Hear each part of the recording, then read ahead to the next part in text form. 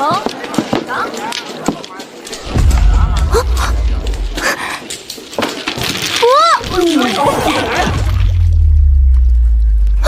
我的书！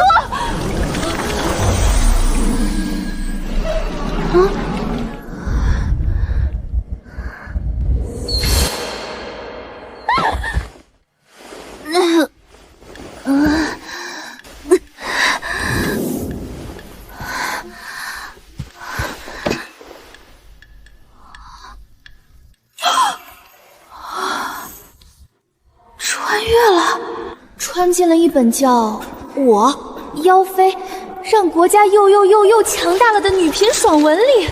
原主16岁，大梁朝丞相裴崇训的嫡长女。裴崇训，书中的第一大反派，奸相中的奸相。他在前朝一手遮天，操控幼帝，残害忠良，把持朝政10余年，杀得朝堂上血流成河，朝政腐败透顶。大哥裴章，人称小裴相，青出于蓝而胜于蓝，卖官鬻爵，兼并土地，搞得百姓无地可种，流离失所。而原主自己呢，一心想当皇后，母仪天下，把持后宫。嫁了9岁的幼帝，在后宫大肆残害后妃，骄奢淫欲。唉，一家子从上到下没有一个好鸟，最后逼得男主造反，带着正义之杀进皇宫，裴家满门抄斩，集体下线。完蛋，这剧本太毒啦！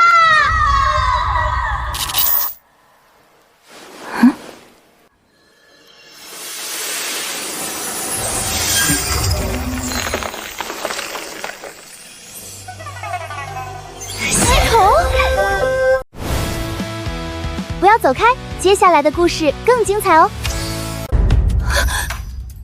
来了，穿书标配系统，整不起我。按我看过的300本穿书小说经验，这肯定是恶毒女配逆袭爽文大女主的金手指。接下来就该发布任务了，手撕渣男贱女，打脸满朝文武，夺回属于自己的一切。检测到宿主灵魂契合度100%，正在绑定祸国妖后系统，绑定成功，主线任务已开启。祸国殃民，宿主需以祸国殃民为己日，残害忠良，魅惑君王，搅乱朝廷，屠毒苍生。祸国殃民，这剧本不对啊！别人穿越都是逆天改命当大女主，你让我当妖后，祸国殃民，你没搞错吧？我上辈子虽然打麻将爱胡牌，但我是个遵纪守法的好公民啊！系统检测到宿主天生具备成为一代妖后的潜质，请勿妄自菲薄。谁妄自菲薄了？我不想要这个潜质啊！宿主选择接受任务，成为妖妃，完成任务后可复活；拒绝任务，灵魂将永远困在这本书中，随着原主结局一同消亡。祸国殃民就祸国殃民，为了活下去，干了！宿主需在满朝文武面前以残暴手段诛杀1名朝中重臣，造成足够的威慑效果，让妖后之名传遍天下。任务奖励80点祸国殃民值，额外奖励10万斤土豆。你一个祸国殃民的系统，你奖励什么土豆？不过10万斤土豆，在这粮食产量低下的古代，那可是一笔巨款。有了这批土豆，我能做很多事，但当务之急是先完成任务。清代，娘娘，你醒了，奴婢伺候您梳洗。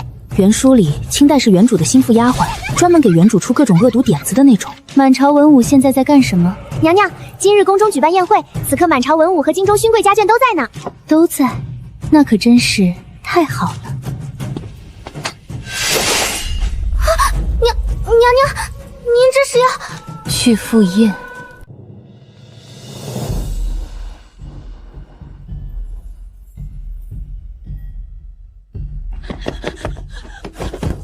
皇后娘娘驾到！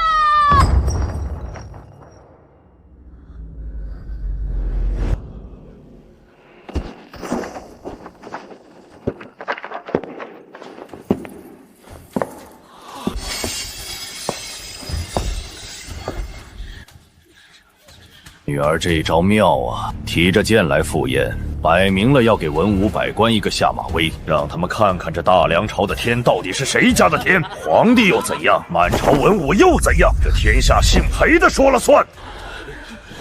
皇后娘娘，你身为皇后，不守宫规，手持长剑闯入宫宴，成何体统？你这是要造反吗？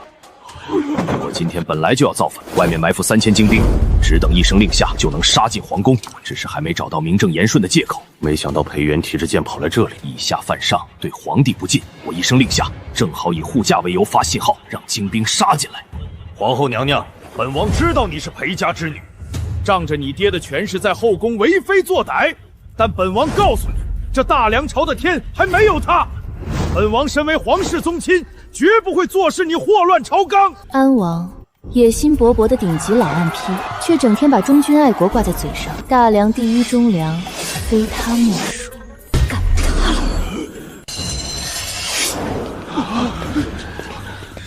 老东西，本宫给你脸了，你也敢指着本宫的鼻子骂？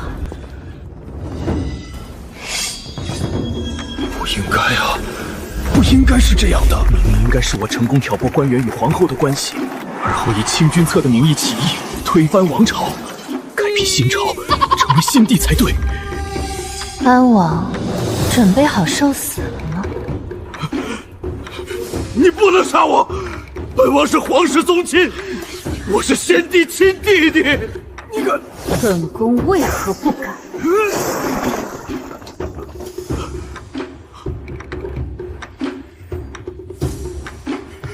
护驾，护驾，你们都瞎了吗？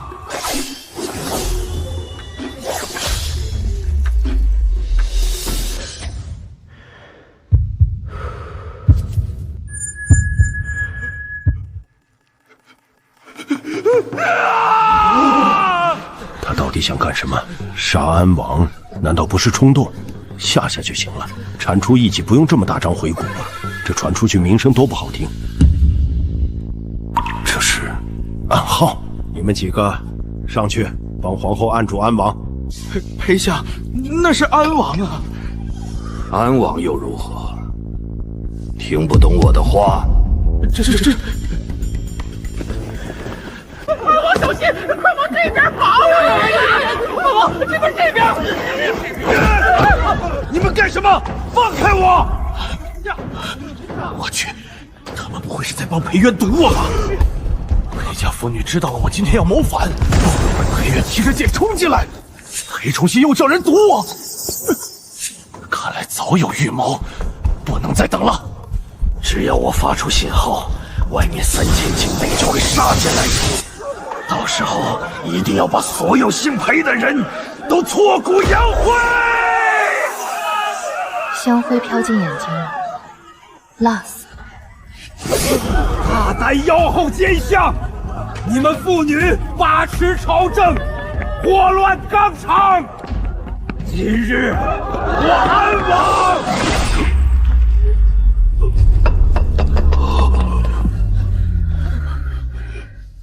老安皮，你怎么这么多废物？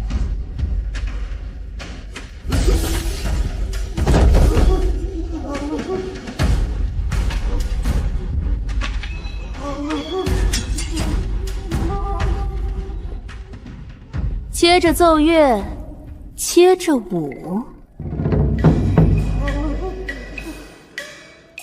恭喜宿主完成任务，残杀忠良，祸国殃民值80道账，额外奖励10万斤土豆，已存入系统仓库，可随时提取。行吧，至少土豆是真的。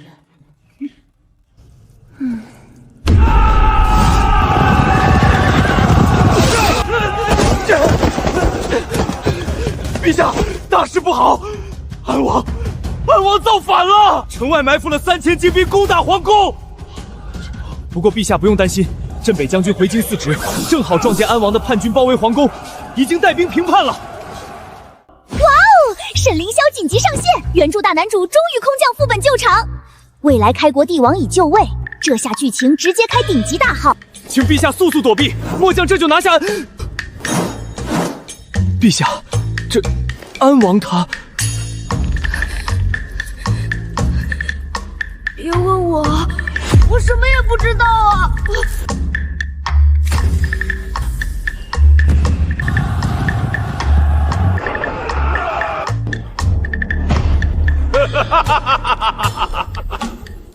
所以，皇后娘娘杀安王，是为了阻止他发出信号。皇后娘娘是怎么知道安王要造反的？这还用说？皇后娘娘慧眼如炬，早就看出了安王的狼子野心。可是皇后娘娘没有任何证据就杀了安王，万一安王没有造反呢？安王的尸体就在这儿，你说他没造反？我不是那个意思，我是说，皇后娘娘太果断了，太英明了，为了阻止安王造反，为了阻止朝野动荡，为了保护陛下和满朝文武，皇后娘娘才铤而走险，单枪匹马提剑入殿，手刃逆贼。她从头到尾都没有解释一句，哪怕被所有人误解，哪怕被安王指着鼻子骂妖后，她都没有辩解半句。多好的皇后啊！皇后虽然姓裴，但和她那个天臣爹还是不一样的。她的心是向着陛下的，向着大梁的。皇后娘娘智计无双，提前识破逆贼诡计。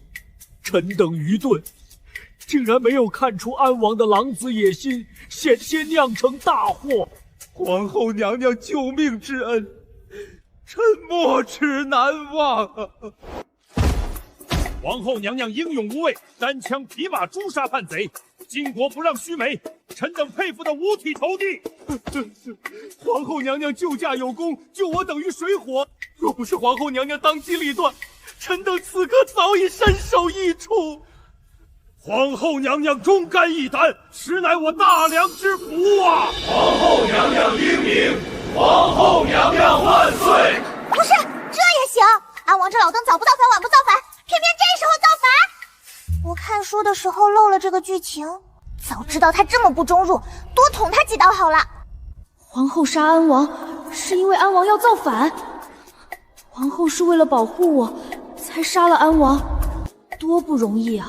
满朝文武那么多大男人，没有一个发现安王要造反，只有皇后一个弱女子，为了保护我，手刃了逆贼。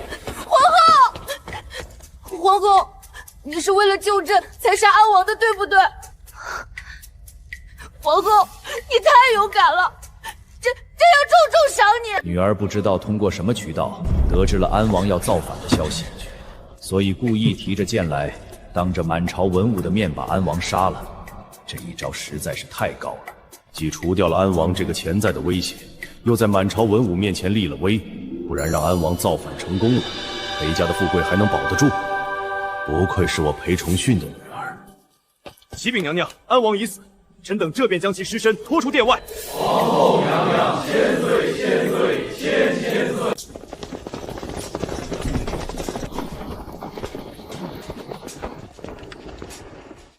启禀统领，安王造反账物俱已在此。证据全部在此，尔等将其全部带走，随我回宫禀报娘娘。大人，与安王一同谋反的大臣与将领俱已招供，这是供书。安王的几个儿子已被押入天牢，安王同伙也一同在天牢关押。现在就等娘娘看完供书后进行裁决了。皇后裴元诛杀逆贼，护驾有功，赐黄金万两加封护国皇后尊号，赐九龙凤冠一顶，仪仗加倍。皇后銮驾从此可用九凤规格。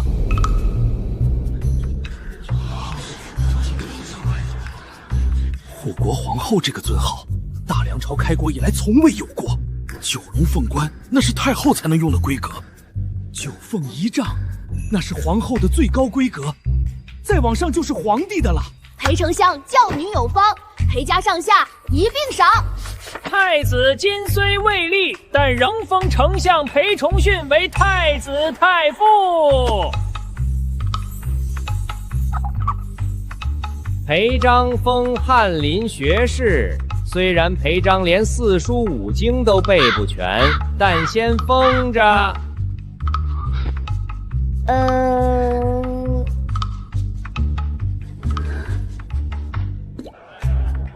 听说了吗？皇后娘娘早就知道安王要造反。可不是嘛！皇后娘娘单枪匹马，一把剑就杀了安王。皇后娘娘那是为了保护陛下，一个弱女子手刃逆贼。娘娘，您现在是咱们大梁朝的大英雄了，外面的人都说您是女中豪杰，巾帼不让须眉。我就杀了个老阴皮而已，娘娘您太谦虚了，您杀了安王，那可是救了陛下，救了满朝文武，救了整个大梁朝啊！我当时真的只是想杀了安王这个大忠良，完成任务啊！谁知道这老登正好在造反，谁又知道外面正好有男主帮他收拾烂摊子。我上辈子要是有这运气，打麻将会输钱。丞相大人到。远儿啊，爹来跟你说个好消息，爹已经让人把你智破安王造反的事儿散播出去了，茶楼酒肆街头巷市全都传遍了。现在老百姓都在夸你是贤后，是女中豪杰。什么？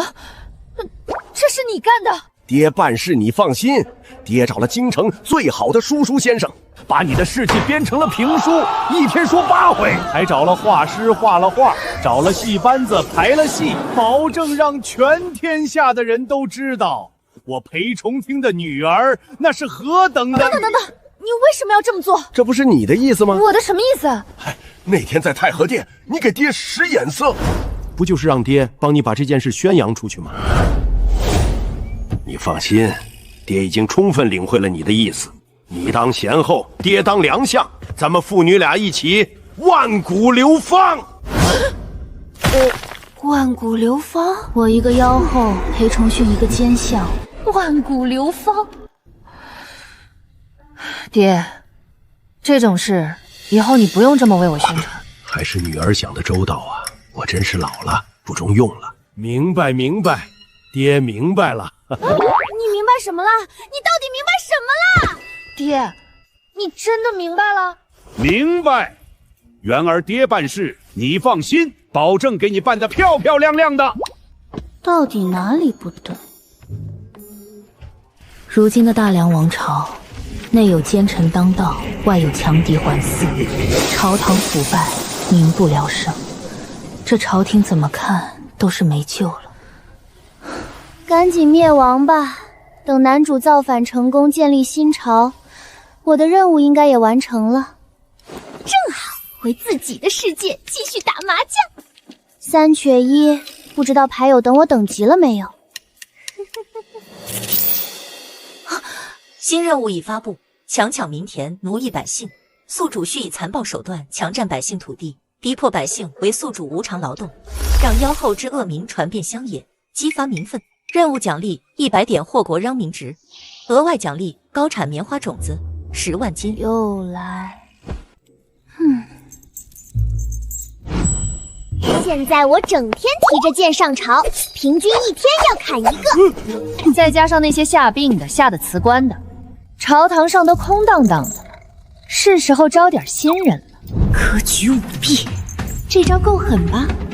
历朝历代，科举舞弊都是动摇国本的大罪，多少读士人寒窗苦读10年，就为了金榜题名，结果发现自己的命运早就被权贵们内定好了。这不反，必须反，反得越狠越好。到时候那些读书人纷纷投奔省林乡，男主麾下人才济济，造反成功的几率大大增加。科举改革，胡明志别头饰，考场座位武举。历史上那些科举改革的成功经验，每一条都写得清清楚楚，摇身一变成了我的舞弊指南。完美的舞弊计划成了。陛下年幼，朝中人才凋零，本宫决定今年开恩科。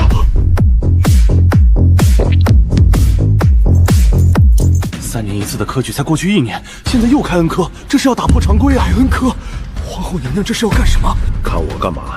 我其实也不知道她要干什么，但女儿这么做肯定有她的深意，支持就对了。臣附议。臣等附议。娘娘圣明，开恩科取士乃大梁之福。这次的恩科由裴丞相和太傅薛大人共同主持。裴重训是什么人？大梁第一奸相，让他主持科举，他能忍得住不作弊？至于薛守正，薛守正3朝元老，朝中出了名的中立派，从不参与党争。上次掌握百官，你也未能幸免。听说你最近很是怀恨在心，私下里说我妖后乱政之类的话。正好让薛守正监督裴重训。到时候我再跳出来包庇亲爹，那一定会被钉在历史的耻辱柱上。全天下读书人的唾沫星子都能把我淹死。不要停！不要停！诸位大人都是我大梁的栋梁，这次恩科一定要多多为国家选拔人才。不对，很不对！皇后娘娘什么时候这么温柔过？这分明是在警告啊！这是在警告我们最好别在科举上动什么手脚，否则行不行？这次科举绝对不能让自己家的人上榜。以前想方设法让自家人考，各种运作，各种走关系。可现在考上干什么？站在这朝堂上，让皇后娘娘一剑捅死吗？不能考上，无论如何都不能考上！不，直接就不参加了，把这个送死的机会送给那些寒门子弟了。看来他们已经充分领会意思了。你们尽管作弊，尽管安插自己的人，我这个妖后给你们兜底。小青黛，你把我桌上的名单给裴丞相送去。哦，这些人在原书里都是干啥啥不行，吃啥啥不正的废物，仗着裴家的权势横行霸道，欺男霸女，让他们作弊考上，那简直太合适了。等事情败光，全天下都知道我让裴家的废物通过科举舞弊当上官，那骂声不得铺天盖地？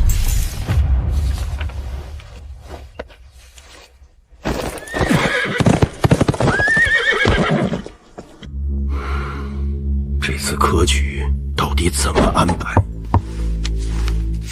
这是胡明制、腾升制、回避制、搜检制。为了防止考题泄露，竟连出题官都提前1个月封闭。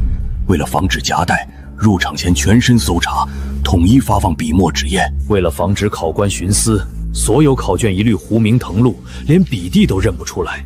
为了防止权贵子弟抢占名额，专门设立别头试，权贵另场考试，不和寒门同场竞争，每一条都写得详详细细，连座位排列、入场时间、阅卷流程都画了图。竟还有武举，从初试到殿试，一整套选拔武将的体系，这是我女儿想出来的，这也太全了。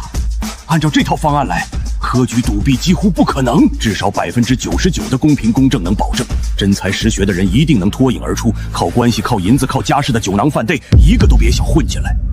还是太全面了，我女儿竟然还有这等治国理政的才能。这个皇帝，我女儿不当谁当？这次科举必须严格按照女儿的方案来办，不要比女儿的方案更严格。女儿现在把这份名单送来是什么意思？全是裴家子弟，我确实打过招呼，让这些裴家子弟这次参加科举，到时候照顾一下。这是在暗示我，这次绝对不能让这些裴家子弟上榜。女儿要的是真正的人才，不是这些只会仗着家世欺男霸女的酒囊饭袋。如果这是别人的江山，我才不管那么多。裴家子弟上榜越多，裴家的势力越大，我巴不得呢。但现在这江山很快就要变成我女儿的江山了，这可不是能祸害的事儿。谁祸害他跟谁急。来人，传我的话下去，这一次恩科所有裴家子弟一律不得参加。老爷，这什么这？听不懂人话？可是三老爷那边……让他来找我，谁敢有意见，让他亲自来跟我说。开恩科了！我今年33岁，寒窗苦读了15年，考了2次都落榜了。第一次被一个权贵的侄子顶替了上榜名额，第2次乡试都没过，有人花银子买了我的名额。儿啊，别去了，考不上的，朝廷里奸佞当道，咱们贫苦人家拿什么跟那些权贵比？爹，这次不一样，这次开恩科是皇后娘娘提出来的。皇后娘娘就是那个给咱们送来土豆的皇后娘娘？是她，爹。皇后娘娘下令改革科举了，而且皇后娘娘还会亲自参与殿试，这是儿的机会，真正的机会，甚至也许这辈子也就只有这么一次了。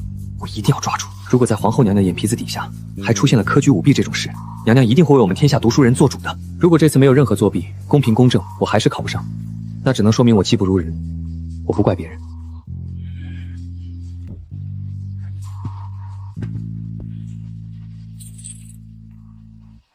拿着，去吧，爹相信你。爹，别说了，你好好考，考上了，光宗耀祖，给咱们顾家争口气，给天下百姓争一口气。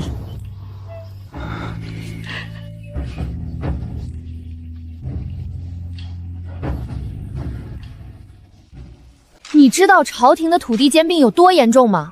豪强大族、权贵世家，哪个不是良田千顷、万亩？百姓的地早800年就被抢光了，你现在让我去抢百姓的地，百姓手里连地契都没有，你让我抢什么？抢空气吗？谁有地，宿主就去抢谁的。谁有地？他那个便宜哥哥裴章，不是号称青出于蓝而胜于蓝吗？卖官未绝，兼并土地，搞得百姓流离失所，手里不知道囤了多少良田。那就去抢裴章的。娘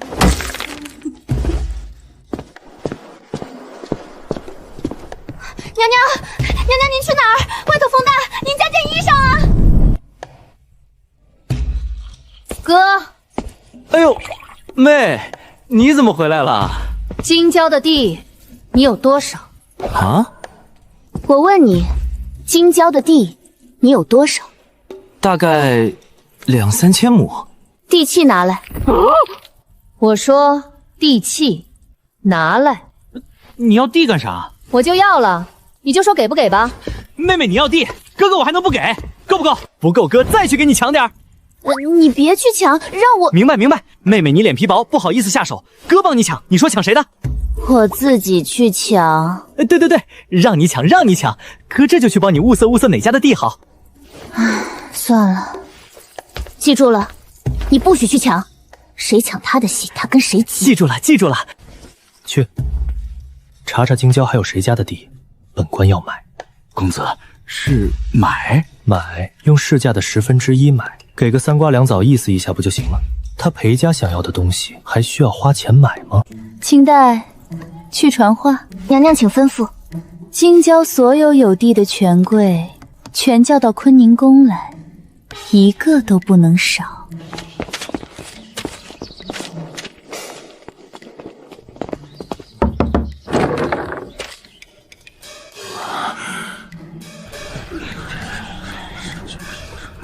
皇后娘娘这又是要闹哪一出？谁知道呢？还是当心些。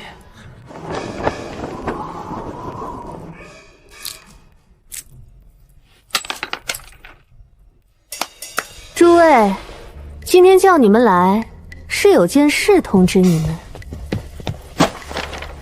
你们都签个字吧。京郊那一片良田，从今天起归本宫了。本宫说要征用你们的土地，就是这么个意思。你们懂了？皇后娘娘这话是什么意思？什么意思？家长，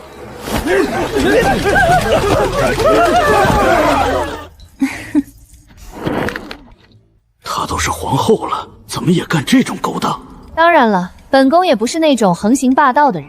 本宫可以承诺你们，第1年土地上种出来的东西，每1亩送总产量的1/5给你们。1/5，而且还是只有第1年，这跟明抢有什么区别？皇后娘娘，臣在京郊的地是祖上传下来的，整整3代人，18代也没用。本宫今天心情好，好声好气的跟你们商量，奉劝各位大人，不想惹祸上身呢，就老老实实的把地契交出来，或者，你们也想要跟安王一样的下场。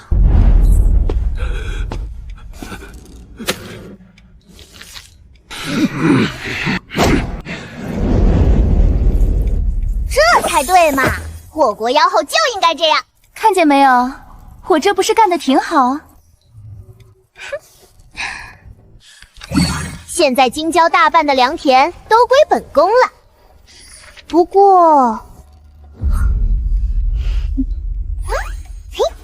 沈凌霄啊，抢沈凌霄的地，那可太行了！我正愁找不到理由逼沈凌霄造反呢，这简直是瞌睡松指头，天赐良机！我今天不仅要把沈凌霄在京郊的那块地抢了，我要把沈凌霄所有的地都抢了。哥，你帮我查查沈凌霄的地有多少？妹妹，你不会是连沈凌霄的地也要抢吧？妹妹，沈凌霄的地就算了吧，那家伙手握重兵，10万精兵啊！真把他逼急了。逼急了？那可太行了！妹妹，你听我说，沈凌霄跟那些文官不一样，他是真能打的。他在军中威望极高，手下的兵个个都是百战精锐。万一他带着兵打进京城来，那不是更好吗？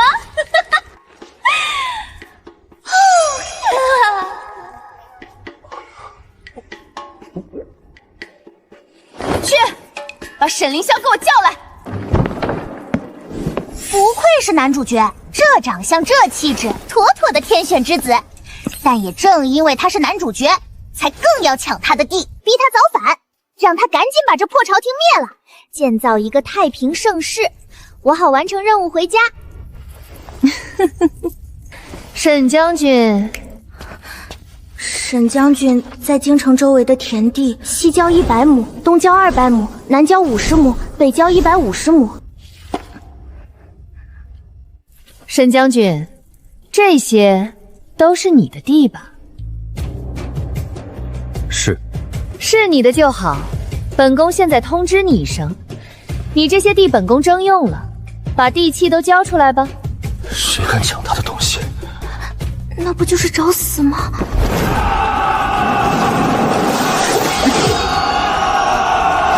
怎么，沈将军不愿意？你以为你是个什么东西？本宫看上的东西还没有拿不到的。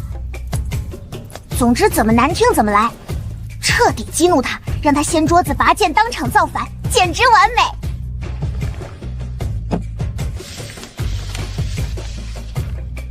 臣所有的地契都在这里了。就这样，不反抗，不愤怒，不指着我鼻子骂妖后，不拔剑相向，不当场造反。沈将军，本宫可是在抢你的地，你不生气？娘娘多虑了，臣不过是个粗人，要地无用，娘娘有用，拿去便是。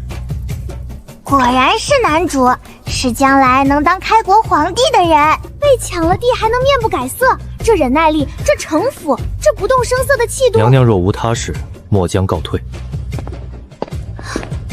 这不对啊，沈将军。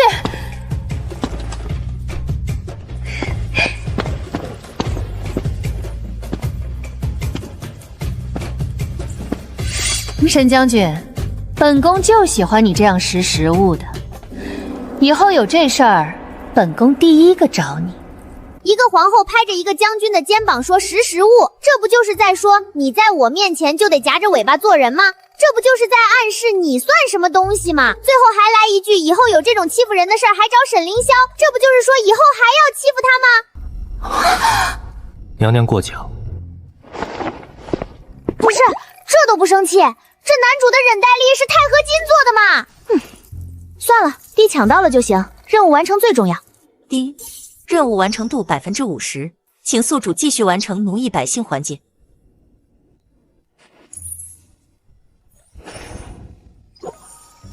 奴役百姓，总不能让人家干瞪眼吧？总得有点活给他们干，才算是奴役。系统，你说我要奴役百姓，那我是不是要先让百姓给我干活？对，奴役百姓的核心在于强迫百姓进行无偿劳动，通过苛待、压榨、虐待等手段，激发百姓的仇恨情绪。我正好有10万斤土豆，我让百姓给我把10万斤土豆种成100万斤，怎么样？宿主这个想法很棒，通过强迫百姓进行高强度农业劳动，榨取百姓的剩余价值，同时克扣劳动报酬，确实能够有效激发民愤。可是我不会种土豆，百姓也不会，你是不是要给我种植土豆的方法？土豆在这个时代还没有呢，我又没有种过地，哪里会？系统，你听我说啊，我让老百姓给我把土豆种出来，种得漫山遍野都是，然后我就让老百姓看着，我就不给他们吃。你说他们气不气？想不想抢？是不是就天下大乱了？到时候民怨沸腾，天下大乱，沈凌霄顺势揭竿而起，这不就祸国殃民了吗？丁，已发放辅助道具，古代农科全书。从曲鱼逆到水车，从楼车到风骨机，一应俱全。真的是农科全书啊！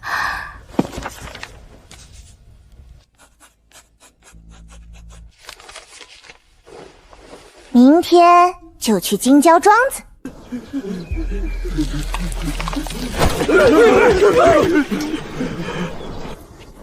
我可没隐瞒身份，毕竟我是来祸国殃民的。百姓连我是谁都不知道，怎么祸国殃民？念土豆种植法。第一，选种，选取无病无虫、大小适中的土豆作为种属。第二，催芽，将种属置于温暖湿润处，待芽眼萌动后切块。第三，翻地，深耕1尺，去草根10块，施点底肥。第四，施肥，人畜粪便与草木灰混合沤制，比例3:1。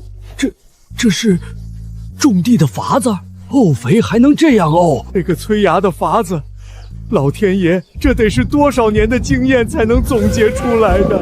如何沤肥，如何施肥，如何判断土壤的肥腻，这些都是拿无数次饿肚子换来的，摸索一辈子也未必摸不到门道。而现在，皇后娘娘直接把这些东西交给了咱们，这是恩同再造啊！皇后娘娘，这些法子都是传给我们的。对，我这里有10万斤的土豆种子，你们去给我种，种不出来提头来见。娘娘大恩大德，草民无以为报。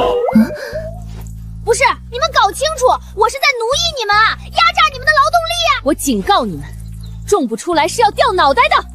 娘娘放心，娘娘将种植新作物的任务交给我们，我们一定种出来，一定种出来。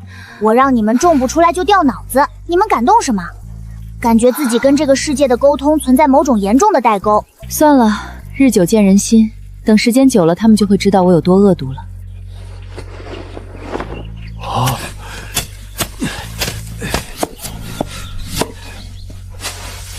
去，给我抓免费劳动力。皇后娘娘有令，京郊30里内所有农家成年男女全部抓到庄子上去。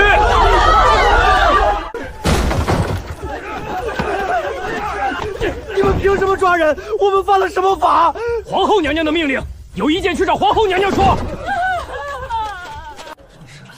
听说皇后在民间抓人去服徭役，连妇女老人都不放过。果然是妖后，跟他爹一样不是什么好东西。这大梁朝怕是要完了。嘘，小声点，你不要命了？裴家是歹猪出好笋。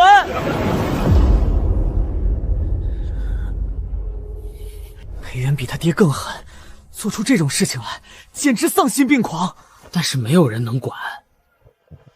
皇后是后宫之主，皇帝又是个9岁的小娃娃，朝政全被裴家把持着。将军，这是皇后娘娘在抓人去做苦力，听说她要在京郊种地，这不就是想一出是一出，不把老百姓的命当回事吗？之前还以为她和裴家不一样，现在看来都是一路货色。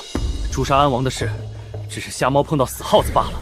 裴元又是抢地又是抓人的，肯定是有什么打算。派几个人盯着庄子上，有什么事及时报我。是，将军。本宫可告诉你们，你们从今天起就是本宫的奴才，每天只能吃1顿饭，干不完活不准休息，明白了吗？这是奴婢替娘娘收集来的京城百姓的议论。对，就是这样，骂我，狠狠地骂我，让暴风雨来得更猛烈些吧。那一顿给什么？稀粥和馒头。是。我是不是听错了？皇后娘娘说给什么？稀粥和馒头。真的是稀粥和馒头，不是树根。不是，是给你们吃稀粥和馒头。你们在兴奋什么？只有1顿，听清楚了，是1顿，不是3顿，不是2顿，是1顿。这书里面的人物怎么一副听不懂人话的样子？算了，不急，这些人还没有见识到我真正的手段。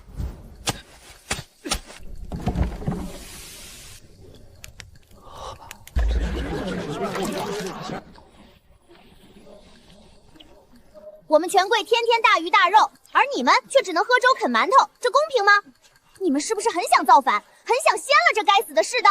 闹起来吧，把天捅个窟窿吧，给自己争取一个公平活在世上的机会吧！谢皇后娘娘恩典。你们又在自我感动什么？只给1顿稀粥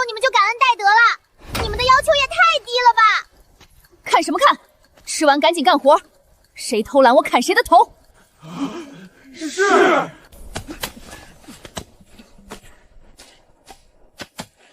一定是自己还不够过分，得加码，得变本加厉，得让他们恨我。明天把你们家小孩也带来干活。什么？小孩子也可以来吗？这反应不对吧？没错，必须把你们的小孩也带来。孩子也能来，不就是一家子都能吃上一顿饱饭了吗？这皇后娘娘真是菩萨在世啊！娘娘，小孩也是一顿饭吗？一碗粥，一个馒头吗？没错，一天也只能吃一顿。本宫的粮食一粒都不会多给你们。皇后娘娘仁慈，连小孩子都肯给一口吃的。我明天一定把我家孩子带来，让他好好给娘娘干活。皇后娘娘放心，我家娃儿干活可卖力了，绝对不会偷懒儿。对，娘娘给一口吃的，娃儿就有力气干活。娘娘是活菩萨呀！不是，你们不觉得我是在压榨童工吗？都给我好好干，谁干不好我就把他卖去当奴隶。皇后娘娘，我家娃儿干得好，你把他买去吧。娘娘买我家娃娃吧，他吃的不多，特别好养活。你从今天起就是本宫的奴隶了，1个月给你10文钱。谢谢娘娘。娃娃可以捡贵人家里吃剩的，穿的听说大户人家都统一发放，10文钱可以送回家里，这样一家人都能活下去了。种了一辈子的地，从没见过长势这么好的庄稼。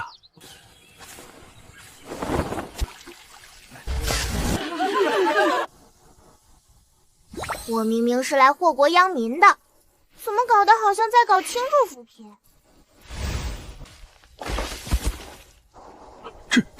这是皇后娘娘，皇后娘娘，丰收了，大丰收了！老天爷开眼了！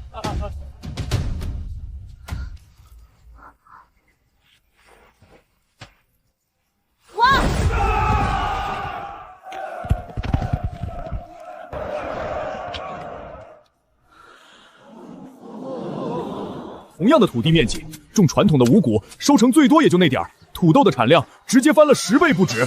就这么点地，就种出了这么多土豆。要是把全国的荒地都种上土豆，那得有多少？那得养活多少人？不行，不能想这些。今天的午饭，每人发1个蒸土豆，只发1个。这东西能吃吗？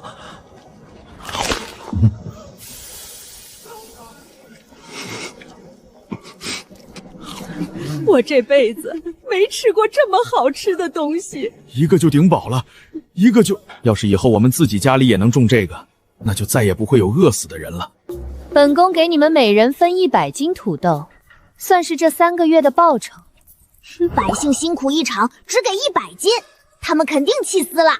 他们肯定要骂我黑心，骂我剥削，骂我喝百姓的血，然后他们会反抗，会抢土豆。什么？100斤！皇后娘娘要分给我们100斤，100斤啊，够一家子吃1年了！皇后娘娘是菩萨，真的是菩萨呀！不是，100斤就把你们打发了？你们知不知道你们种出来了多少？至少好几10万斤。你们不觉得少吗？少，娘娘，100斤啊，100斤够我家吃1年了。您这不是给土豆，您是给我们一条活路啊！是啊，娘娘，您是菩萨转世，活菩萨！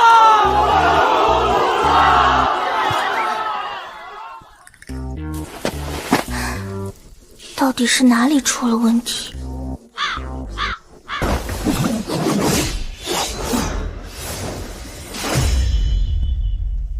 将军，皇后在京郊那片地种出了高产粮食，产量翻了10倍不止。10倍！作为统帅，我太清楚这个数字意味着什么。打仗打的是什么？是粮草，是补给，是后方源源不断的供应。如果粮食产量能翻10倍，可以养活更多军队，支撑更长时间的战争，意味着天下可图。而且皇后给干活的老百姓每人分了100斤。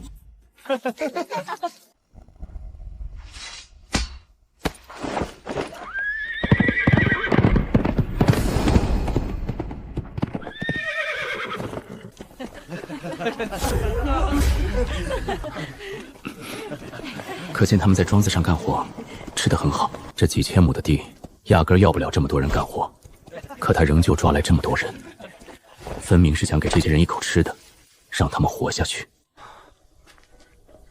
按这个产量算，至少还有几10万斤。这种作物我从未见过，但产量确实惊人。如果大梁朝的土地上都种满这东西，还会有饿死的百姓吗？还会有易子而食的惨剧吗？还会有百姓因为该交不起租子而家破人亡吗？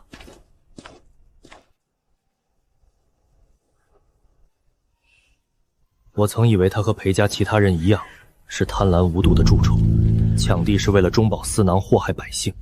毕竟裴家的名声在那里摆着，裴璋是出了名的恶霸，裴崇训是大梁朝最大的奸臣。作为裴家的女儿，她能好到哪里去？但现在看来，我错了。他抢地不是为了自己，是为了示众高产粮食。他抓百姓来也不是为了奴役他们，是为了给百姓一口吃的。他所有的恶行背后都有另一层意思。皇后娘娘，像是在沙漠里走了3天3夜的人，终于看到了绿洲，终于来了，终于有人来骂我了。臣之前以小人之心度君子之卷，以为娘娘抢地是为了私利，实在是不应该。娘娘做此利国利民之事，臣佩服。不是，你等一下，我抢了你的地，奴役百姓，你不生气就算了，还佩服我？你男主的尊严呢？你未来开国皇帝的气节呢？你倒是骂我呀！沈将军，你没看到吗？我只给他们1顿吃的，我压榨他们，我还只给他们每人100斤，剩下的可全被我贪了呀！娘娘给的虽然不多，但已经比他们之前什么都没有强了。这100斤土豆拿回去，足够一家老少吃很久。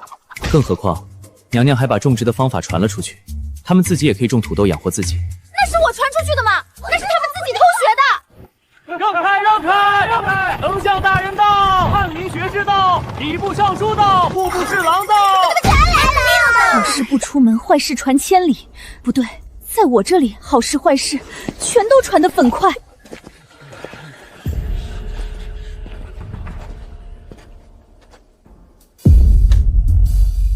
这是种出来的，就那些地，就种出这么多。机会来了！这帮人总该骂我了吧？终于轮到反派剧情了，快骂我，快骂我！这帮人总该骂我了吧？抢地、奴役百姓、压榨劳工，嘿，我这些日子的行为，在权贵眼里简直十恶不赦。不骂我，都对不起他们这身官服。好，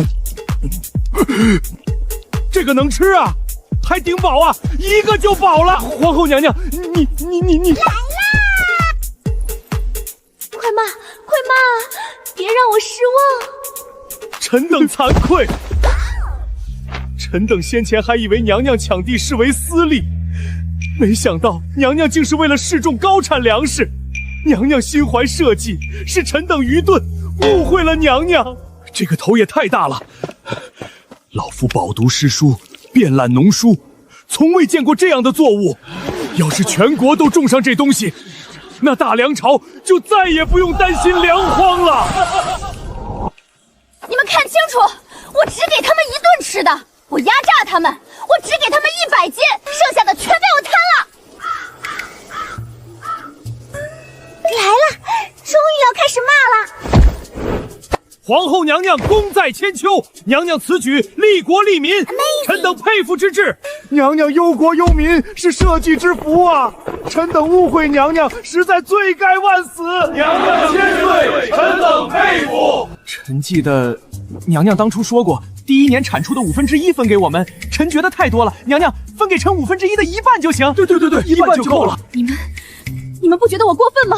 我抢了你们的地，重点啊！娘娘是为了示众粮食，我奴役了百姓，娘娘给了百姓活路。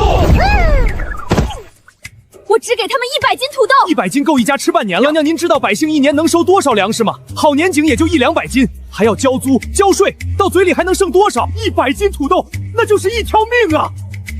我为什么知道的这么清楚？因为我就是老百姓的店主啊，平时我就这么收租的。我每天只给他们喝1碗稀粥，还有1个馒头。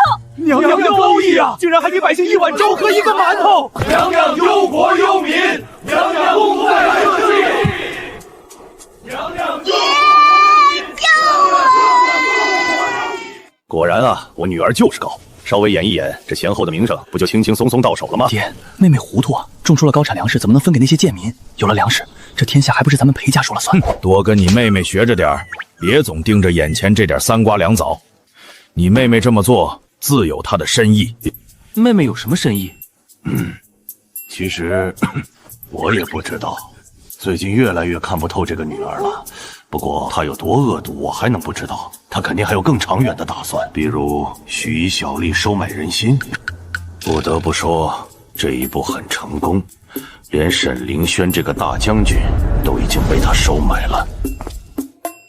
难道她根本不满足于当皇后，她想当皇帝？女儿杀安王是立威，抢权贵的地是削他们的根基，种土豆是收买民心。这3步走下来，威望有了，民心有了，下一步又会是什么？若女儿真有如此志向，那我这个当爹的可不能拖后腿，必须全力支持，全力配合。高实在是高。什么高？爹，你说什么？儿啊，咱们家就数你最蠢了，干啥不行，抢东抢西第1名。以后你妹妹让你干什么你就干什么，别问为什么。娘娘高义。事情为什么会变成这样？我明明是在当反派呀！皇后娘娘，快传太医，快传太医！娘娘为了社稷操劳过度，竟然累晕了。娘娘忧国忧民，鞠躬尽瘁，臣等惭愧。差点真的被你们气死过去。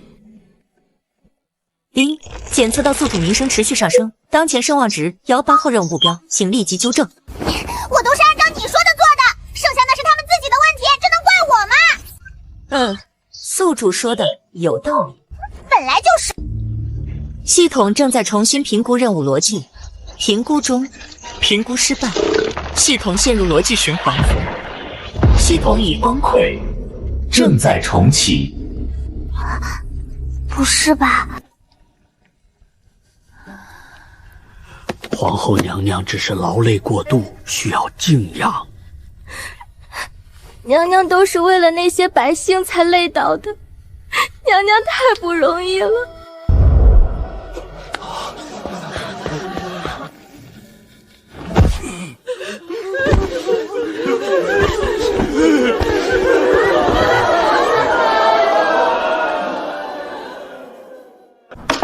子萌，请意识，给钱给钱。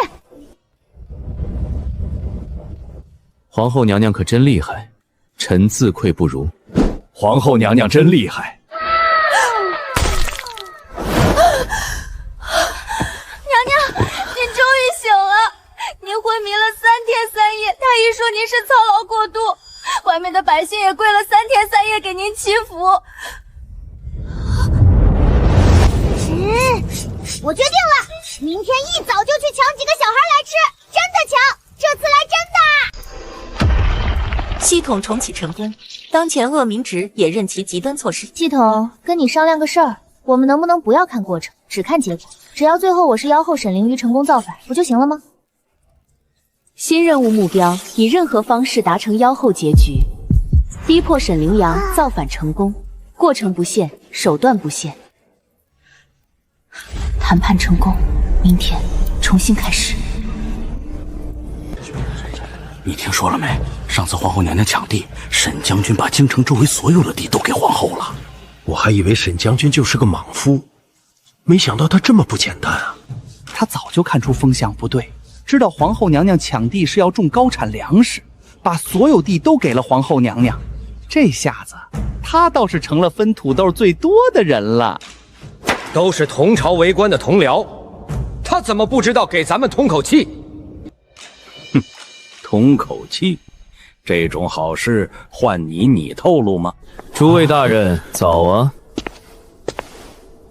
沈将军来了，听说将军府上土豆都堆满了，这都是托皇后娘娘的福。将军是不是早就知道皇后娘娘的打算？不然怎么会把所有的地都给裴家？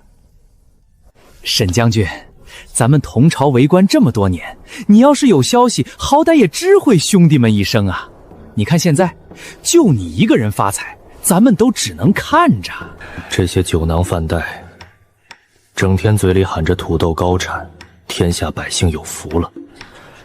可实际上呢，他们压根儿没想过，真的让土豆成为大梁朝家家户户都能种得起、吃得上的粮食。他们想的是把土豆当成奇货可居的商品，囤积起来，待价而归，用来谋取暴利。到时候土豆的价格被炒到天上去了，百姓照样吃不起，他们依旧会饿肚子，依旧会卖儿卖女，依旧会在寒风中瑟瑟发抖，依旧会在饥饿中闭上眼睛。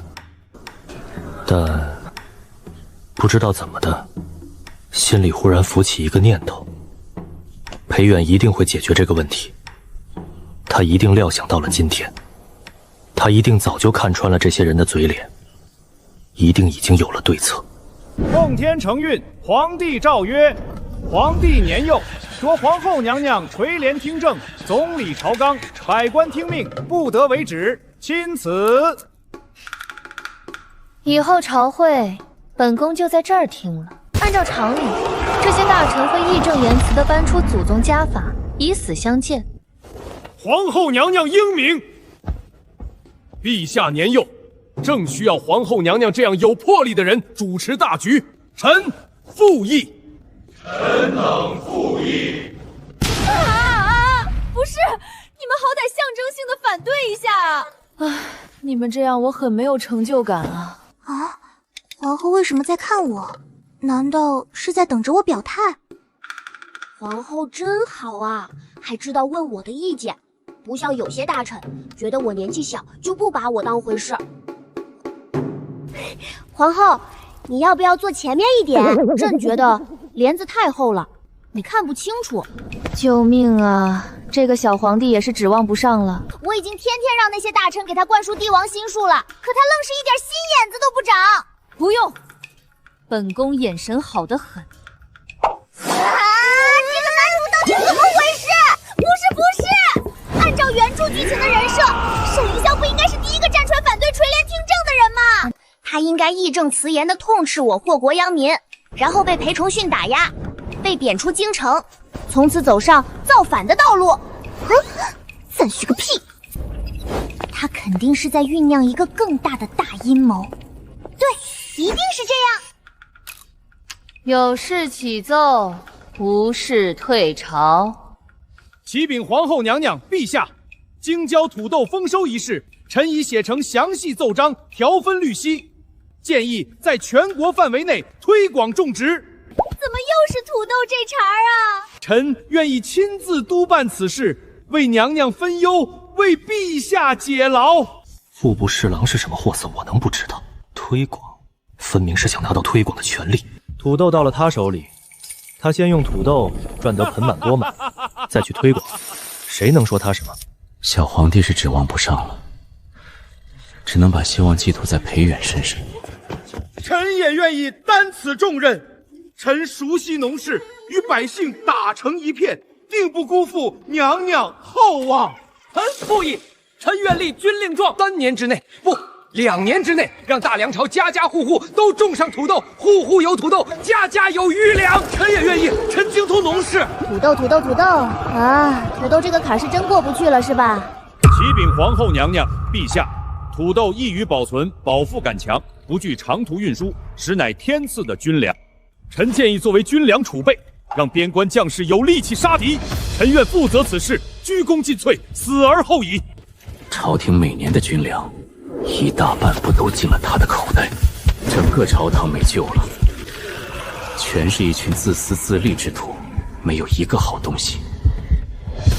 满口仁义道德，满肚子男盗女娼，这些人以后说不定还会名垂青史，被后人当成忠臣良将顶礼膜拜。想到这里，都想造反了，把这群人全砍了，一个不留。但大梁还是有点希望的，裴元还是能指望一下的。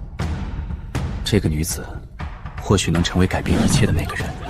嘿嘿，这种利国利民的好事，我必须坚决反对。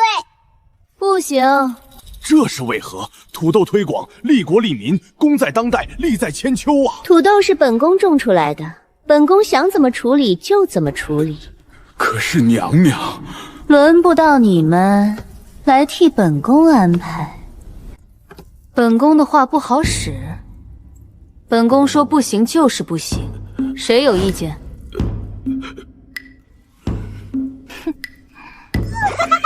对，就是这样，怕我吧，恨我吧，觉得我是个独断专行、蛮不讲理的妖后。看来裴元已经看出那些大臣的心思了，他不是不懂，他是太懂了，他一眼就看穿了，却拒绝了所有人。土豆不尽快推广也确实不行，边关百姓和将士们已经撑不了多久了。裴元要是把土豆推广的事交给我就好了，我有把握办好。我有100种方法让土豆真正落到百姓手里，而不是被那些奸商和贪官当成敛财的工具。可以用军队押运，可以用军法处置，谁伸手就砍谁的手。但不知道裴元到底是什么心思，他是跟那些大臣一样想囤积狙击待价而发，还是另有打算？他刚才的拒绝到底是真不想给，还是只在试探？皇后娘娘，老臣冒死进谏。土豆乃是救命的粮食，关乎天下苍生的生死。娘娘若是将它囤在库中，不肯推广，岂不是置天下百姓于不顾？老臣恳请娘娘以天下苍生为念，将土豆交出来，让百姓得以活命啊！李大人说得对，土豆乃救民之物，娘娘不可私藏。臣等也是为了天下百姓着想，请娘娘三思。果然，土豆能带来的利益太大了，大的让这些人都红了眼。他们不愿裴家独吞，只要土豆流出来，人人都能分一杯羹。凭什么好处都让皇后一个人占了？娘娘若是不肯，岂不是要让天下人寒心？对，我就是不顾天下百姓的生死，我就是要把土豆烂在库里也不给别人，把这个妖后当到底。大逆不道，天理难容。说什么都不可能交出去的，还得把这些好官一顿打骂才够味。First blood， 老东西，你以为你年纪儿，本宫就不敢打你了？在本宫面前倚老卖老，谁给你的胆子？你有辱司。Killing spree！ 老东西还敢废话？本宫给你脸了，一而再再而三的，还拿天下百姓来绑架本宫。你当本宫我不知道你们那些蝇营狗苟的心思？不就是想要贪本宫的土豆吗？本宫就算是放在库房里放烂了，也不会给你们。本宫宁愿喂猪喂狗，也不会给你们一粒。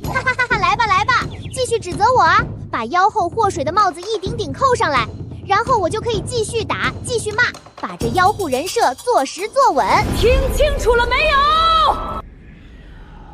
有？不是，这些大臣都没有骨气的吗？都被打脸了，还能一声不吭？嘿，大概是我的嚣张跋扈把他们都吓懵了。你们都给本宫听着，这大梁朝，本宫说一就是一，谁敢给本宫扯二，本宫就让谁死。骂得好啊，打得好啊！今天裴远替我出了这口气，我心里痛快极了。不是，沈凌霄怎么好像很高兴的样子啊？我这个妖妃当堂掌瓦一心为民的臣子，不顾天下黎民的死活，男主心系百姓，不应该生气吗？不应该指着我的鼻子骂我祸国殃民吗？难道是打一个还不够？看来我得多打几个才能激怒沈凌霄。娘娘，臣等只是想为娘娘和陛下分忧，娘娘为何 ？Triple kill， 为本宫分忧。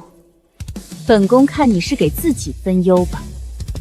Quadra kill！打得太快了，压根没看清都是谁的脸。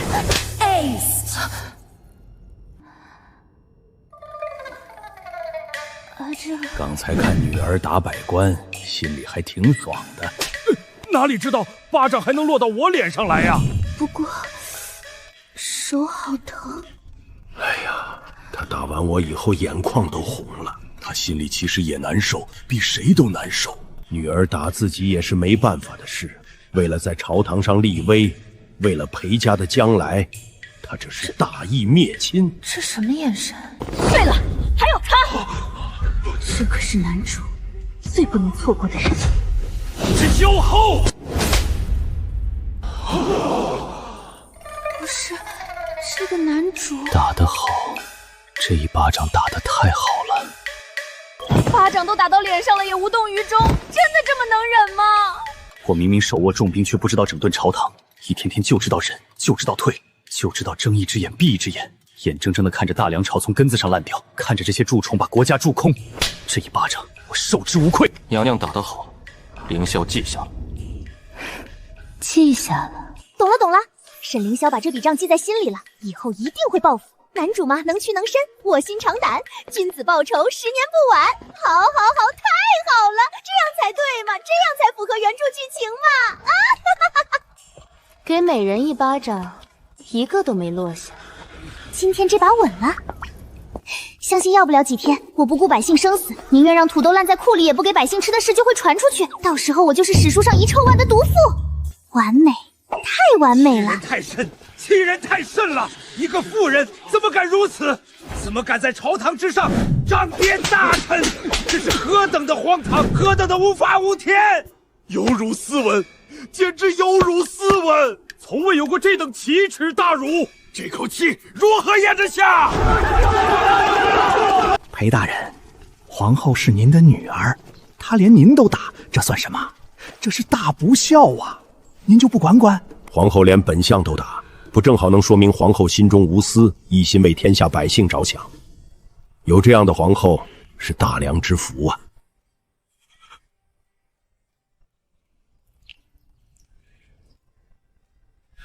沈将军，您手握重兵，怎么能忍这种气？传出去，脸面往哪儿搁？看来娘娘打的还是太轻了，诸位到现在还不知道错。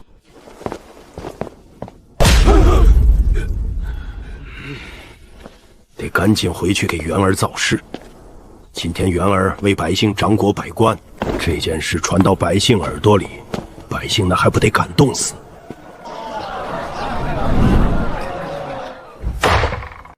话说昨儿个早朝，咱们皇后娘娘居然在朝堂上掌牙百官，诸位可知为何？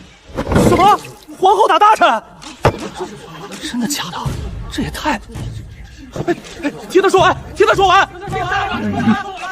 万民救命杨良，贪官私吞牟利，皇后娘娘辛苦种出的土豆，他们也想拿去牟利，简直丧心病狂！朝中不少官员只顾自身私利，全然不顾普通百姓生计。如今连饱腹的粮食都要被权贵掌控，完全不顾百姓活路。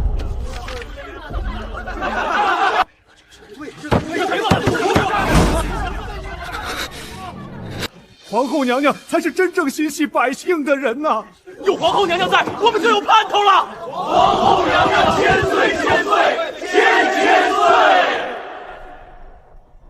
昨天我阻止了百官推广土豆，还掌掴百官，个个敢怒不敢言，心里自然恨死了我。不过这离天怒人怨、遗臭万苦还远得很。想了很久，我终于想到了一个绝妙的办法。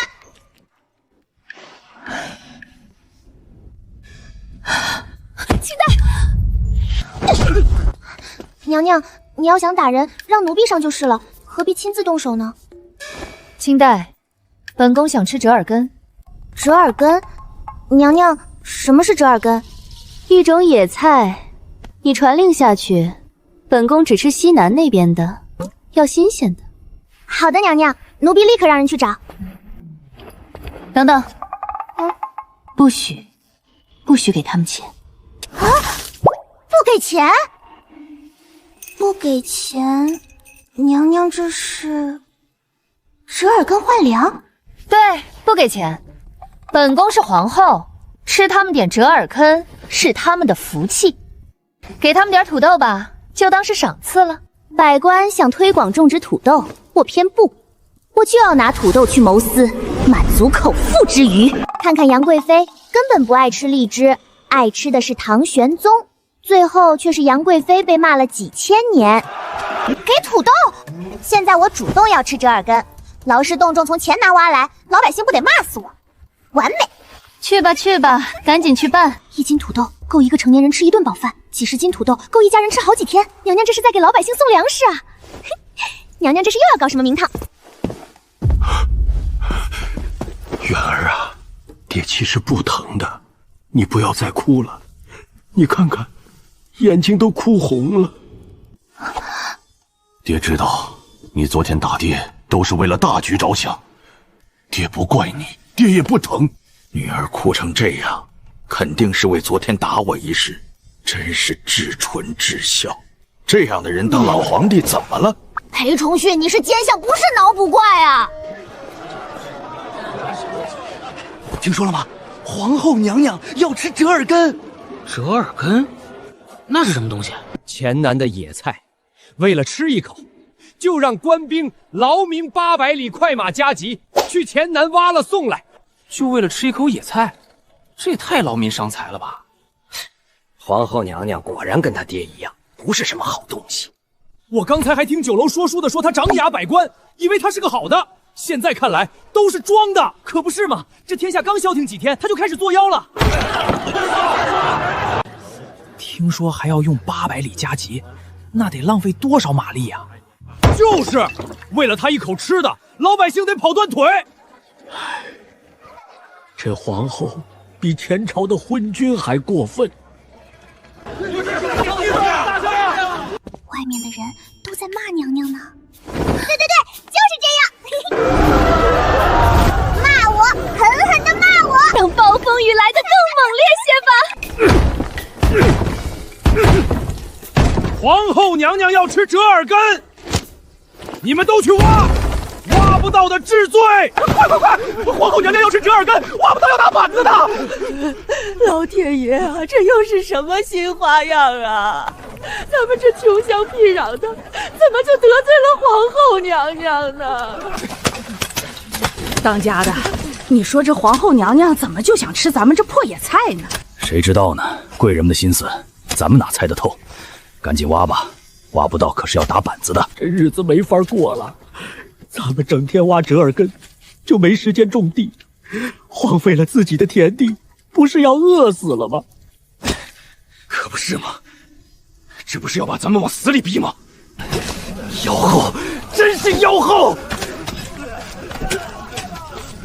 谁知道官兵会不会真的打板子？咱们这些穷老百姓命不值钱，死了都没人收尸。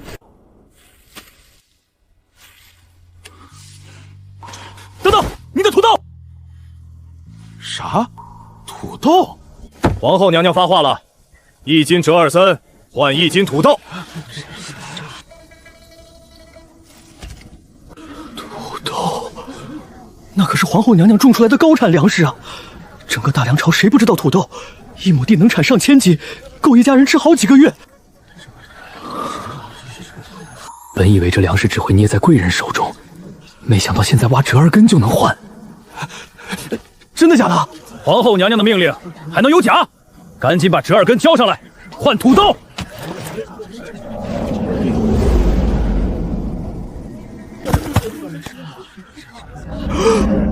天啊，真的是土豆！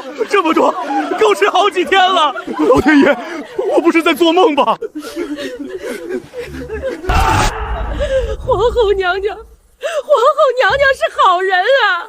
他是心疼咱们啊！可不是嘛，1斤折耳根换1斤土豆，咱们挖一天就能换几十斤土豆，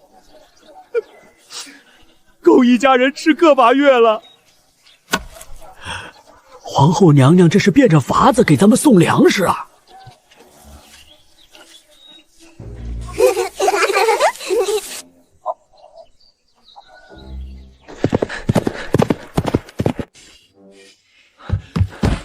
后娘娘为了吃一口折耳根，折腾的前南老百姓不得安宁。岂有此理！将军，将军，皇后娘娘又开始作妖了。作妖？对，皇后娘娘为了吃一口折耳根，让官兵去前南逼老百姓挖野菜。1斤折耳根换1斤土豆，挖不到要砍头！这不是劳民伤财吗？这不是祸国殃民吗？将军，你说句话呀！娘娘这般劳扰前南百姓，我等戍边将士岂能坐视不管？原来这才是裴元的后手，你不懂。将军，末将哪里不懂了？你只看到了折腾，但你有没有想过，整个过程中，老百姓到底得到了什么？折耳根漫山遍野都是，老百姓挖一天能挖几十斤，1斤折耳根换1斤土豆，几十斤土豆够一家吃个把月了。而且土豆是高产粮食，老百姓换回去往地里一种，那就是能让人吃饱的口粮。你觉得这是劳民伤财，还是在给老百姓送粮食？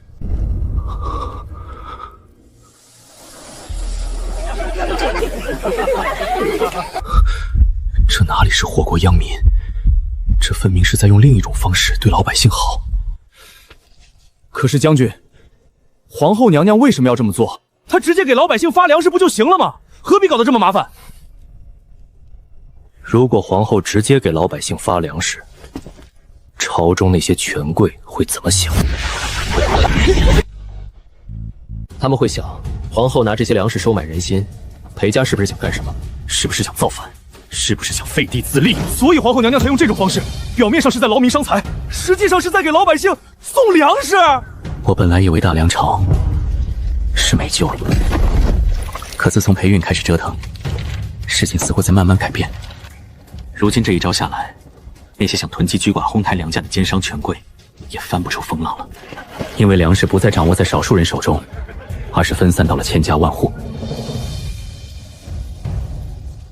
可是粮食有了，百姓还没有地，下一步只怕裴元就会想办法解决百姓无地可种的问题，就是不知道他能想出什么办法来解决这个历代王朝都难以解决的土地兼并问题。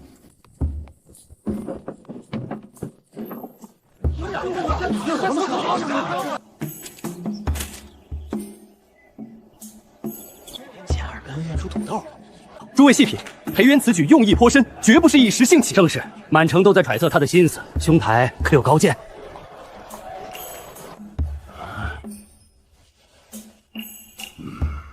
这怪东西到底是什么？皇后怎么这么喜欢，竟舍得用土豆去换？这是什么玩意儿？怎么有一股怪味儿？不行不行，实在吃不下去。但吃不下去也要吃，因为这是皇后喜欢吃的。京城最时尚的东西就是皇后喜欢的东西。你连皇后喜欢的东西都不吃，你还算什么权贵？吃着吃着好像没那么难吃，再吃竟还挺好吃。我要折耳根，给我留点啊！我也要一份。哎呀，我们这里也有特产啊！什么时候轮到我们被皇后娘娘钦点啊？就是，我们彩云之南的菌子天下第一，皇后娘娘怎么不吃？我们天府之国的辣椒也香啊，我们岭南的砂糖橘才叫美味。本宫要吃彩云之南的君子。天啊，这破天的富贵总算是轮到我们了！快上山采君子！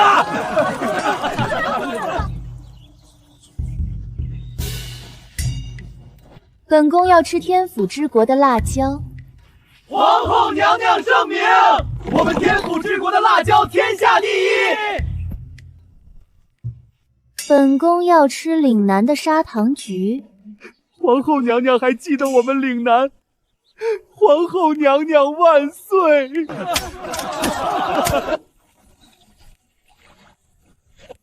我这一套组合拳下来，应该已经够劳民伤财了，还不知道民间都是怎么传的，要再来点更猛的。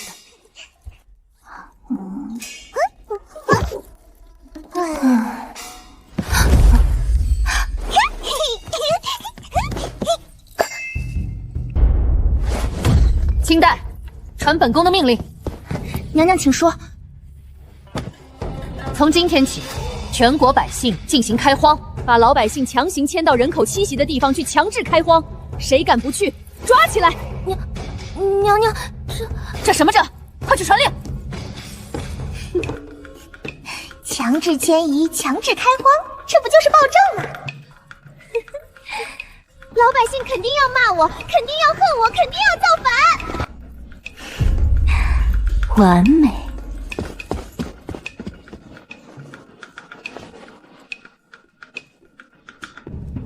娘娘，这不是折腾老百姓吗？是啊，老百姓在故土生活了几代人，突然让他们迁移，谁愿意呀？这肯定会激起民愤呐！对，就是这样，反对我，骂我，让我看看你们的骨气。这件事就这么定了，谁反对，谁就去跟安王作伴。算了，朝臣不反对，老百姓总会反对的。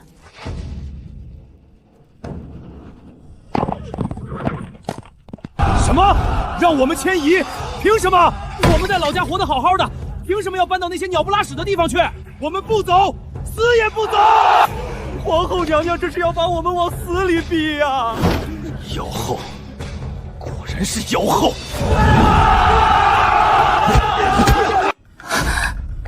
对，就是这样。骂我，恨我，造反！皇后娘娘，臣愿意为娘娘分忧，去全国各地督办开荒之事。你要去督办？是，娘娘深谋远虑，一心为社稷，但地方上肯定有人阳奉阴违，臣愿亲自督办，确保娘娘政策落到实处。不是，你一个男主角，你去给我办这种事儿，你是来造反的，不是来给我当跑腿的呀！男主这么做肯定有深恶。表面上是附和我这个妖后，降低我的戒心，让我以为你已经躺平摆烂了，但实际上，大概是想要借此去民间传播我的恶名，为将来造反造势。对，一定是这样。不然他一个男主角，怎么可能甘心给我当跑腿的？不愧是男主，果然深谋远虑。他要帮我传播恶名，那我当然要成全他。他早造反，我早解脱。好，沈将军，这件事就交给你了，你一定要好好干。想不到裴元竟然如此信任我。娘娘放心，定不负娘娘所望。赢了！仿佛已经看到自己完成任务，回到现代，坐在麻将桌上大杀四方。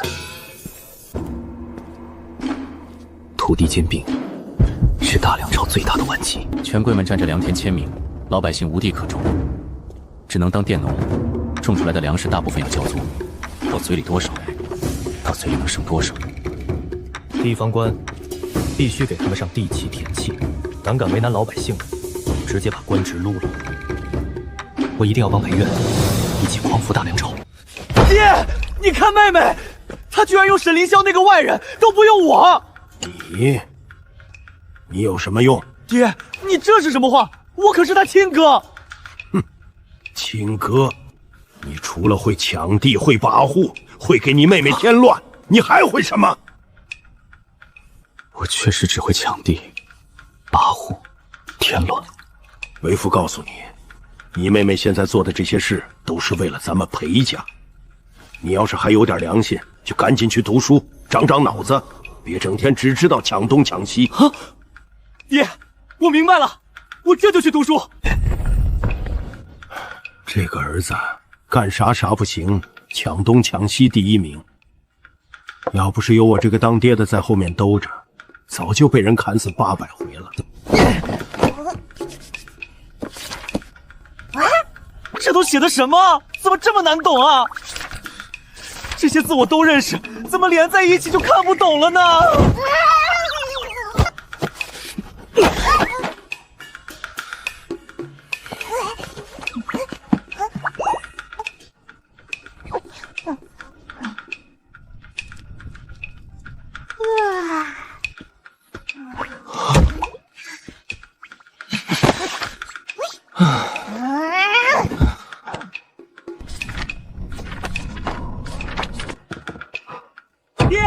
我出师了！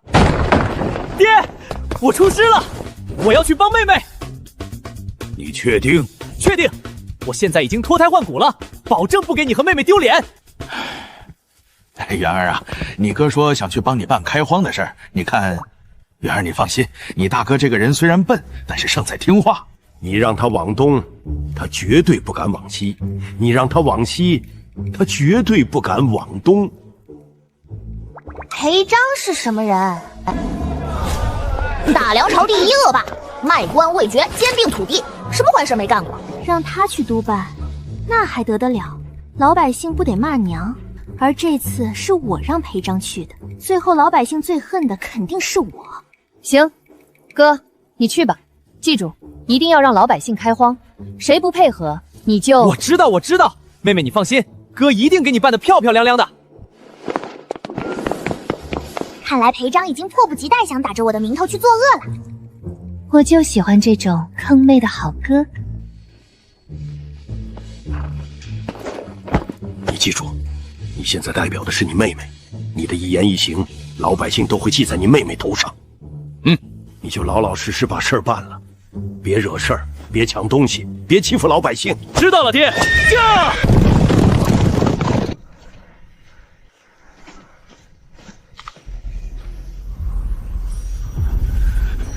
奸臣的儿子，狗腿子！来人，把这几个刁民！不能发火。我现在代表的是妹妹，绝对不能露出本性，让老百姓骂妹妹。要喜怒不形于色。你们看，你们现在住的地方，地都被人抢光了，你们连地都没得种，怎么活下去？但你们要是迁移到那些人口批袭的地方去，那里的地都是你们的。朝廷会给你们提供土豆种子，保证你们在路上有吃的，以后世世代代的子孙都不会再饿死。真的给我们土豆种子？真的，我裴章说话算话。故土难离呀，我们在这里生活了几代人，哪能说走就走？留在这里，你们只能给权贵当佃农，种出来的粮食大部分都要交租。但去了新地方，地就是你们的，粮食也是你们的。当地官府会妥善安排你们，保证3年内不收任何杂税。你们自己算算，哪个划算？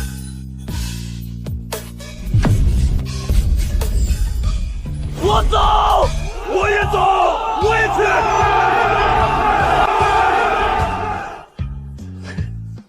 去。原来办成事的感觉这么爽啊！妹妹要是知道了，肯定得夸我。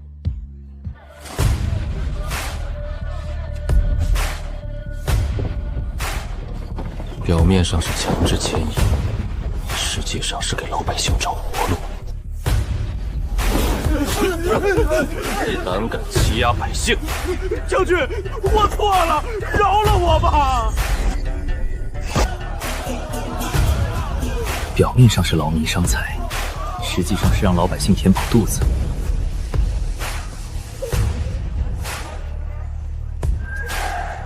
裴云真的是好手段啊！老天爷，这是真的吗？这么多，全是我们种的，够吃1年了。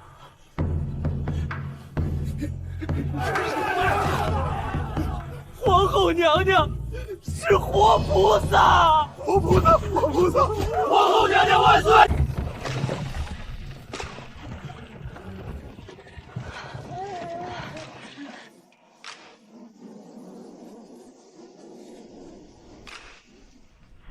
人呢？人都去哪儿了？老爷，他们都去开荒了。开荒？他们哪儿来的荒开？宫中传出消息，皇后娘娘下旨说了，谁开的荒，地就是谁的。那些佃农们都带着妻儿忙着赶去开荒了。不仅是我们这儿，其他几位家中的地里也都没人了。别走，别走，地租降3成，5成，5成，7成。白种行了吧？不收租了。白种也不种了，我们自己有地。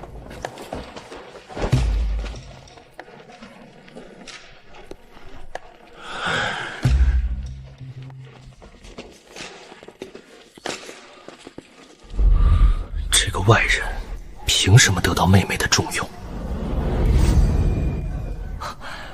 沈将军，辛苦。裴公子客气了，为朝廷、为娘娘效力，谈不上辛苦一说。裴章居然主动跟我招呼，还这么客气。太阳今天也没从西边出来啊！将军，裴章是不是吃错药了？怎么突然变得这么友好？定然是皇后娘娘在约束裴家人了。看来皇后娘娘确实是想要裴家改过自新啊！娘娘，沈将军与裴公子已经回京了。这么快？知道了。哥把开荒的事儿给你办成了，你看哥厉不厉害？办成了？办成了！全国各地开荒如火如荼，老百姓迁移的可积极了，而且有些地方都不用官府强制，老百姓自发的就去了。积极，自发。不对啊，按照我的剧本，老百姓应该反抗争激烈，骂他是妖后，然后造反才对，怎么还自发的去了？你确定老百姓是自愿去的？当然确定。妹妹，你不知道，老百姓到了新地方，开荒种土豆，吃饱了肚子，慢慢把房子也建起来了。完了完了，这剧本不对呀！现在他们比谁都想去开荒，全国各地开荒的热情空前高涨。你到底都干了什么？只要答应去开荒的人，我不仅承诺给他们发放盘缠，还给他们干粮，而且他们开荒出来的地3年年不收税。到了后地方后，官府还会帮忙他们搭建住所，并且给足3个月的粮食，帮助他们安顿下来。京城这边每一年就会有钦差到民间巡查，如果有人抢百姓开荒的地，一旦被钦差发现，地方官也一并撸了，看谁敢官官相护。你不应该用武力手段强制他们开荒吗？你怎么给他们好处啊？妹妹，我现在已经不是莽夫了，我知道讲道理解决问题。讲不通道理，就用利益打动他们。你放心，我以后都不会干那些事儿，影响到你的名声和布局。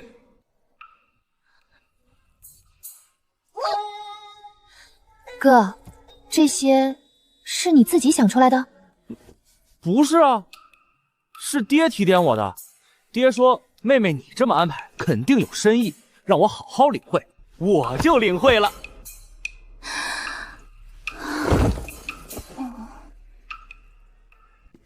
而且妹妹，爹为了支持你，直接把咱们家的地全都种上土豆了。这次爹可是大手笔，地里的土豆收上来以后，都拿去支持你的政令了。独自在顶峰中，冷风不断地吹过我的寂寞，谁能明白我？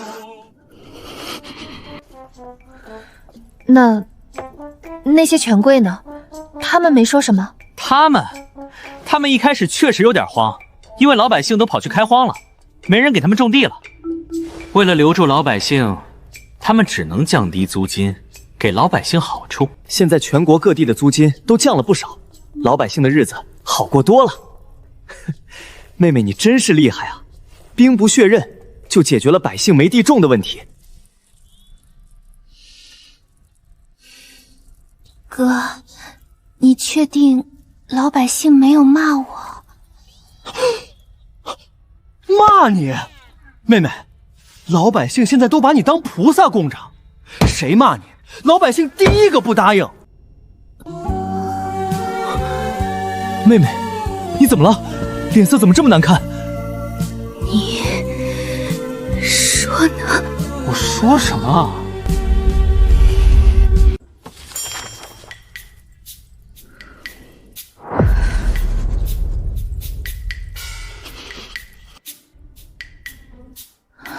冷静冷静，生气是魔鬼，我就不信了，全国那么多地方就没一个人骂我。皇后娘娘是大好人，娘娘圣明盖世，皇后贤德无双，有家酿造福万。KO。这些地方官就知道拍马屁，丝毫不为百姓考虑，才会通篇全是吹捧之词。为了拍马屁，这脑瓜子都快想冒烟了吧？既然这么会拍，那本宫就给你们加题了。传本宫的命令，让各地地方官每人写一份详细的奏章，汇报开荒的具体情况，迁移多少户，开荒多少亩，种多少土豆，收多少粮食，百姓反应如何，每项都要有具体数字，不许含糊。谁写的不清不楚，就给我重写，写到我满意为止。本宫倒要看看他们还有没有心思拍马屁。每项都要具体数字，还要逐条核台，这可如何是好？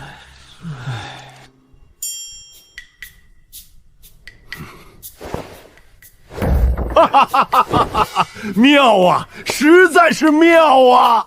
远儿这一招敲山震虎，整顿地方官，实在是妙啊！爹，妹妹不就是折腾一下那些地方官吗？有什么妙的？你懂什么？你妹妹这是在整顿理智，她逼地方官下乡，逼他们了解民情，逼他们不敢再谎报敷衍。这一招比你爹我杀10个贪官都管用。原来如此，妹妹真是高啊！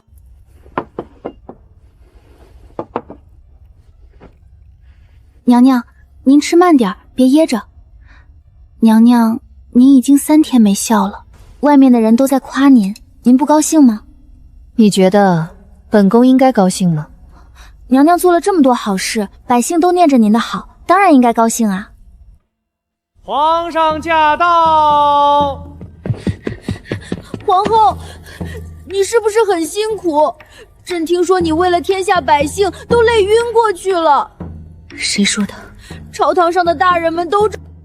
皇后，你一定要保重身体啊！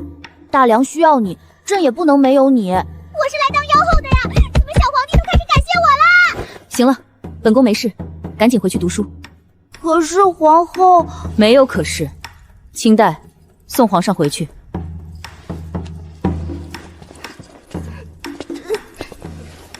不知道怎么的，心里突然涌起一种奇怪的感觉。不行，我不能心软。我是来祸国殃民的，不是来当圣母的。我必须继续作妖，继续折腾，直到老百姓忍无可忍，把我推翻。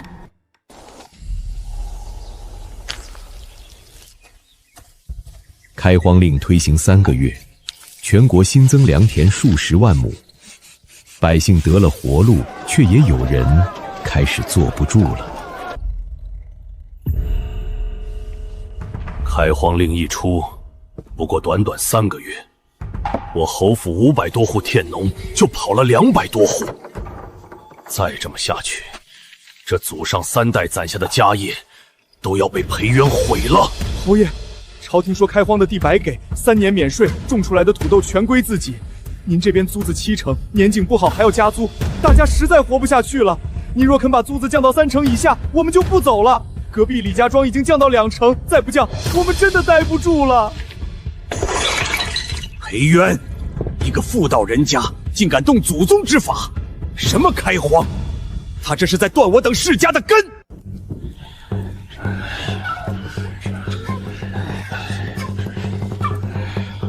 我家跑了100多户佃农，租子收不上来，今年的年景怕是要亏了。你这算什么？我家快300户了。听说江南更惨，整片地都没人种。再这样下去，佃农跑光，家业就完了。诸位，此事不能善变。开荒政策要是再推行下去，咱们的佃农迟早跑光，谁给咱们种地？咱们这些年的家业，难道就这么拱手让人？可是，那是皇后，背后有裴崇训那个奸相撑腰，咱们能怎么办？裴崇修再厉害，也只是臣子，只要拉拢言官，联名弹劾裴渊，皇帝也不能无视。对，让言官出头，那些人最爱骂人，骂得越狠，名声越大。要说如今朝堂上最刚正不阿的人，非铁面御史杜衡杜大人莫属。一代善终。杜大人铁面无私，连奸相都敢骂。杜大人真是铁面无私，有杜大人在，谁也别想欺负百姓。老爷，不好了，庄子又跑了80多户佃农。看来该轮到老夫出面了。皇后此举动摇国本，妇人干政已是祸端，如今竟敢擅自变更祖宗之法，抢夺大臣私产，蛊惑百姓迁徙，此等妖后，不除不足以正朝纲。杜大人说的极是，这裴元倒行逆施，我等若是不站出来反对，大梁朝的根基就要被他毁掉了。对，除妖后，正朝纲。除妖后，正朝纲。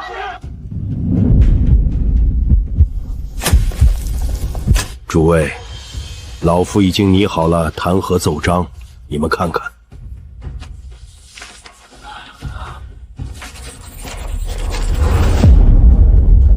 四谏，历朝历代，皇帝可以杀贪官，可以杀叛臣，但杀言官，那是要留千古骂名的。裴元再疯，也不敢打破100多年的规矩。他要是敢杀言官，那就是与全天下读书人为敌，与青史为敌，与万世之名作对。他不敢。明日早朝，老夫带头死谏，你们跟着跪就是了。记住，声势要大，态度要硬，不能让那妖后看出咱们有半点退缩。杜大人放心，我等誓死追随。好，那就这么定了。明日早朝，除妖后，正朝纲。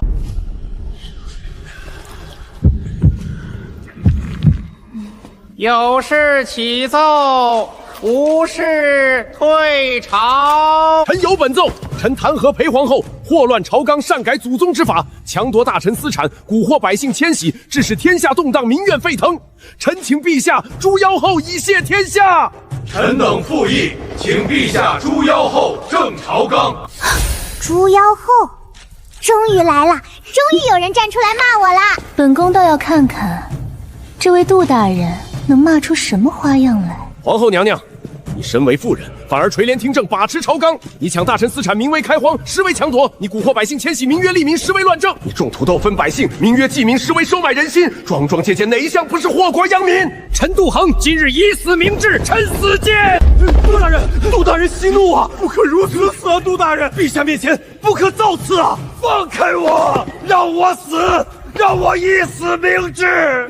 臣等也以死明志，请陛下诛妖后，否则臣等就撞死在这大殿上。让开，让老夫撞死在这盘龙柱上。什么祸国殃民，什么祖宗之法，什么死谏，撞死！你们不是说要撞柱吗？怎么还不撞？臣死谏！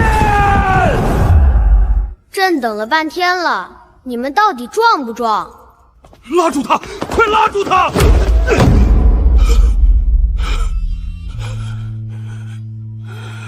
放开我！让我死！让我死！皇后倒行逆施，大梁将亡，臣不能力挽狂澜，唯有一死以谢先帝。你们到底是想死还是不想死啊？别拦他，让他撞。娘娘，杜大人不是要死谏吗？让他死，本宫倒要看看他敢不敢撞。本宫数3声，你们松开他。1、2、3。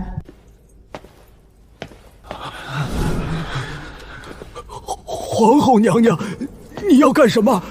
杜大人，本宫看你撞了半天也没撞上去，肯定是觉得撞柱太疼了，对不对？本宫也不想杜大人多遭罪，所以本宫帮你。你敢！我是言官，是御史中丞，大梁朝开国以来，从无杀言官的先例。你先例？安王也是本宫杀的，那也是大梁朝开国以来的先例。皇后娘娘三思，娘娘息怒。杜大人不过是直言进谏，罪不至死啊！女儿这么做肯定有深情，说不定就是吓这些人立威。我拦什么拦？支持就对了。杜大人，本宫再问你一次，你是要撞柱，还是要本宫帮你？皇后娘娘，臣谨死谏是为了大梁江山社稷，娘娘若还有半点良知，你算什么东西？臣等是言官，历朝历代从无杀言官的规矩。规矩，本宫就是规矩。你不能杀我们！我们是朝廷命官，是言官，杀了我们就是与天下读书人为敌。那不是正好吗？皇后娘娘，臣乃御史，臣代表的是天下读书人的声音。哦，那本宫今日就让天下看看。皇后娘娘，臣错了，臣不死谏了。臣家里还有老母幼子，臣不能死啊！求娘娘饶命。刚才不是还说为了江山社稷，死又何妨？看来诸位大人的忠心也分时候。诸位大人，还有什么想说的吗？这女儿还真是言官啊！这辈子杀了无数忠良，但言官不敢随便。不是不了，是名声太臭，会激起天下读书人的公愤，得罪了天下读书人，以后子孙后代还怎么做人？不愧是我裴崇勋的女儿，有魄力，有胆识，比我这个当爹的强。皇后娘娘英明，这3个言官名为死谏，实为私利。他们弹劾娘娘，不是为了江山社稷，而是为了自家那几亩地。得了吧，你一个奸臣也没少干。此等尸位素餐，以权谋私之辈。但好，皇后娘娘圣明啊！皇后娘娘圣明，娘娘的好，此等奸佞死有余辜。他们迫于我手中的剑，才不得不跪而已。等走出议政殿，他们还不知道要在外面怎么编排我呢。对对对，就是这样，怕我，恨我，背后骂我吧。男主怎么不说话？醒醒醒醒！我杀了言官，得罪读书人，不正是你跳出来反对的好时机吗？沈将军，你怎么想？说起来，皇后为什么每次都要问我的意见？难道她很在意我的意见吗？皇后娘娘对我不会是……不可能！皇后这种高风亮节、心系社稷的人，怎么可能对我一个武将有什么想法？我实在是太龌龊了，怎么能这么想呢？简直是在亵渎皇后娘娘。臣以为这3个言官死有余辜。臣督办开荒数月，深知开荒政策对百姓的意义。百姓有地可种，有粮可吃，不再流离失所，不再易子而失，这是利国利民的大好事。这3人明知开荒政策对百姓有利，却为了自家私利，以死谏之名行胁迫之实，在其位不谋其政，阻挠利国利民之策，此等奸佞，不足以平民愤。沈将军，本宫可是在议政殿杀了他们。议政殿，朝堂之上，大梁朝风雨飘摇，内忧外患，国库空虚，百姓困苦，非常之时行非常之事。若不是娘娘力挽狂澜，推行开荒，分发土豆，百姓早已流离失所，大梁早已亡国。在这种时候，还拘泥于规矩，顾忌于名声，如何成事？规矩是死的，人是活的。100多年的规矩，如果这条规矩保护的是祸国殃民之人，那这条规矩就该破。娘娘杀的不是言官，是阻挠新政的绊脚石。沈凌霄这是在给裴渊的行为背书，意味着裴渊手里不仅有裴家的权势，还有沈凌霄的兵权。谁还敢反对？谁反对，谁就是和沈凌霄的10万大军过不去。我给你递了刀子，你不接就算了，你还帮我说话，不谈你到底还想不想造反啦？听说今天这出事儿就是这货干出来的。我无论如何也要嘉奖一下昌宁侯。昌宁侯，娘娘，臣坚决支持娘娘铲除这等奸佞。皇后到底为什么要点我的名？难道知道了今天的事是我带头怂恿的？又来一个说反话的，现在我都能吓得大臣指鹿为马了。昌宁侯，你很不错，本宫要赏你。赏什么？3尺白绫还是鹤顶红？就赏你。娘娘啊，臣对朝廷忠心耿耿，对娘娘忠心不二。臣家里的地已经降了租子了，降到2成了，不，降到1成半了。臣还让家里的佃农都去开荒，臣还打算捐1000担粮食给朝廷。臣看来我妖后的形象已经深入人心了，他们都开始怕自己了。算了，不吓他了，我以后还需要他们为自己制造机会。你退下吧。哎呀，只要他敢跟裴元硬刚，我们就敢在旁边默默喊加油。是啊，结果昌宁侯倒是好，华贵的比谁都快，替裴元歌功造批比谁都积极，不值得呀，不值得。来人，把这3具尸体抬到城门口，昭告天下，是本宫亲手杀了这3个言官。有谁还该死谏？娘娘是真的会把我们变成死谏的。他毕竟是个皇帝，虽然只有9岁，宫廷兵变都经历过了。皇后杀的是坏人吧？那些坏人要阻止老百姓吃饱饭，该杀。皇后说的对，拖到城门口去，让天下人都看看，这就是和皇后作对的下场。小皇帝果然被本宫吓到了，看那小脸白的，肯定在心里骂本宫是个残忍嗜杀的毒妇。小小年纪就要面对这种血腥场面，真是不容易。哎，皇后姐姐在看我，我刚才一定表现得很有帝王威严，皇后姐姐肯定在夸我。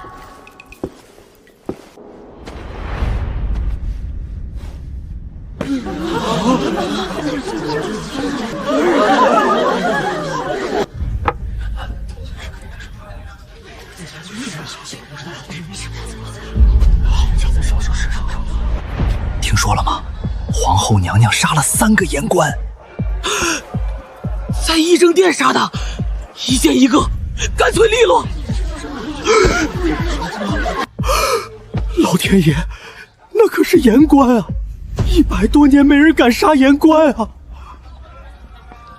皇后娘娘这是要干什么？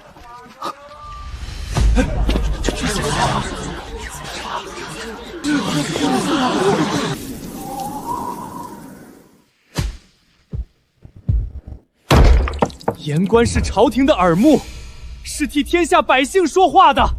杀言官，这是堵塞言路，这是要与天下读书人为敌。妖后，果然是妖后！我早就说过，妇人干政，国将不国。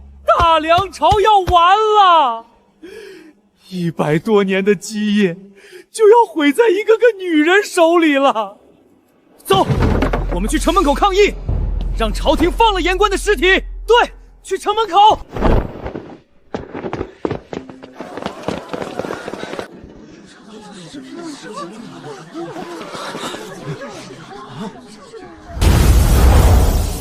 他们家里良田千顷，怕开荒让佃农跑光，怕土豆分下去粮价下跌，才拼了命的反对。哼，嘴上说的是为国为民，实际上是为了自家那几亩地。什么？反对开荒？反对分土豆？开荒政策让俺们有了地，土豆让俺们吃饱了饭，他们反对这个，他们安的什么心？他们安的什么心？这还用说？他们不想让咱们吃饱饭呗？那些当官的，家里良田千顷，存粮万担，当然不在乎老百姓的死活。他们饿死了，他们还能多收几年租子。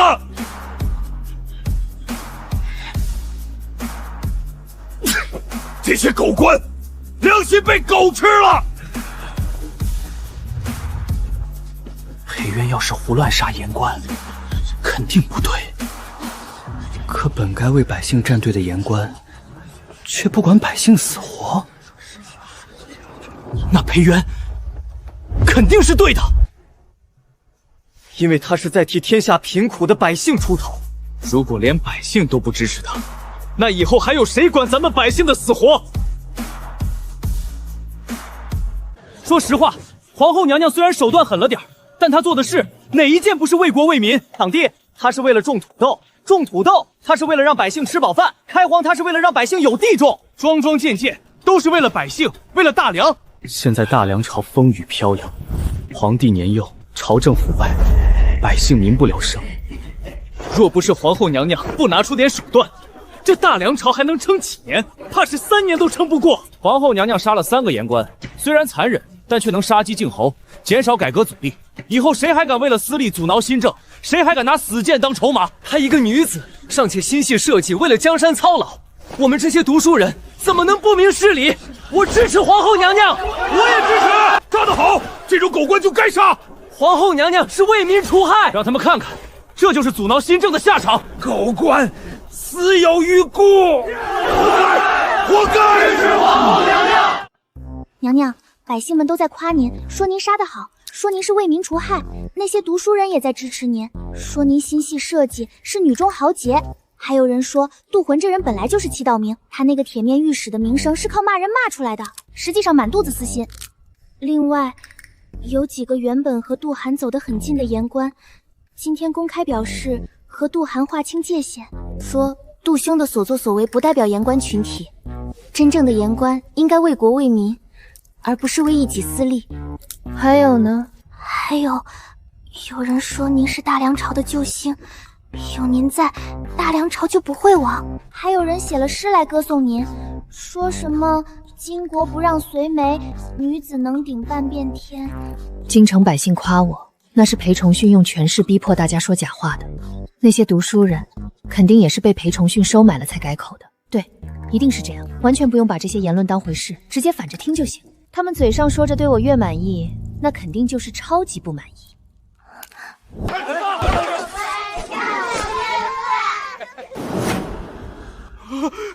娘娘此举实在……半个日光景，想反对的人，要么躺在家里养伤，要么已躺进棺材。今天，本宫要搞的是佛教。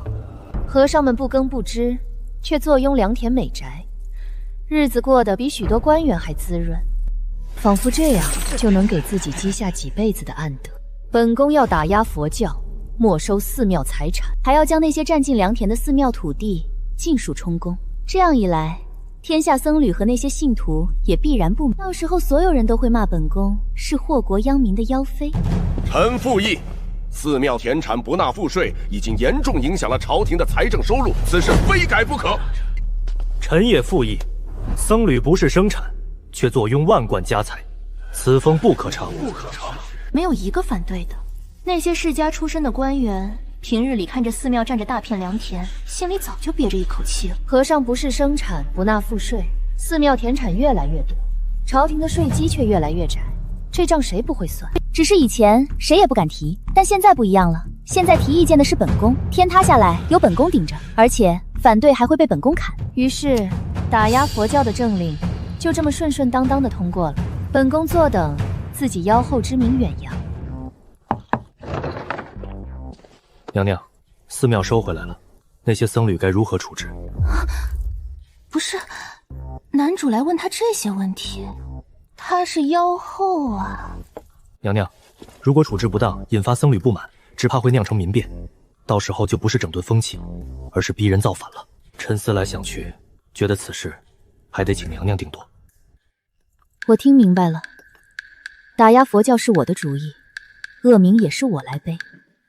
现在沈凌霄来问我怎么处置僧侣，不是因为他不知道怎么办，而是因为他想要收买人心。等我把主意出了，他再出面去执行。那些僧侣，那些百姓，感激的自然是宽仁的沈大人。好人让他做，坏人我来当，很可疑。哼，还能怎么处置？全还俗去呗，不然就杀了。还俗？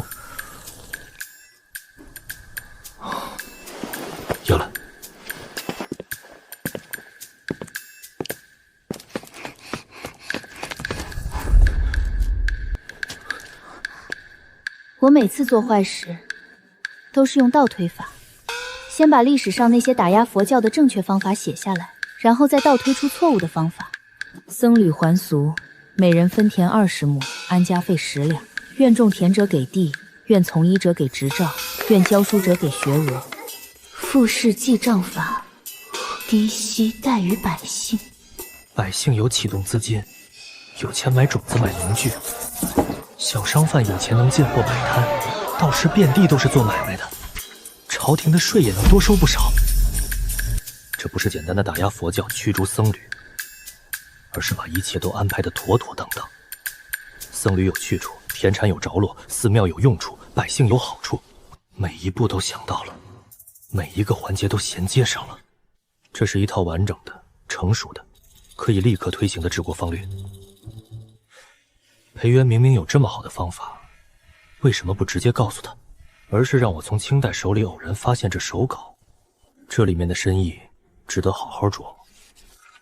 皇后娘娘这是在考验我，想看看我到底有没有能力。我一定要把这件事办妥当，让皇后知道我是可以与她一起改变大梁的伙伴。什么？还俗？还要分田？贫僧出家30年，从未听说过这等荒唐事。佛祖在上，这是要断我佛门根基呀！走，去京城告御状。对，让皇上评评理，我们和尚招谁惹谁了？对，我们要个说法。一年，一些和尚分到了田地，娶妻生子，日子比从前的青灯古佛竟热闹了几分。识字的和尚被安排去教书育人，通晓医术的和尚则被安排去行医治病。这些实实在在的成就感，比以前真切多了。执行下去有一段时间了，不知道外面怎么样呢？皇后娘娘打压佛教，分田于民，乃是利国利民之善举。皇后娘娘每日勤于政事，沾经节律，是我等楷模。皇后娘娘比那些只会念经的和尚强多了。皇后娘娘是我们大梁的福星。皇后娘娘，这才是真的普度众生啊！娘娘，娘娘，外面都骂疯了。成了，娘娘，外面都骂疯了，真的。千真万确，那些读书人都说您是祸国殃民的妖后，说您身为皇后却干政，还打压佛教，琢磨歪门邪道。还有人说，咱们这位皇后可真是比妲己还妲己，比邦子还邦子。历朝历代的妖妃加起来，都不如她一个人祸害的多。对对对，就是这样。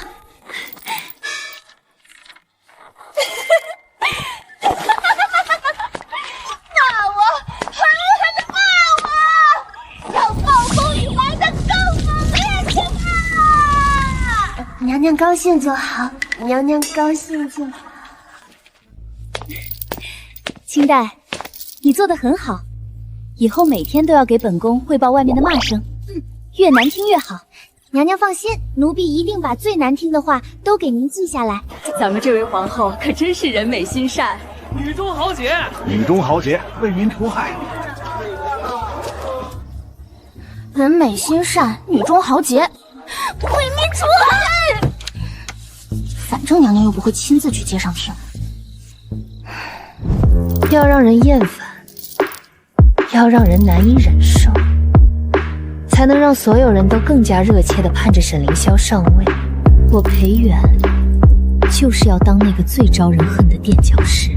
我要下毒，自导自演一起惊天动地的投毒案。这招古往今来多少妖后妖妃都用了，屡试不爽，效果拔群。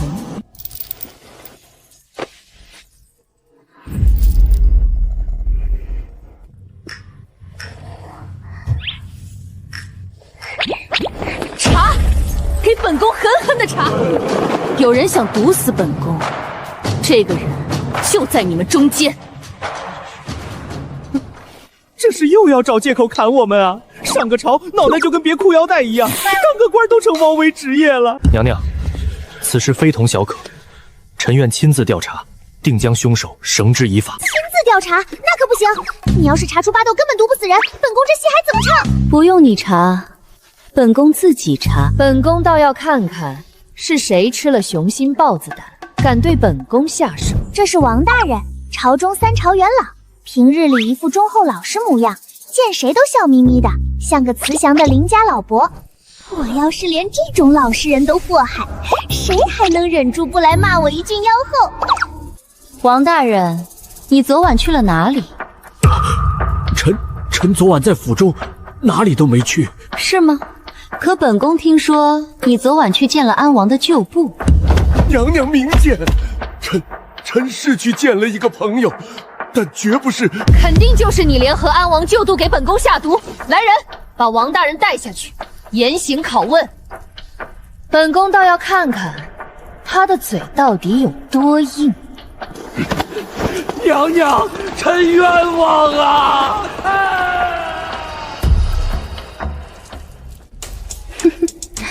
看吧，我随便找个借口就能抓人，想打就打，想杀就杀，这不就是妖后吗？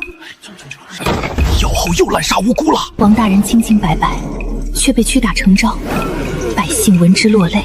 史娟秉直书，妖后裴氏诬陷忠良，残害无辜，满城骂名，妙极。 3天了，拷问结果终于出来了，这是一起完美的冤案，我倒要看看他们怎么发挥。怎么会？王大人当晚见的人居然是安王旧部，他老人家倒确实没有毒害我，毒害罪名对他来说还是太小了。安王还有一个外世子遗落在外，就不想扶持这个外世子继续造反，想拉拢王大人入伙，因为那外世子恰是王大人外室女所生。他想搏一把，赌赢了就是国丈，单车变摩托。What can I say？ 以后可不能随便给这些大臣安罪名了，因为这些大臣恐怕都不是什么好人。满朝文武从上到下，全是一群蛀虫，烂到根里。所以我随口一个罪名落到他们头上，可能都算轻的，只怕传出去，百姓还当我是在为民除害呢。还是指望男主早点造反吧。臣明白了。你当真明白了？原来娘娘大张旗鼓处置王大人，是在敲山震虎，给安王旧部一个机会。我没有啊。不计前嫌，争取安王旧部中的人才。娘娘心胸之宽广，臣等佩服。老天奶啊，我真没有啊！安王虽死，但其旧部仍在暗中活动，蠢蠢欲动。娘娘仁慈，并不想大开杀戒，便以此事给安王旧部释放一个信号，告诉他们，朝廷已经盯上了他们，只要他们投降，以后老老实实、本本分分的当良民，朝廷不会追究他们的罪过。臣之前还在想，娘娘为何如此大动干戈，原来如此。想说点什么，但发现说什么都像在狡辩。高啊，实在是高！臣这就去安排，将那些旧部一网打尽。算了，你高兴就好。娘娘放心，臣一定办得妥妥当当，绝不辜负娘娘的一番苦心。至于安王那个外世子，沈凌霄如何处置了，我也不关心了。这一招行不通，我又冥思苦想了3天3夜。百姓最恨什么？最恨的就是苛捐杂税。一提加税，百姓肯定骂他，骂得越狠越好。诸位爱卿，本宫觉得现在的税太低了，国库空虚，边疆不稳，处处都要用银子。本宫思来想去，觉得应当加税。娘娘，百姓已经不堪重负，加税恐引发民怨，请娘娘三思。三思什么？本宫意已决，就这么定了，退朝。臣请娘娘加税。那说啥？臣请娘娘加税，但不是加百姓的田赋，而是加商税、矿税、关税。臣这几日仔细核算了国库收支，发现最大的问题不是百姓税负太低，权贵富商把持着矿山、关卡、商路，偷税漏税，中饱私囊，国库这才空虚。娘娘提出加税，臣原本以为娘娘是要加百姓的税，可臣回去想了一整夜，越想越觉得不对。以娘娘的英明，怎么可能做这种事？臣这才恍然大悟，我表达的不清楚吗？我是真想加百姓的税啊！娘娘提出加税，是在提醒臣等，该对权贵富行动手了，该整顿税制了。娘娘这一招高啊，实在是高。臣复议，权贵富商把持资源，偷税漏税，百姓苦不堪言。若能整顿商税，国库自然充盈，百姓的负担反而能减轻。娘娘深谋远虑，臣等愚钝，竟未能第一时间领会娘娘的苦心。臣也复议。臣等复议。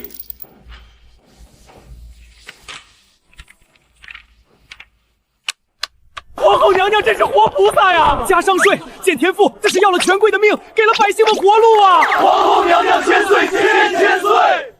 算了，看在他踩着我在百姓心中好形象的份上，我不计较了。反过来想，沈凌渊越做这种事，声望越高，不就越衬托我这个妖后的坏吗？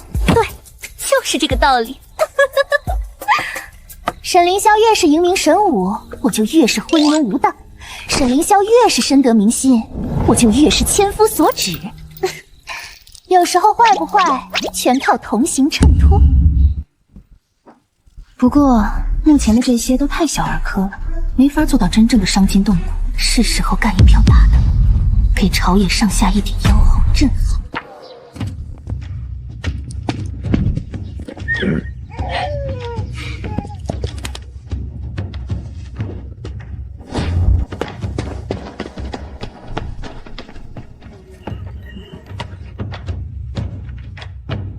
裴崇勋主持科举，那还有什么公平可言？就是他裴家把持朝这么多年，科举的大福利他能不捞？没错，就是做做样子。试试吧，万一呢？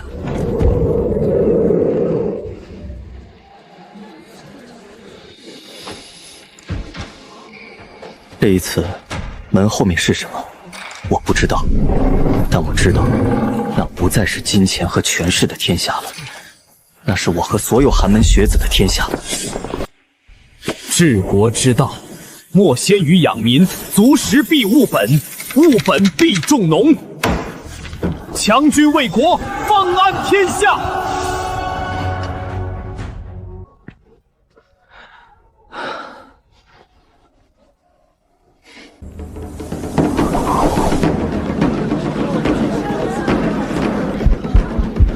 顾兄，你紧张吗？紧张，我也紧张。这次要是考不上，是我本事不够，我认，下次再来。我也是。科举舞弊，科举舞弊！诸位听我一言，这次科举是裴丞相主持的，怎么可能公平？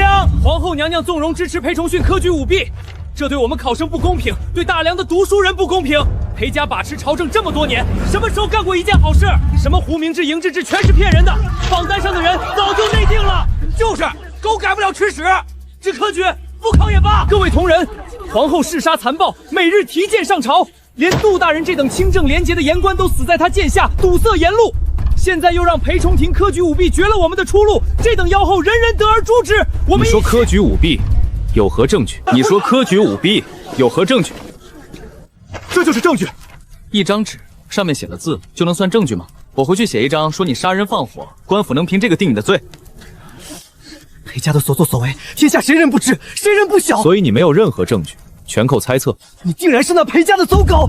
各位童年，在下姓顾，字自成，江南人士，与裴家毫无干系。没错，我可以为顾兄作证，这人胡言乱语，纯属污蔑。我也是读书人，今日冒天下之大不韪告诉诸位这件事，本是不想诸位被蒙在鼓里，被人卖了还帮人数钱，我是一片好心，没想到如今反被人污蔑造谣，质疑用心，真是好心没好报。那你就拿出证据。你口口声声说裴丞相和皇后科举舞弊，说榜单内定，说你手里的纸就是证据。那好，你把纸上的内容念出来，让大家听听，到底是什么铁证如山的东西，能让天下都州信？这上面就是裴家安插的名单，姓名、籍贯关系写得清清楚楚。那你念啊。你算什么东西？凭什么你让我念我就念？这名单若是公开，多少人要遭裴家报复？你顾清怀光棍一条，无牵无挂，我们这些人还想要命呢。若如你所说，名单上都是被裴家内定的人，你是替天下读书人抱不平，那你说出他们的名字，岂不是正好让大家知道裴家安插的都是些什么人？将来榜单出来，大家也好对照着看。你偏偏不说，遮遮掩掩，躲躲藏藏，倒让我想起一句话了。什么话？贼喊捉贼！你血口喷人！还有，你都在大庭广众之下嚷嚷裴家科举完毕了，却又说怕裴家报复你，不敢说出名字。再有，你说你也是今年参加恩科的考生，那我考考你，大梁科举例第3条说的是什么？那大梁例关于造谣惑众、煽动闹事该刀罪这一条，你总该知道吧？各位童年，你我都是读书人，圣贤书里教我们什么？博学之，慎问之，慎思之，明辨之，笃行之。此人没有证据，仅凭一张自己写的纸，就在这里搬弄是非，煽动人心，这样的人，我们岂能信他？不能信，险些被没错。若是你我读书人都听风就是雨，没有一点明辨是非的本事，将来若真的做了官，那也是个糊涂官，连这点分辨力都没有，还读什么圣贤书？不如回家种地去。你们都被蒙蔽了，等榜单出来你们就知道了，全是假的，到时候你们哭都来不及。捉了见官，对，好好，你们愿意当裴家的狗，你们当去，老子不陪你们玩了。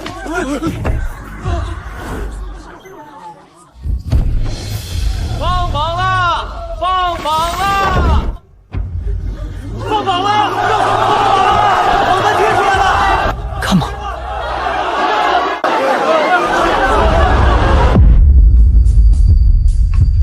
顾兄，你中了第1名，会员。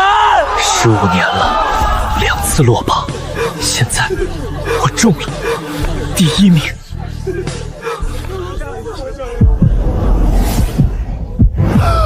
我也中了，同榜，你我同榜，第1，你是第1。第1名顾清怀，是那个江南才子顾清怀吗？写知和策的那个？是他，我在书院里读过他的文章，惊为天人。第2名崔思远。那个被上一届黑掉的崔思远，对，他上一集的文章被所有人公推为第1，结果榜上无名，气得他当场发誓永不参加科举。这次他也来了。第3名赵礼成，北方第1才子赵礼成，除了他还有谁？他13岁就中了秀才，18岁中举，上一科因为得罪了权贵被刷下来，气得回老家种地去了。他这次竟然也来了。这要是科举舞弊，那舞弊的标准也太高了吧？顾清怀，这怎么可能？怎么不可能？你刚才不是说科举舞弊吗？你倒是说说，这榜单上哪个人是舞弊上去的？就是要将荀公子的文章天下修辞，谁不知道顾清怀？崔思远，他上一集被人黑掉，所有人都替他鸣不平，他需要舞弊。赵礼成，他13岁中秀才，18岁中举，你13岁还在玩泥巴吧？你自己没本事，考不上就造谣说科举舞弊，你这是污蔑皇后娘娘，污蔑朝廷，污蔑天下读书人。我们都不要脸了，扔出去！退后，退后！谁在造谣生事？我没有造谣，我只是……是什么？本次科举从出题到预演卷，每一个环节都有专人监督，所有考卷全部糊名竞技，考官连考生的名字都不知道，如何舞弊？老夫薛守正，3朝元老，以项上人头担保，本次科举绝无任何舞弊行为，若有半句虚言，天打雷劈。薛大人的人品，我们还是信得过的。薛大人从不参与党争。本次科举考试是皇后娘娘力排众议推行的，糊名制、停制制、别头式，每一条都是皇后娘娘的良苦用心。娘娘说，科举是为国取士，不是为权贵取士。真才实学者不问出身，皆可脱颖而出。今日红榜上的每一个名字，都是凭真本事考上来的。你们若是不信，可以去查卷子，所有考卷全部存档，欢迎天下租书人查阅。这老邓怎么抢我的词儿？这种带节奏的事儿，不应该是老子干的吗？皇后娘娘说了，科举是国家的根本，人才是朝廷的基石。她不为别的，就为了让天下有才之士都能为国效力，让寒门学子都有出头之日。娘娘还说了，这次恩科只是开始，从今往后，大梁的科举永远这么公平。皇后娘娘千岁，千岁，千岁！皇后娘娘圣明。我来自天府之国一个偏远的小县城，家里穷得叮当响，为了凑路费，我娘把裴家的银簪子都当了。本来只是抱着试试看的心态来的，没想到真的考上了。输给顾清怀、崔思深这些人，我服气。是啊，他们是真才实学，我确实不如他们。这次没考上，是我本事不够，回去继续读书，下次再来。对，只要科举一直这么公平，咱们总有机会的。不可能，君怎么可能不舞弊？裴家怎么可能放过这个机会？他想跑！抓住他！你是谁？为什么要造谣？是谁指使你的？是谁指使你的？这不是杜大人的儿子吗？杜大人，杜恒，就是那个被皇后娘娘杀了的言官。对，就是他。放开我！我说的都是真的。裴元杀了我爹，裴崇信科举奴婢，你们都被他们骗了。放屁！你爹杜恒名为直臣，实为奸佞，他阻挠开荒，反对分土斗，想让我们老百姓饿死。皇后娘娘杀他，是为民除害。爹被杀是他咎由自取，你还想污蔑皇后娘娘？你比你爹更可恶！我不甘心，真的不甘心。如果不是裴元杀了我爹早就把一切都安排好了。这次的榜单上本应该有我的名字，我的前途，我的人生，全都被裴元毁了。谁知道裴崇定这次竟然这么老实，非但没有舞弊，还真的选拔出了一批有真才实学的人。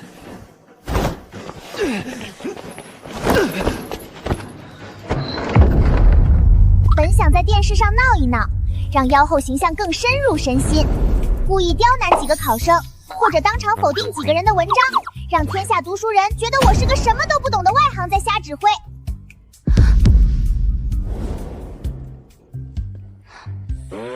这一下让我想到了自己高考的时候，设身处地想一下，如果高考那天有人闹事耽误我考试，我可能跟对方拼命的心都有了。所以，算了，这次就不作妖了。这字也太好看了吧！这水平放到现代，那就是能发核心期刊的学术文献啊。可转念一想，不对，这些考生不应该是从小生长在权贵家里的吗？怎么可能写得出这种文章？这肯定是他们提前就得知了答案，请人代笔写的，然后背了下来。臣闻兵者，国之大事。用兵之道，一曰道，二曰天，三曰地，四曰将，五曰法。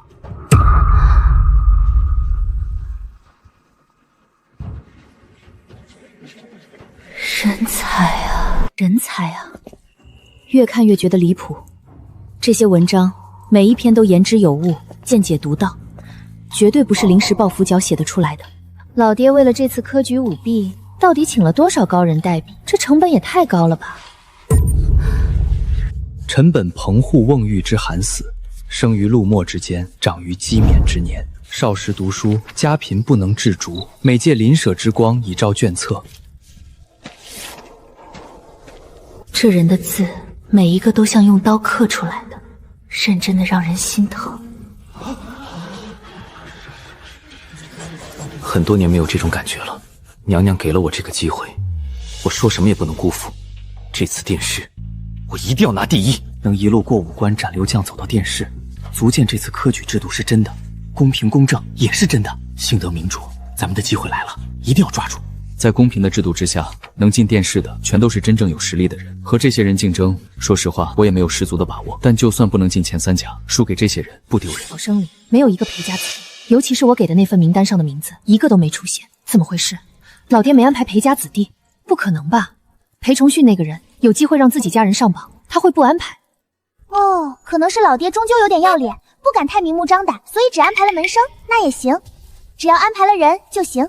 剩下的可能都是那些大臣安排的人吧。这大梁朝已经成筛子了，从上到下全是关系户。早点终结大梁朝，让沈凌霄这个明君上对，开创盛世，大家都有好日子过。娘娘，本次恩科共录取进士300人，个个都是真才实学。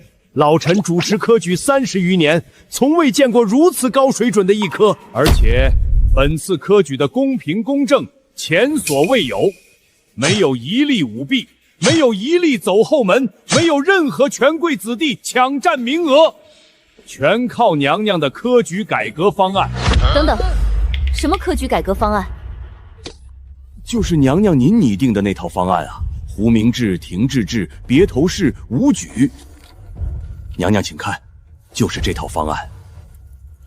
这字迹怎么这么眼熟？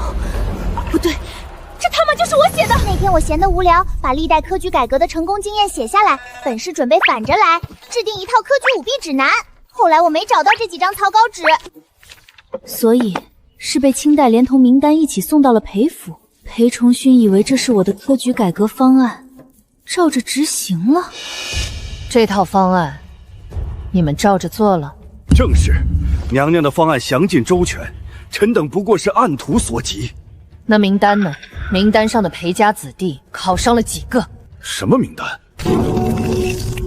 裴重廷只给我看了这些改革方案，我可没看到什么名单啊。娘娘放心，臣为了避嫌，这次所有裴家子弟都没有参加科举，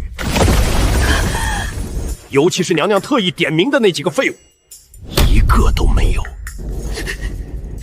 娘娘，按惯例，臣与考官们推荐了几个人，请娘娘钦点前3甲。第1名，臣等都属意顾清怀，但也有人觉得他年轻，给状元不太行，容易心高气傲。最后就看娘娘怎么定夺了。娘娘，这一届贡司真是前所未有啊，个个都是王佐之才。尤其是顾清怀，臣阅卷40年，从未见过如此才华横溢之人。他的策论针见实中，见解独到，臣读了3遍，每一遍都有新的收获。还有赵礼成，他的文章花团锦簇，辞藻华丽，却言之有物，不是那种空洞无物的花架子。崔思源为人刚直，文章也如其人，笔锋犀利，一针见血。谢稳堂、卢墨也都是1等1的人才。这些名字怎么这么熟？我想起来了，这些人是配享太庙名传青史的麒麟阁24功臣，大梁末世的一道光。顾清怀，未来的首辅；沈凌霄的谋主；崔思远，未来的户部尚书，一手建立了新朝的财政体系；赵礼成，未来的兵部尚书，帮沈凌霄平定了北方边患；韩炳谦，未来的吏部尚书，主持了新朝的吏治改革。这些人本来应该是男主的人，怎么全跑到我这里来了？这次科举没有一例舞弊，绝无。所有考上的都是真才实学，千真万确。那些权贵子弟呢？全落榜了。本次科举以才学取士，那些靠着门艺混日子的酒囊饭袋，一个都没考上。完了，全完了。我本来想搞科举舞弊，结果搞成了史上最公平的一届科举。我本来想让裴家子弟抢占名额，结果裴家子弟一个都没参加。我本来想让权贵子弟靠关系上位，结果权贵子弟全军覆没。我本来想让天下读书人恨我，结果现在天下读书人肯定对我歌功颂赞。这剧本不对啊！娘娘，娘娘的脸色不太好，是不是操劳过度了？薛大人，臣在。本宫上次在议政殿打了你，你不记恨本宫吗？成了，把他问破防了。娘娘，臣要谢您那一巴掌。臣在朝堂上明哲保身几10年，眼看着朝政一天天腐败，眼看着权贵们胡作非为，臣什么都不敢说，什么都不敢做。臣以为只要自己不参与就是清流，可娘娘那一巴掌把臣打醒了。娘娘一个女子，尚且为了大梁的江山殚精竭虑，力挽狂澜。臣身为3朝元老，却只知道明哲保身，臣惭愧啊！从那天起，臣就发誓，余生定要辅佐娘娘，为大梁、为天下百姓尽一份力。娘娘，若有半句虚言，天打雷劈！不是，我就是单纯想打你一顿，让你恨我啊！你怎么被打醒了喂？你这剧本拿错了吗喂？元儿，你放心，爹已经想通了，以后裴家子弟想当官，也得凭真本事考。谁要是想走侯门，爹第一个不答应，你哥也不行。为了表明爹的决心，爹把你哥那翰林的位置也撤了。我感觉自己快要窒息了。冷静，这未必是坏事。这些人提前出现在朝堂上也是好事，就当是提前给他们制造和男主相处的机会，让他们早点认清楚谁才是真正该追随的明君。等沈凌霄起兵造反的时候，这些人自然会投奔他。到时候沈凌霄麾下人才济济，造反成功的几率大大增加。我这也算是暗插阳错，帮了男主一把。而且这些人都是能臣直臣，为什么现在我做什么大臣都不反对？因为这些大臣全是废物，朝廷没有能臣，就知道溜须拍马，妖后祸国。等这些人进了朝堂，以他们耿直的性子，肯定会站出来骂我。到时候我这个妖后不就实至名归了吗？对，就是这样。这些人可不能杀，一个都不能杀，要留给男主，要让男主带着他们开创盛世。你们觉得他年轻气盛，当状元容易心高气傲，我就要点他。娘娘，还有一件事，放榜当天竟有人敢造谣科举舞弊，如今人已被抓，正在刑部审问。有人造谣舞弊，我倒来了兴趣。造谣的人是罪臣杜衡的长子，已审问清楚，他不是一个人干的。什么意思？我迫不及待想知道这谣造成功了没有。他是被人指使的，刑部审了一夜，全招了。指使他的人是昌宁侯。昌宁侯。他交代，昌宁侯给了他500两银子，让他在放榜那天煽动读书人造反，把事情闹大。昌宁侯的目的是想借科举完弊的谣言败坏娘娘的名声，让天下读书人对娘娘离心离意，权贵们才能继续把持科举。昌宁侯，我还没安排人去把科举舞弊的事捅出去呢。这个昌宁侯倒是先动手了，关键还被查到是造谣。那我之后再造谣科举舞弊，还有人信吗？路直接被堵死了。既然昌宁侯这么有钱，那就告诉他，这次的事他不拿个几百万两出来，他这条狗命本宫收了。反正娘娘自有成算。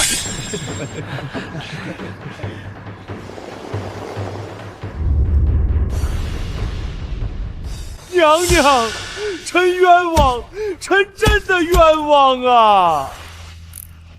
纯粹是懒得说话。证据确凿，你还有什么好冤枉的？臣也不知道那个管家什么为什么会去收买杜衡的儿子，一定是有人陷害臣。谁陷害你？臣不知道，但臣对朝廷忠心耿耿，绝不敢做这种事啊！说实话，昌宁侯这种人杀不杀都无所谓。不过，昌宁侯造谣科举舞弊，我包庇昌宁侯，这不是更能展现自己是非不分、宠幸佞臣的妖后形象吗？昌宁侯，你起来吧。这件事，本宫相信你是被蒙蔽的，你已经知道错了。为了弥补自己的过错，你都向国库捐了700万两，你有心了。谢娘娘，谢娘娘不杀之恩，臣以后一定管好府里的人。皇后娘娘居然没有杀昌宁侯，这般行事，日后他人岂不也能效仿？昌宁侯造谣科举吻弊，动摇国本，以娘娘脾气竟未拔剑。不杀昌宁侯是向勋贵示好，还是朝堂需要留个小人？朝堂哪能干净，留小人有用？这不，700万到手了。皇后娘娘圣明。不是，我放了个奸臣，你们跪什么？感觉自己今天的血压已经飙到天花板了。没想到这时候就有人撞到了枪口上。这姚宪伯最善钻营，眼看顾状元是新贵，又是皇后钦点，前途无量，便想将自家女儿嫁过来，好牢牢绑住你这棵未来的大树。只要顾贤侄点头，未来在官场上，我宪伯府定会鼎力相助。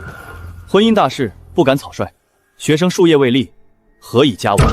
你一个毫无根基的新科状元，竟敢不给我面子，我还就非要你当我们家的乘龙快婿了。让裴元赐婚，赐婚圣旨下来，看顾秦淮还怎么拒绝。娘娘，臣一心报效朝廷，无心婚事，还请娘娘明鉴。姚德安这是想要用婚姻来要挟我，来逼迫我站队，我绝对不能去。裴元今天不会要砍顾裴怀吧？万一娘娘砍他不过瘾，下一个砍我怎么办？娘娘怎么朝我走过来了？娘娘，你老东西，你难道不知道本宫看上这位新科状元了？这个老东西想让你当他的女婿，你说本宫能答应吗？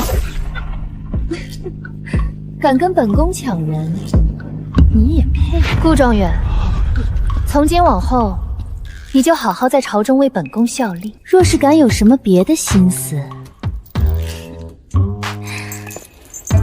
当着满朝文武的面，自己亲口承认看上了新科状元，还为了他杀了朝廷命官，这不就是妥妥的妖后行径吗？折辱士大夫，把堂堂状元当成禁题，天下读书人的唾沫星子都能把我淹死。原来如此，是老夫愚钝了。姚德安因一己私欲，便构陷国之栋梁，其心可诛。娘娘明察秋毫，不仅还了顾状元清白，更是向天下人明示，朝廷绝不容使这等结党营私、党同反异之风。娘娘说看上顾状元，此看上非彼看上，乃是看重其才华品行。娘娘这是要重用顾状元，绝不让萧少之辈毁我大梁的栋梁之才呀！娘娘不惜杀人来保护新科进士，这份苦心，臣等感佩涕零。杀一儆百，以后谁还敢用这种下作手段对付朝中忠良，姚德安就是下场。原来是这样，是自己心思龌龊了。顾秦淮，你寒窗苦读15年，竟连这点识人之明都没有。娘娘所做的一切都是为了社稷，为了给天下寒门士子撑起一片青天。他用如此激烈的手段，是在告诉所有人，新科进士是他要保的人，谁敢动就是死路一条。娘娘让我不用有后顾之忧，尽管在朝堂上大展手脚。这份恩情重于泰山，定要还娘娘一个大梁锦绣河山，方不辜负栽培之恩。臣顾秦淮，愿为娘娘、为大梁鞠躬尽瘁，死而后已。顾秦淮，你在干什么？我像个女流氓一样调戏你了，你跪什么？你谢什么？你应该感到屈辱，你应该骂我是妖后，你应该去投奔沈凌霄啊！老娘还就不信邪了。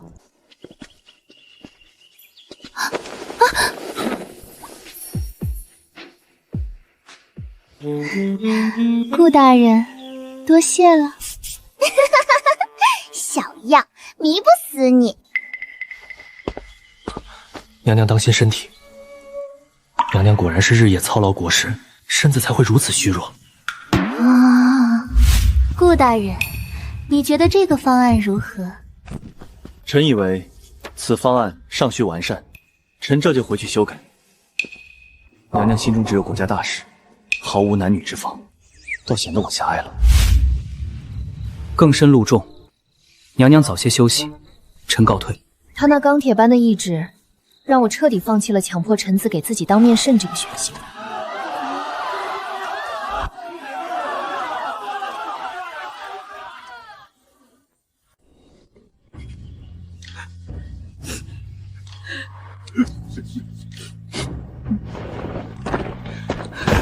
爹，娘，孩儿考上了，好。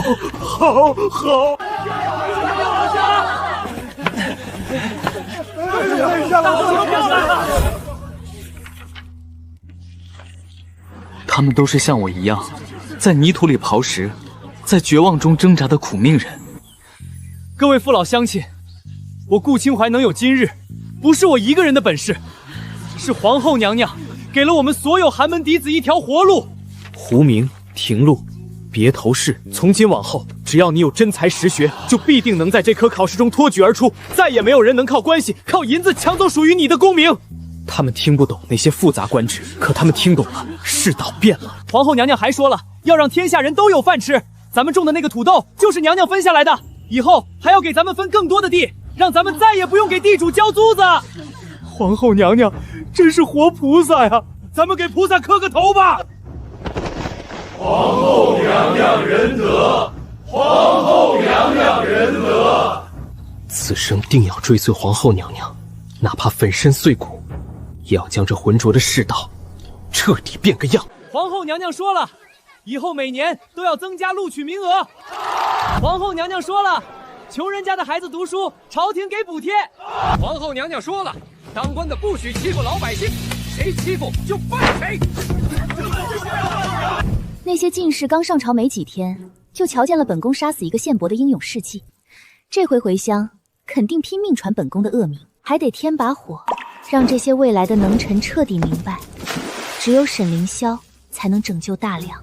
科举改革阴差阳错成了好事，不怕，本宫早想好补救的法子了。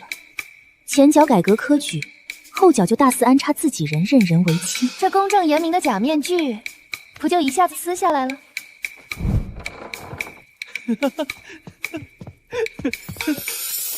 哥，你有没有什么朋友想当官的？我给你安排。什么叫好妹子？我刚被撸了官职，没脸见人，她这就来雪中送炭，这就是好妹子。有，妹妹，你还记得我那些朋友吧？王兄、李兄、赵兄他们，早就想为朝廷效力了。他们可都是我的过命的交情，绝对信得过。太好了，你把他们全叫来，我给他们安排官职，绝对不会低于2品。品。妹妹这是在给我培植党羽啊，是将来要让我接老爹的班啊！二公子，老爷让您立刻回府。爹，怎么了？你妹妹跟你说了什么？爹，我现在得赶紧去通知我那些朋友做好准备，等他们以后入了朝，定然对妹妹感恩戴德，这可是天大的好事。我裴崇信自诩聪明绝顶，怎么生出了这么个蠢笨如猪的儿子？你这个蠢货，你是半点都没领会到你妹妹的深意呀！深意？妹妹有什么深意？不就是照顾一下我这个亲哥哥吗？这是亲儿子，还能扔了不成？你以为你妹妹真让你去找你那只会斗鸡守狗的狐朋狗友？她这是在点你。这次恩科虽然选拔了不少人才，但真正的经世之才还未入世。你妹妹的野心是要将天下英才尽收囊中，她是让我们父子俩去充当这个马前卒，去三顾茅庐，把那些真正的隐士高人给请出山。他怎么不直说？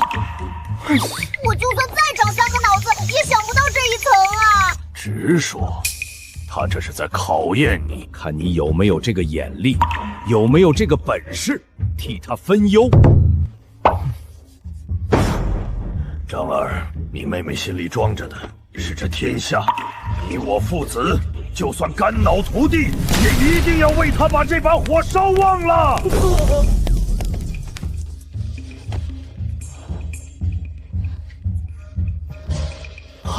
好的，爹，我这就去打听，哪里有真正的能人。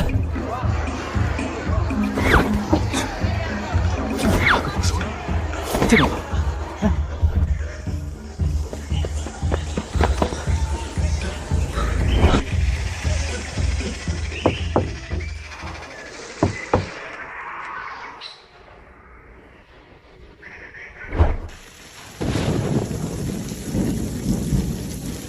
明天我亲自去，在下裴崇训，求见谢先生。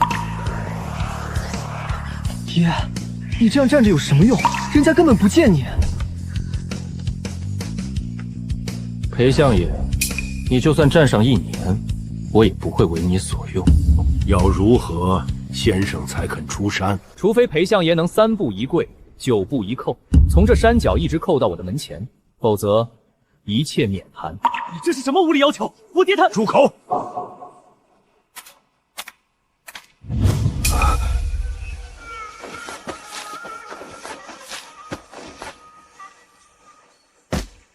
他竟然真的做了！退下！爹，你这是何苦？你是一朝宰相，怎么能向一个山野村夫下跪？先生，这天下有我女儿，还有得救。我不知道他为何会变成这样，能让这个奸相放下所有尊严来请自己，他背后那个人该有怎样的魄力和魅力？3跪9叩他都做到了，不可能言而无信。对我哥的朋友，我已经完全不抱希望了。反正都是些酒囊饭袋，安排的越高越好，越能显得我昏庸。哦，都是我哥的朋友啊，那肯定是自己人。让吏部看着办，给他们安排几个要紧的职位，官越大越好。这位皇后似乎和传闻中的雄才大略不太一样。诸位爱卿，本宫近日深感朝中事务繁忙，人才凋零，特命人寻访了几位贤才，充实各部。名单本宫已经拟好，今日便直接上任吧。我们刚把他封为明主，以为他真想革除积弊，公平取士，结果这才几天，他竟带头破坏规则，公然往朝堂里塞人。我们凭真才实学，千军万马过独木桥考上来，情何以堪？这朝廷终究还是要走回任人唯亲的老路吗？臣反对！皇后娘娘，科举取士乃是为国选才的根本大计。娘娘前脚改革科举，后脚便安插私人，这与之前那些权贵有何区别？此举会让天下读书人寒心，会毁了大梁的根基。臣恳请娘娘收回成命，臣也反对。娘娘若觉得我等才学不足，尽可罢黜，臣等绝无怨言。但这等不经考试便直接授官的行径，臣万万不敢苟同。此乃乱政之始！臣附议。臣等附议。这不就是我想要的效果吗？我故意独断专行，不就是为了拉仇恨吗？本宫意已决，尔等不必多言，反对也无用。来人，宣那几位新进的大人上殿吧。奉皇后娘娘懿旨。反正马上就要扯皮了，等他们先扯一扯，我再站出来维护4个草包。兹任命谢云舟。谁？谢云舟？他不是发誓永不入世吗？当年先帝连下3道圣旨都请不动他，他怎么来了？燕务商、董匪期、莫庸。燕无伤，那个以一己之力审清江南3州连环冤案，被称为青天在世的燕无伤。这些人任何一个单独拎出来，都是能让天下数数人顶礼膜拜的传奇人物。他们的名字在士林中就是一面旗帜。这哪里是什么酒囊饭袋，这分明是一套王炸！他们刚才竟然还反对，他们有什么资格反对？反对谢云舟入朝，我顾清怀算什么东西，也配反对谢云舟？早说是这几位啊！能把这几位世外之人都请出山，更说明娘娘玩大杀于江青的决心和魄力了。大梁朝有这些人加入，才真正有了盼头。皇后娘娘为了这江山，真是付出良多啊！没想到整个大殿竟为了不打扰皇后小妾而变得鸦雀无声。能让这么多心高气傲的臣子真心实意的敬服，这位裴皇后果然如民间传闻那般，是真心想要重振大梁的明主。刚才不是还在吵吗？怎么突然没声了？你们就没有什么要说的了？有意见尽管提，来吧，把你们心里的怨恨都发泄出来吧。皇后娘娘英明，臣等并无异议。英明什么？刚才不还剑拔弩张，恨不得以死相见吗？怎么自己睡了一觉，画风就突变成歌功颂德了？你们不反对本宫让这4人入朝为官，身居要职？娘娘所请，皆为当世大贤，臣等欢喜还来不及，怎会反对？娘娘为社稷殚精竭虑，臣等感佩五内。方才臣等不明就里，妄加非议，实在是罪该万死，请娘娘降罪。想不到你竟然是这样溜须拍马的顾清怀，好歹也是麒麟阁24功臣之一，你是怎么脸不红心不跳的对着4个草包说他们是当世大才的？一定是沈明孝，肯定是他刚才趁自己睡着的时候，给这些人使了眼色，让他们先隐忍不发，以此来放松我这个妖后的警惕。皇后娘娘为何又用这种眼神看我？难道是觉得我和这些新来的大臣走得太近，有结党营私的嫌疑？不行，我必须和这些人保持距离，绝不能让皇后娘娘误会。演得还挺像，算了，习惯就好。反正我的目的已经达到了，这些能臣干将就当是提前送给男主的班底吧。启禀娘娘，臣有本奏：苛政猛于虎，土地兼并，民不聊生，此皆国之大患。臣请新政，以安天下。这说的也太有道理了吧！每一条都切中10倍，每一个方案都极具前瞻性。如果按他的方法改革，大梁朝说不定真能起死回生。不对啊，我刚刚在想什么？我可是妖后啊！这种利国利民的好事，我怎么能答应？必须百般阻挠，把这滩水搅浑。奇怪，裴章的狐朋狗友怎么可能有这样的水平？这份奏章没有几10年的学问积淀，是绝对写不出来的。对，说的就是你。你叫什么名字？这1月来，我暗中观察他，时而精明，时而糊涂，深不可测。如今问我的名字，莫非有什么深意？臣谢云舟。哦，谢云舟啊。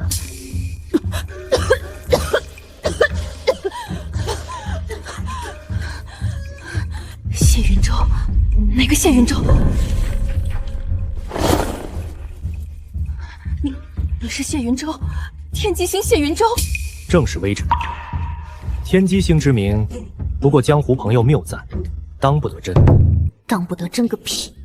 怪不得这1月朝堂风平浪静，没人反对大哥举荐的好朋友。我还以为他们迫于沈凌霄受气吞声，结果竟是因为对方是谢云舟。如果这一个是谢云舟，那另外几个呢？清代公子介绍的那几个朋友都叫什么名字？回娘娘叫燕务商、董匪期、霍庸。果然，全都是书中智力天花板级别的人物。这些天选能臣，现在全跑到我朝堂上当官来了，竟让这几个智多近妖的大人物在眼皮子底下被当成酒囊饭袋，使唤了1个月。不行，我不能同意这套方案。谢大人的方案，本宫觉得不行。为什么不行？哪里不行？退朝。我自认才学过人，从未被人这样当面否决，连个理由都不给。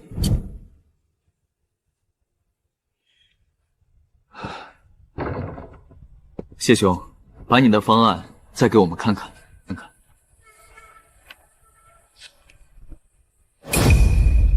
怎么了，谢兄？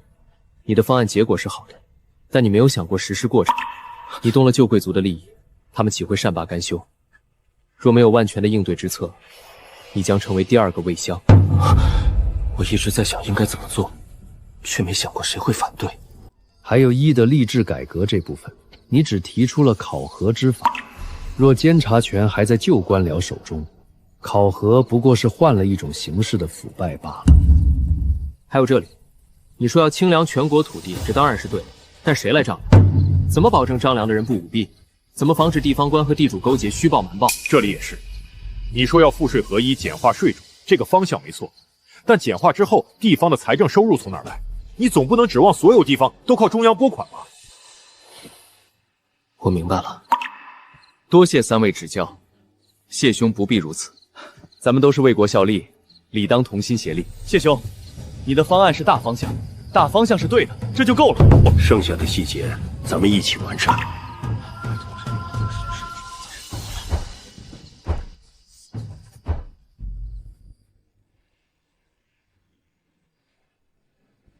我明白了，皇后娘娘昨日说不行，并非否决我的方案，而是看出了我的骄傲自负，将这方案完善到真正可以推行的地步。娘娘用心良苦啊！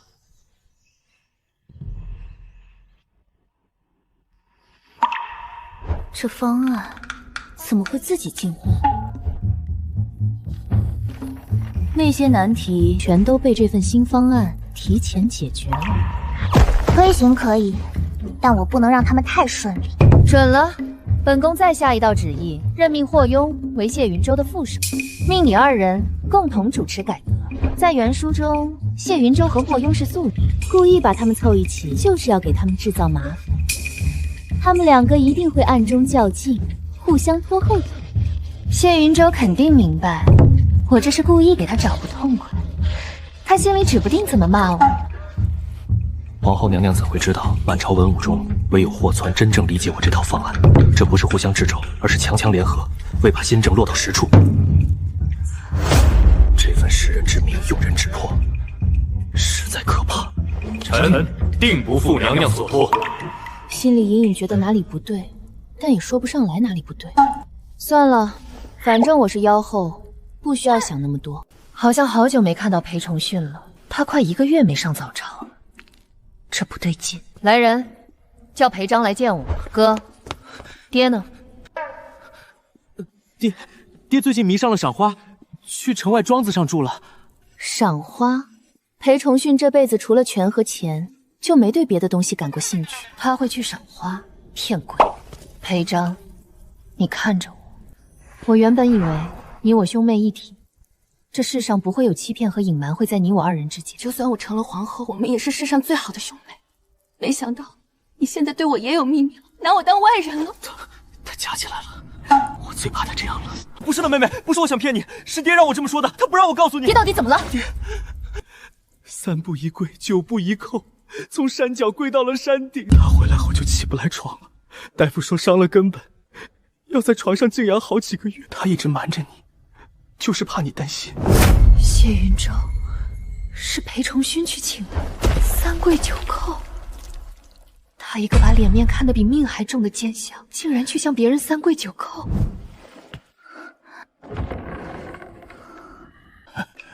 元儿，你怎么来了？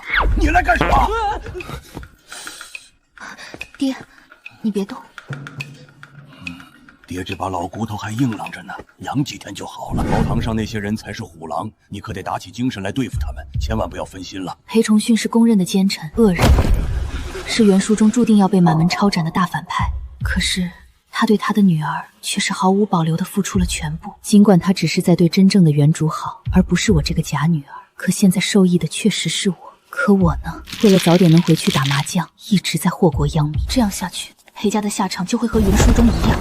为了回家，为了那桌快要糊的麻将，真的要牺牲掉整个裴家吗？女儿这是在自责，在内疚。她一定是在想，如果不是为了她的大业，我这个当爹的就不用受这些苦。她心疼我，所以才这么难过。我这个当爹的怎能让女儿为难？元儿，爹知道你在想什么。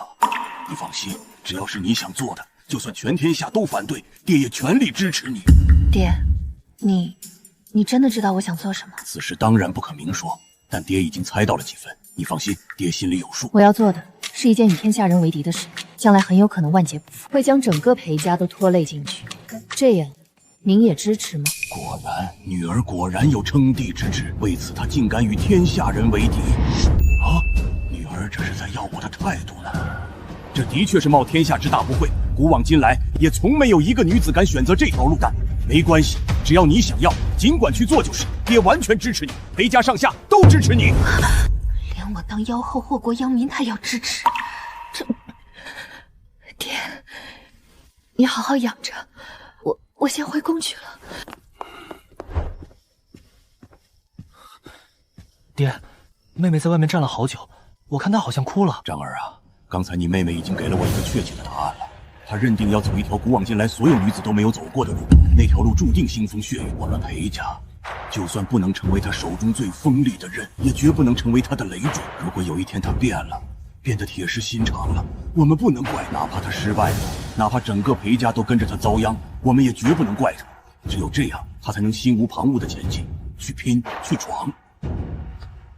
爹，我懂了。妹妹，你放心，哥哥绝对不会拖你后腿。哥向你发誓，从今往后都不会干那些伤天害理、强抢民田的事儿了。我懂了，他的意思是那些伤天害理的事，就留给你这个想当妖后的妹妹来干。我这个当哥哥的，以后就不跟你争了。哥，你还真是我的好哥哥。那是自然。他们裴家对女儿都是这么个宠法吗？她要当妖后，他们就集体给她腾地，生怕抢了她的风头。那我可就不客气了哦，这些那些不认识的大臣全部开除，统统开除！我是不是产生错觉了？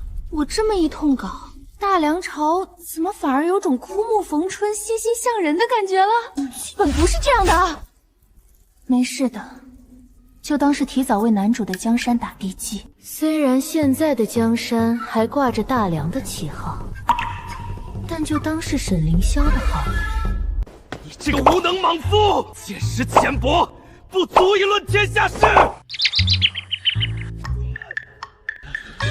不是哥们儿，这不是你最欣赏的主公吗？就算是在演我，也不至于这么拼吧？就不怕主公给你穿小鞋吗？这些能臣心高气傲，未来在他手底下也是谁也不服谁。可遇上大事，他们却极有分寸，能一致对外。此策不妥，尔等再议。陛下此言差矣。更离谱的是，原书中沉稳持重的董匪妻，沈凌霄智囊团里的重要人物，居然直接在朝堂上和他打起来了。那董匪妻打不过沈凌霄，居然用爪子把他挠破相了。男主，这可是你未来的心腹大臣啊！为了不让我怀疑你造反，你就天天跟他们干架？大杀 MVP？ 不至于啊，不至于。沈凌霄演的都快崩人设了，但我看穿不说穿，默默配合他们表演。我已经想方设法和朝中大臣保持距离了，为何娘娘还用这种眼神看我？是嫌我打得不够多吗？到底要我怎么做才行？爹，妹妹不是要当皇帝吗？这些人以后都是妹妹的臣子，你跟他们斗什么？让他们去干不就行了？你懂什么？党争是一定要有的。为何？如果朝堂之上大家一团和气，没有任何分歧，所有人都是一条心，那么很快他们就会把矛头对准坐在龙椅上的那个人，他们会联合起来把皇后架空。别看这些人现在热血沸腾，愿意为你妹妹抛头颅洒热血，那是因为他们还没尝到权力的真正滋味。等以后他们掌握了国家大权，享受到了那种生杀予夺的快感，他们就会想要更多。他们会嫌你妹妹碍事，会想要把她变成一个听话的傀儡。一旦你妹妹被架空，那就是她的死期。所以，我这个当爹的，无论如何也要挺住。我要站在这朝堂上，就算是以奸臣的身份，以他们的政敌的身份，也要为你妹妹留下一条后路。有我这个共同的敌人在，他们内部才不会乱，才不会把心思动到你妹妹头上。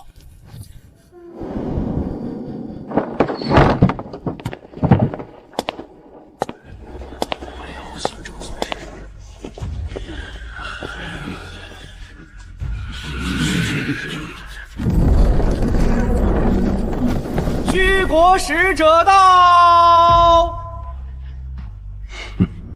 我续国戏言，天下无双。大梁2/3的盐巴，皆仰赖我国供给。此事，诸位大人想必比本首更清楚。徐国是靠近大梁的一个小国，疆域加起来还没大梁3个郡大，人口更是不过100万出头。但是造出的精盐却是无人能比，连皇室的御用贡盐都是从续国进口。开始时续国的盐还价格公道，但是随着我大梁日渐衰弱，精盐的价格更是1年1个价。朝廷虽不满，也只能捏着鼻子认了。一旦续国断了盐路，不仅百姓、王公贵族都得遭殃。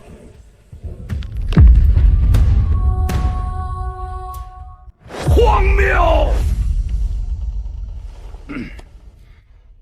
所以这次来，我徐国国君的意思是要调整一下盐价。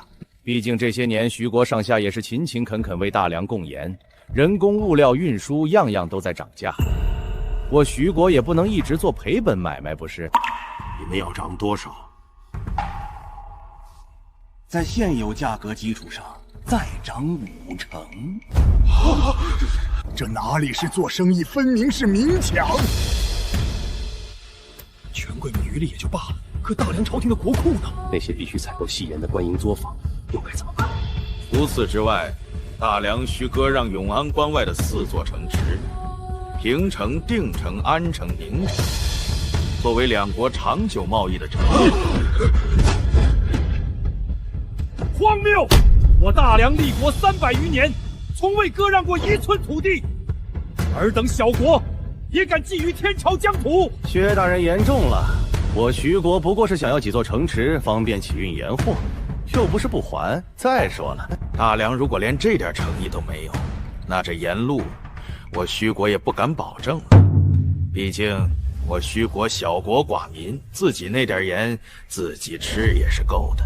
大梁现在没有跟勋国翻脸的资本，真要撕破脸，勋国只需切断盐路1年，大梁自己就得从内部乱起来。人不吃盐不行，这不是一句玩笑话。国君呢还说，如果大梁方便的话，绫罗绸缎、茶叶瓷器也各备一些，算是添的。数量不多，单子在这里，陛下看看。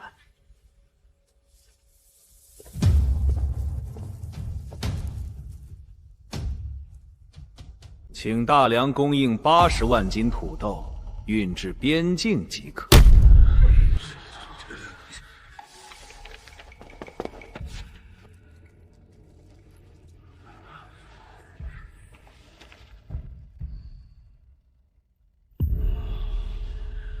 当然，除了这些，还有我西国国君听闻大梁最近得了一种叫土豆的新农作物，我西国愿以诚意换土豆，请大梁供应80万斤土豆，运至边境即可。以诚意换土豆，以诚意换土豆，说白了就是要白送。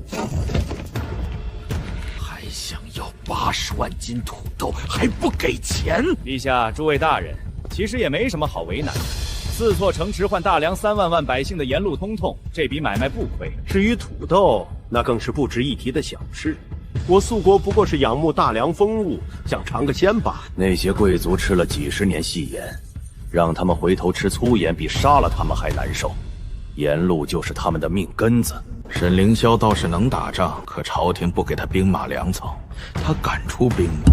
我王说了，大梁与我虚国世代交好，这些条件不过是2国加深友谊的小小诚意，还望陛下与娘娘明鉴。娘娘，但我不信一个女人能翻出什么浪来。再厉害的女人，在绝对的利益面前也得低头。徐国手里攥着大梁的盐路，攥着千万百姓的命脉，这就是最大的筹码，谁也翻不了天。涨5成，这也太狠了吧！去年已经涨了3成，今年又涨5成，明年是不是还要涨？这什么时候是个头？割让4座城池，这如何使得？那可是大梁的国土，一寸都不能让。可若不答应，他们断了盐路怎么办？一旦断盐，后果不堪设想啊4处边陲小城而已，又不在我的地盘上，割了便割了，只要盐路不断，什么都好商量。若趁机再多囤些盐，等盐价再涨，岂不是又能大赚一笔？这简直是天赐的商机呀！使者所提条件虽苛刻，然大梁眼前别无选择，盐乃民生之本，断不得。苏国虽小，却握有系盐之力，我大梁若与其交恶，得不偿失。我们还是先答应使者的条件，先稳住盐路，再从长计议。绝不可答应！安远侯所谓的从长计议，是计议多久？1年、2年，还是10年？等我们把4座城池割让出去，等我们把80万斤土豆白送给人家，等我们把100万两白银的绫罗绸缎拱手奉上，徐国的胃口就会满足了吗？下一次他们会不会要8座城池？会不会要200万斤土豆？会不会要整个江南的茶税？更何况，这样的条件我大梁都能答应了，我大梁颜面何存？我大梁的脊梁骨还在不在？顾大人、崔大人说的轻巧，可曾想过，若不答应，苏国断了盐路，大梁上下千万百姓无盐可吃，那才是真正的后患无穷。安远侯，我大梁并非无盐，自产的粗盐虽然品质不佳，但总归能粗盐。顾大人，你吃得了粗盐？朝堂上的诸位大人吃得了吗？宫中的陛下和娘娘吃得了吗？再说了，粗盐的产量本就有限，根本不足以供应全国。一旦巡国断盐，不出1年，整个大梁的盐市就要崩盘。到时候别说世家大族，就是寻常百姓也要遭殃。尤其是军队，士兵们没有盐吃，哪来的力气打仗？哪来的力气保家卫国？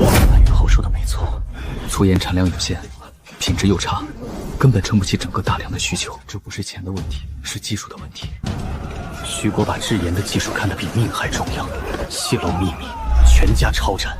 几10年来，大梁派出去的细作、收买的工匠，没一个人拿到完整的技术。到时候老百姓吃不起盐，军队用不起盐，会是什么后果？一旦徐国断盐，市面上盐价必然疯涨，世家权贵们囤积居细，盐价翻个几倍、10几倍都不是不可能。割让城池，赔付财物，白送土豆，这样的条件若是答应了，大梁就真的成了一块任人宰割的肥肉。今天是徐国，明天呢？后天呢？周边的其他国家看到大梁如此软弱，还不一拥而上，分而食之。大梁若是连孙国这样的贪小国都对付不了，还怎么对付那些如狼似虎的强敌？每一次暂且低头，换来的只会是下一次更狠的敲骨吸髓。今天退1步，明天就得退100步，退到最后无路可退。陛下、娘娘，老臣并非贪生怕死、卖国求荣之人。老臣为官40年，历经3朝，从未做过有辱国体之事。但隋国强而我大梁弱，不如暂且低头，待我大梁国力恢复、技术突破，再图雪耻。老臣说这些话，每一句都对得起自己的良心，对得起大梁的江山社稷。安远侯说的情真意切，可所有人都清楚，他这暂且低头，怕是要低一辈子。因为大梁的国力短时间不会恢复，技术不会突破，徐国也不会给大梁喘息的机会。让步，换来的只会是杀鸡取卵。今天退1步，明天就得退100步、1000步，这样下会无路可退。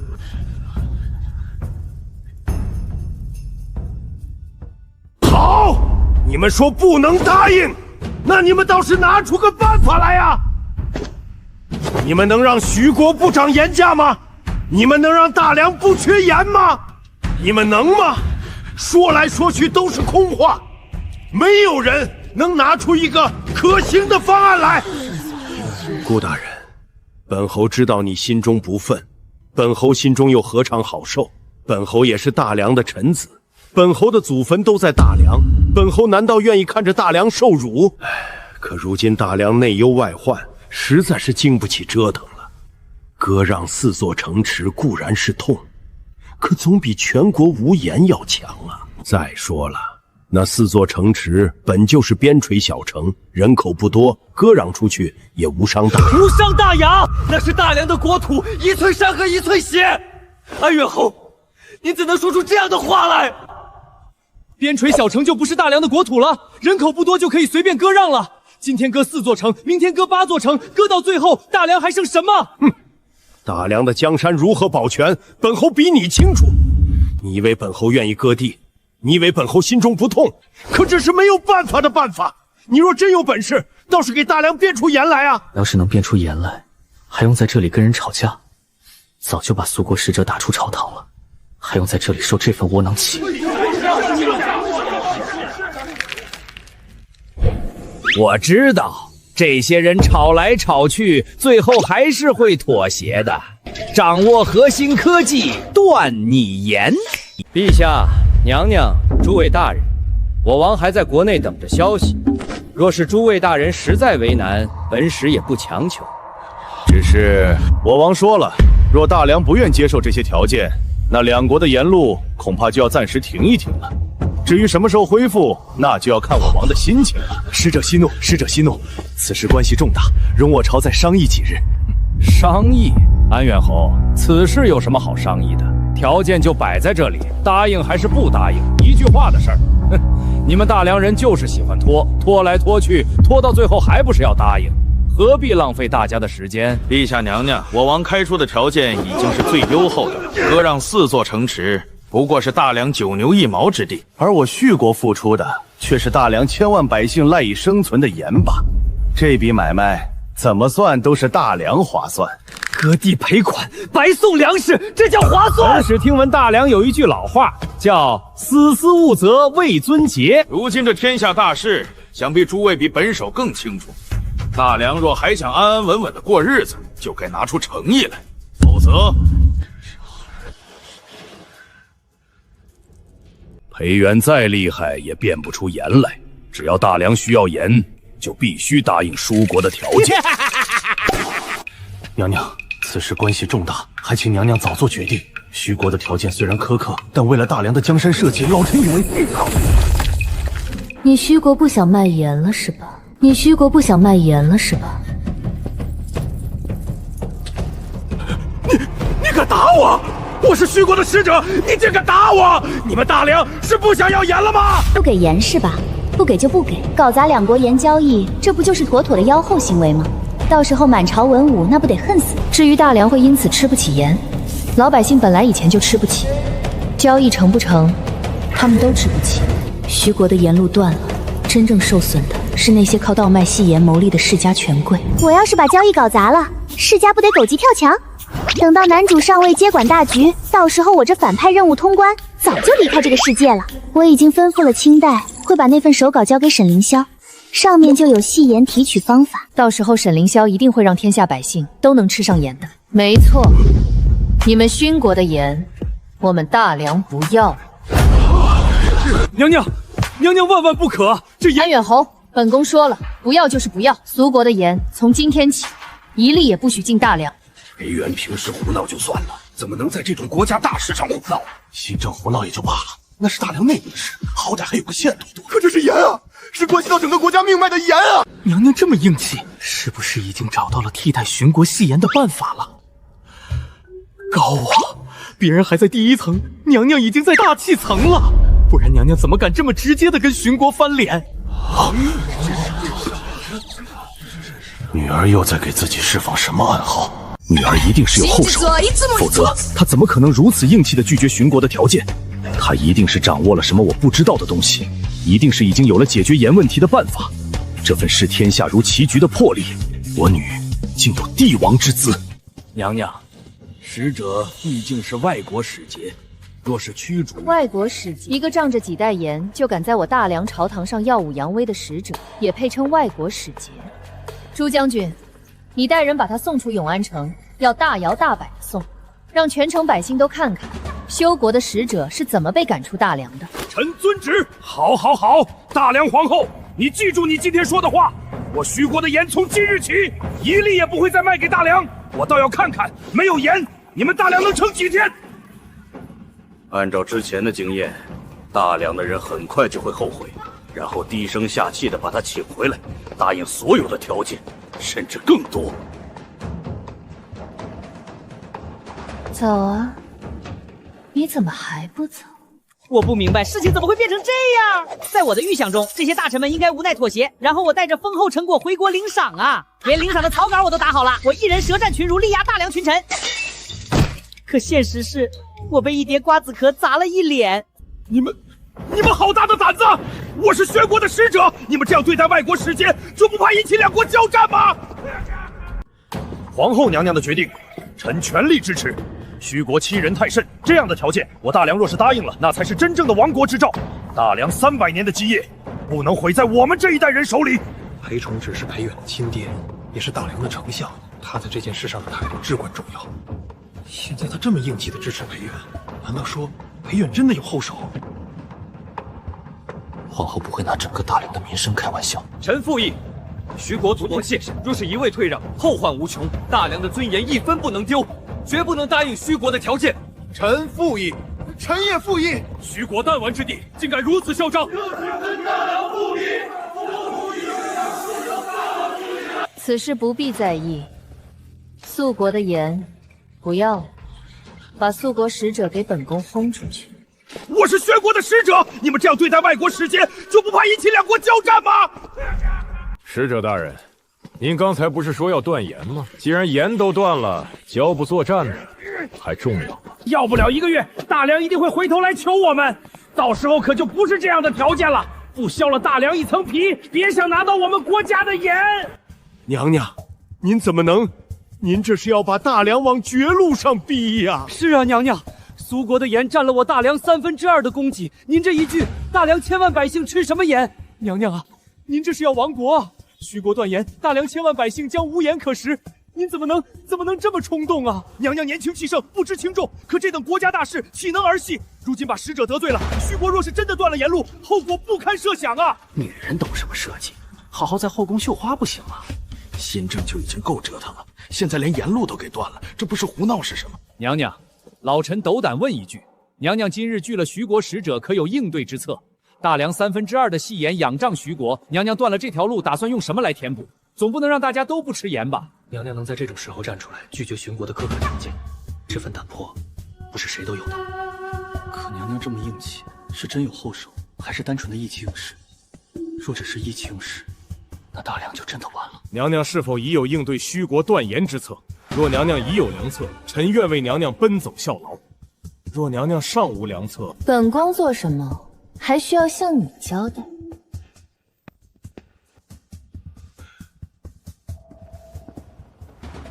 听说了吗？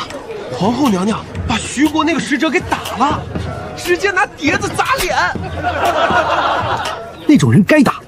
你是不知道徐国提了什么条件，割4座城，还要80万斤土豆，还要无数绫罗绸缎，这不是欺负人吗？可不就是欺负人吗？仗着自己有盐，就骑到咱们头上来了。皇后娘娘打得好，这种人就该打。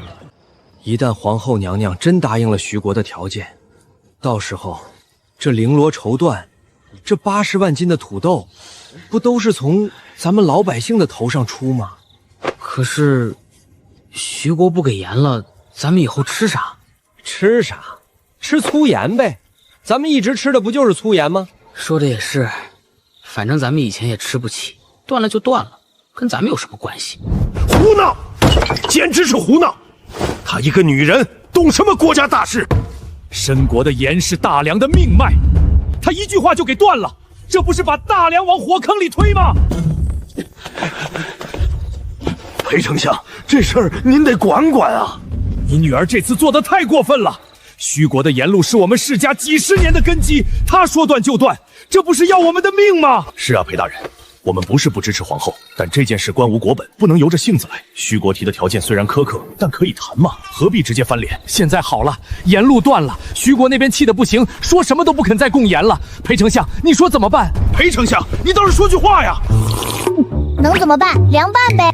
皇后在朝堂上打了休国使者，我们就不说什么了。年轻人气盛，可以理解。但他把使者赶出京城，还大张旗鼓的让所有人都知道。那以诸位之见，该如何处置？自然是让皇后向徐国赔礼道歉，重新恢复沿路。徐国提出的条件，能答应的就答应，不能答应的也可以再谈。总之，沿路不能断，这是底线。裴丞相，我们也不是要为难皇后，但说句不好听的，女人懂什么设计？非要插手国家大事，这不是添乱吗？裴丞相，你是皇后的父亲，你说的话，她总该听吧？诸位，皇后所做的一切自有深意，我们且等几日，我相信娘娘定能解决。阻止新政改革，等新政改革停止了，再让裴渊跟徐国低头，恢复沿路也不迟。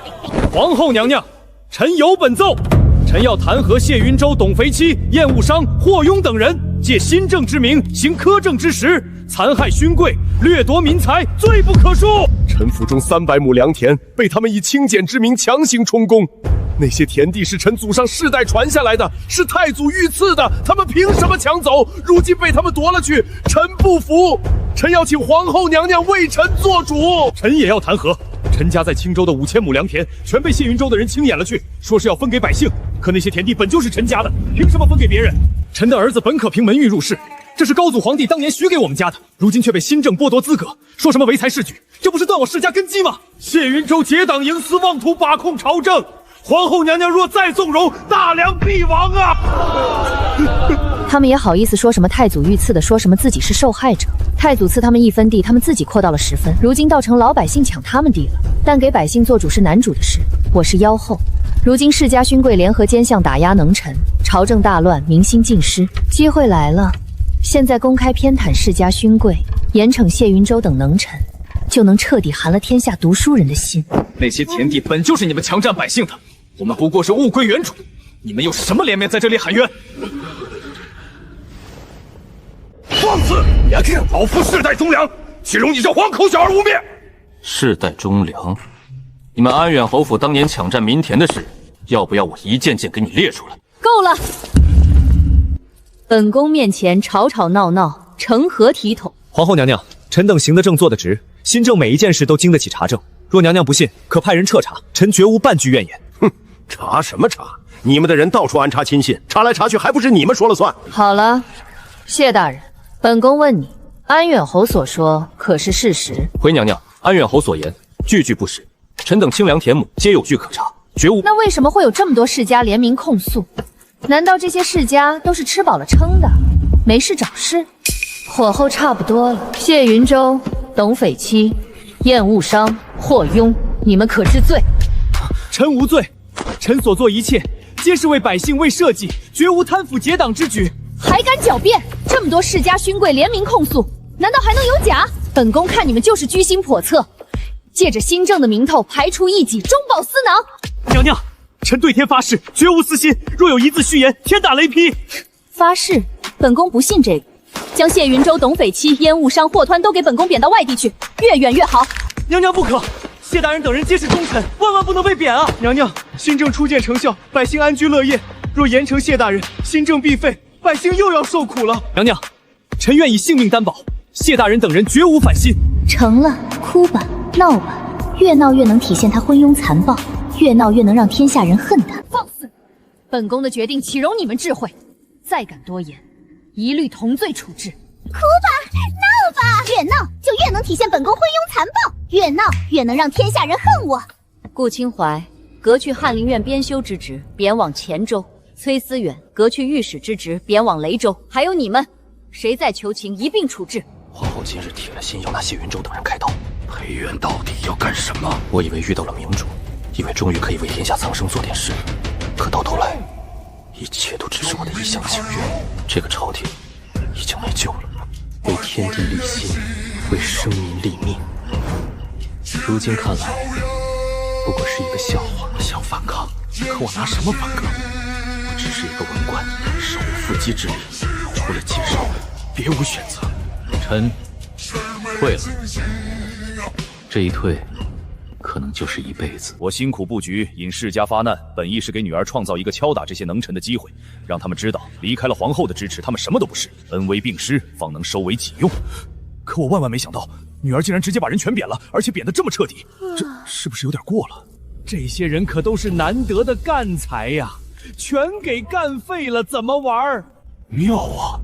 先把谢云州等人贬谪，平息怒火，再暗中把人弄回来，这是极高明的欲擒故纵，明贬暗保，日后调回，既管了世家，又收了死忠，这简直是一石三鸟。只要我想得够深，我女就是千古一帝。雪中送炭，这丫头比我想象的还要厉害呀！皇后娘娘，臣有话说。男主终于出场了，放肆！本宫的决定岂容你们智慧？臣不敢违抗娘娘旨意，但谢大人、董大人都是朝廷柱石，若只因世家哭诉便将他们贬官，臣恐天下不服。臣恳请娘娘三思而后行。对，就是这个节奏，不畏强权，仗义直言，完美。不过既然你跳出来了，那我就成全你，让你的忠义之名传遍天下。沈凌霄，你仗着有些军功，便敢在金殿之上顶撞本宫，是觉得本宫的剑斩不得你吗？臣不敢。本宫看你什么都敢。沈凌霄，你与谢云州等人过从甚密，结为朋党，本宫早有所闻。今日你既然跳出来，那便一起吧。来人，褫夺沈凌霄一切军职，贬至北疆管仓库，即刻启程，不得延误。威震边陲的大将军，竟被贬去管仓库，这简直是奇耻大辱。臣领旨，谢恩。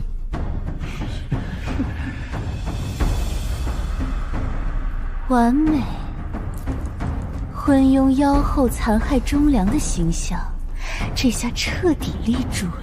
男主沈凌霄也被我亲手送到了外面，还附赠了一整套顶级班子。接下来就该是男主在外积蓄力量，收拢人心，然后举明义旗，杀回京城，把我这个妖后送上断头台了吧？我简直迫不及待了。白猿，怎么连沈凌霄都变？妙啊！太妙了！北疆是沈凌霄的老巢，他在那里一手遮天。女儿把他贬回北疆，名义上是流放，实际上是让他回去整合军队，积蓄力量。这哪里是惩罚，分明是在给沈凌云机会。诸位，人本宫已经贬了，现在你们满意了吧？这女人终究是怕了，她怕我们世家联合起来，她的位子就坐不稳。说的是，既然她怕了，那咱们可不能就这么算了。我们被新政刮去的可不止一点半点，如今裴相撑腰，皇后服软，正是要连本带利还回来的时候。对，不仅要让他把田产、阴补名额都还回来，还得让朝廷赔偿我们这半年来的损失，否则我们就赖在京城不走了，看他能把我们怎么样！皇后娘娘圣明，为我等世家做主，臣等感激涕零。只是臣等被夺走的田产、商铺、盐引，还望娘娘下旨归还。是啊，娘娘，那些是臣等祖传的家业，如今被谢云州等人夺了去，臣等一家老小都没了生计，还望娘娘为臣等做主，物归原主。娘娘，臣的要求也不高，就是把属于臣等的东西还回来，再把新政废掉，一切恢复旧制就好。对对对，恢复旧制，大梁100余年都是这么过来的，怎么到了谢云州手里就成了苛政了？简直是胡闹！娘娘，臣等在清亮中被没收的财产总计价值100万两，还望娘娘。好家伙，这帮好家伙居然想要用它来平他们那些烂账啊！平烂账就算了，开口就是100万两、2万两的，真是把他当小日子整啊！你们都想要回那些东西？是，还望娘娘恩准。皇后连新政派都贬了，难道还会为那3瓜2枣的跟他们翻脸？进了本宫口袋里的东西，还想让本宫吐出来？本宫今天把话撂在这儿，那些田产、商铺、盐引，你们一根毛都别想要回去。不仅现在要不回去，以后也别想，这辈子都别想。什么？娘娘，您不能这样！那些是我们，是你们的。你们说是你们的，可有证据？要不要本宫让人将高祖皇帝赐给你们的田地记录找出来看看？那是臣等家族自己产业打理的好，挣来的。本宫为了大梁朝夙兴夜寐，如今要你们点东西，你们就跟本宫算得一清二楚。你们什么意思？何意味啊？不是，这女人怎么这么胡搅蛮缠？服了，有理说不清，真的会谢。娘娘，您不能不讲道理，将臣子的私产据为己有，传出去，天下人也必定会非议您。道理？本宫这里缺货好吧？讲道理不存在的。本宫要是讲道理的人，昨日能把虚国使者赶走，今天能一天之内贬了20个大臣。规矩道理限制不了本宫。我是妖后，我讲什么道理呀？我主打一个无差别攻击，平等创飞在场每一个人。世家怎么了？主打一个专治世家不服，就是要惹你世家。你们给本宫搞清楚，本宫今天为你们做主，把最心爱的能臣全都贬了。你们现在还跟本宫得寸进尺，要东要西的，怎么想造反吗？给你们台阶不下，非要比本宫先捉是吧？不是，人是你自己发疯贬的，自己闯祸，现在锅全算我们头上，转头还要我们付出代价。凭什么？合着只有我们受伤的世界达成了？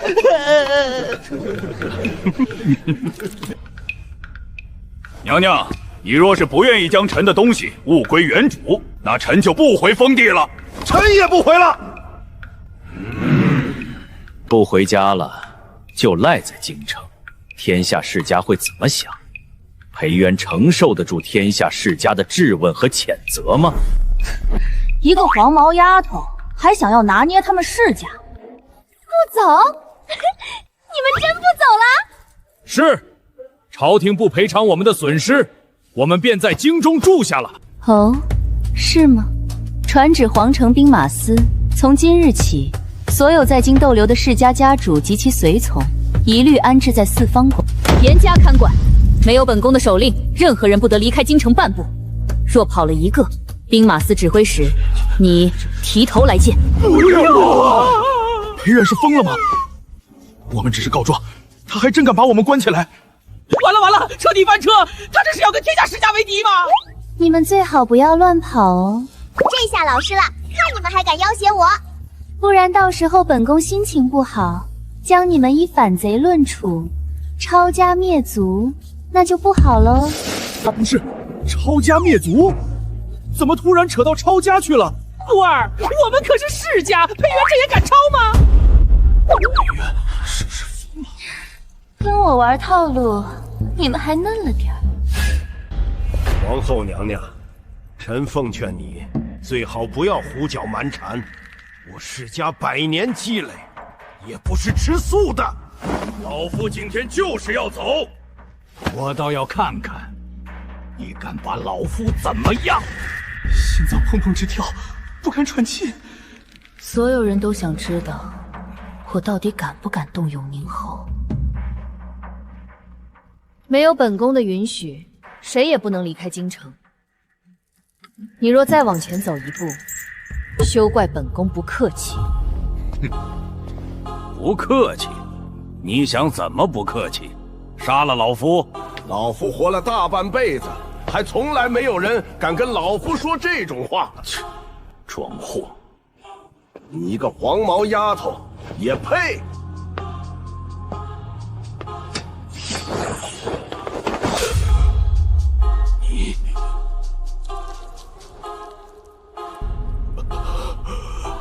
你本宫说了，没有本宫的允许，谁敢离开京城一步，杀无赦。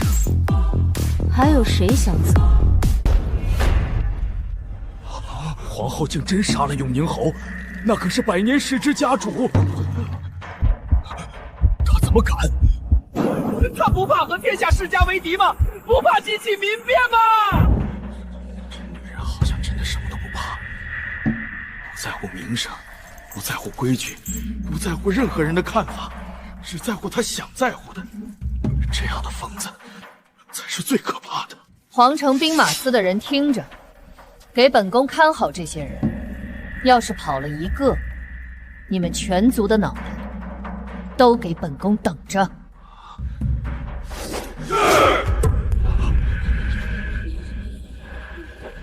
他今天能杀永宁侯，明天就能杀我们中的任何一个。什么百年世家，在这疯女人眼里都不如手里那柄剑好使。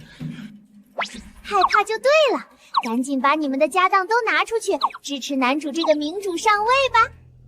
女儿这确实有点狠了，敲打归敲打，直接连世家家主都杀，这仇就结大了。以后如何收场？女儿做事向来步步为营，必有深意。他这么做，也许是为了彻底震慑世家，让他们在接下来的乱局中不敢轻举妄动；也许是为了给那些被贬的能臣一个交代，表明他与世家并非一路。女儿的手腕已经不是他能轻易揣摩的了，静观其变吧。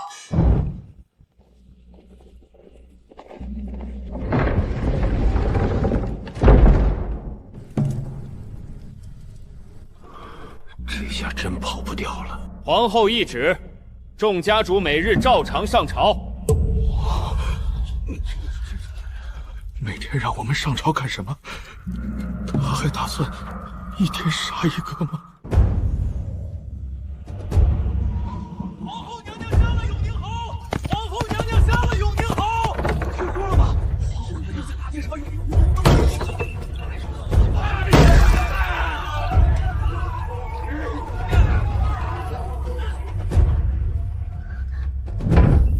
妖后，简直是妖后！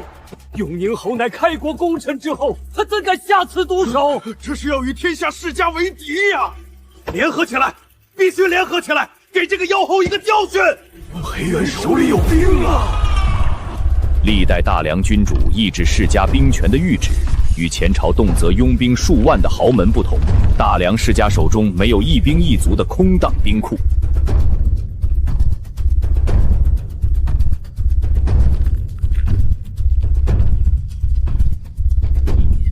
世家的力量全在土地，垄断的知识与姻亲政治影响力。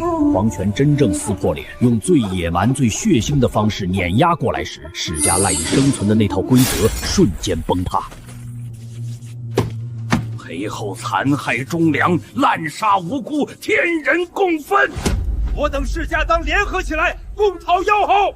对，联合，必须联合。万一去了回不来怎么办？那女的可是个疯子，什么事都干得出来。老家主生死未卜，家族总不能群龙无首吧？以前有家主在，大家都不敢动，可现在他回不来了。边上位的家主们心里都有一本账，巴不得裴元再疯一点，直接把京城那些老家伙全杀了，这样我们的位子才算真正坐稳。再也不用担心哪天老头子突然回来。一封封贬官诏书，20多位官员的名字四气被划下红印，数位被关押四方馆的家主，这场足以撼动朝野的世家之乱，终于落下了帷幕。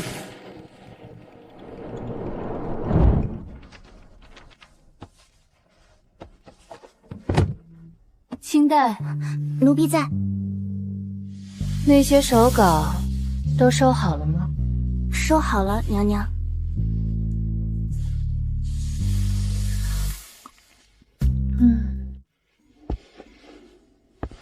把那些纸拿远点儿，不许给丞相看，知道了没有？可千万不能像上次科举舞弊那样，落入了裴崇训手里。那个脑补帝看到了这些手稿，不知道又会脑补出什么来。是，奴婢明白了。娘娘为什么在这时候让自己把手稿拿出去？娘娘现在越发深不可测了，做的每一件事都有深意。清代，你在娘娘身边伺候，要多长几个心眼。娘娘做事往往大有深意，你看着觉得莫名其妙的事，背后可能牵扯着天大的布局。所以，不要什么事都等着娘娘吩咐，要学会揣摩娘娘的心思，要知道娘娘真正想做的是什么，然后提前把事情办好。只要你机灵，会察言观色，日后这条路啊，只会越走越宽呐。死脑子快撞啊！相爷这也太高深了吧！但现在我突然明白了，娘娘把手膏交给我，说拿远点儿，不许给丞相看。表面上是在提防相爷，实际上是让我把这些手稿送给谢云州他们。对，一定是这样。娘娘昨天在朝堂上贬了谢大人他们，别人都以为娘娘是昏庸，可我知道娘娘绝对不是那种人。懂了，高端局，谢大人他们可是娘娘费尽心思请回来的能臣，娘娘怎么可能真的贬他们？所谓的贬谪，一定是明贬暗生。娘娘是借着世家的压力，把谢大人他们派到各地去，让他们执行更重要的任务，而这些手稿就是娘娘交给他们的任务指南。娘娘刚才特意问起手稿，又说不许给丞相看，分明是在提醒我该去送手稿了。而且娘娘之前确实说过，让我以后把这些手稿给沈将军他们。以后是什么时候？从娘娘说完那句话开始，所有时间都是以后。现在不正是以后吗？嘿嘿，我真聪明，嘻嘻。我要去追谢大人他们，现在追还来得及，奔跑吧，青小蛋！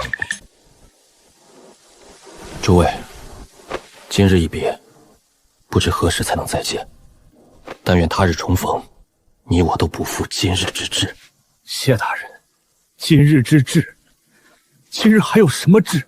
我们都被贬了，连大将军都被发配去看仓库了，这朝廷还有什么指望？慎言，隔墙有耳。怕什么？我已经被贬了，就当跟之前昆羽、田园一般了。这京城，我是再也不会来了。我不明白，皇后为什么要这样做？推行新政。那样的皇后，怎么可能突然变得如此昏庸？难道真如谢云州所说，皇权终究抵不过世家的压力？难道所有的努力，所有的希望，就这样付之东流了？谢大人、沈将军、诸位大人，等一等！清代姑娘，可是娘娘有什么吩咐？这是娘娘让我交给你们的。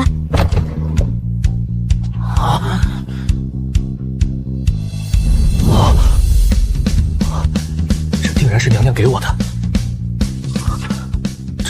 这是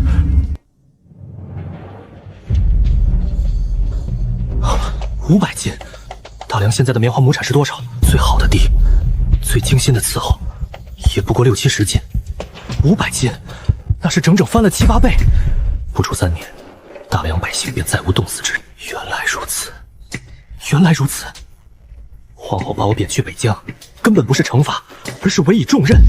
她早就算好了一切。皇后她早就准备好了高产棉花种子，早就写好了种植方法，只等一个合适的时机，把我派往北疆去执行这个任务。而所谓的世家告状，朝堂震怒，贬谪忠良，不过是掩人耳目的戏码。娘娘太难了，只有这样才能瞒过世家的耳目，才能让他们放松警惕，让我去北疆种棉花。娘娘为了天下百姓，竟费了这么多心思。她一个人扛着腰后的骂名，被天下人唾骂，被忠臣误解，被世家嘲笑，可她依然咬着牙，一步一步推行她的计划。这样的皇后哪里是妖后，分明是圣人！我竟然还怀疑她，我真不是人啊！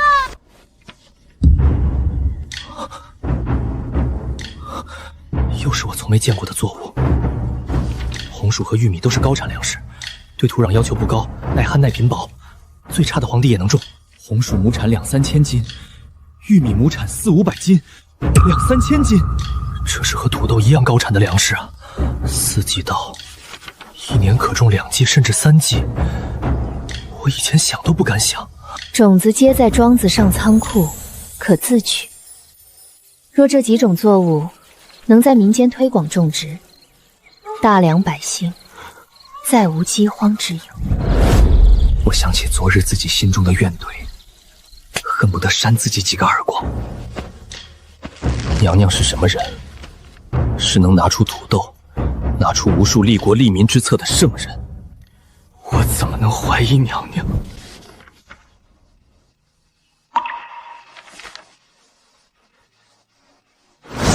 按这方法，竟能炼出比铁更坚硬的东西。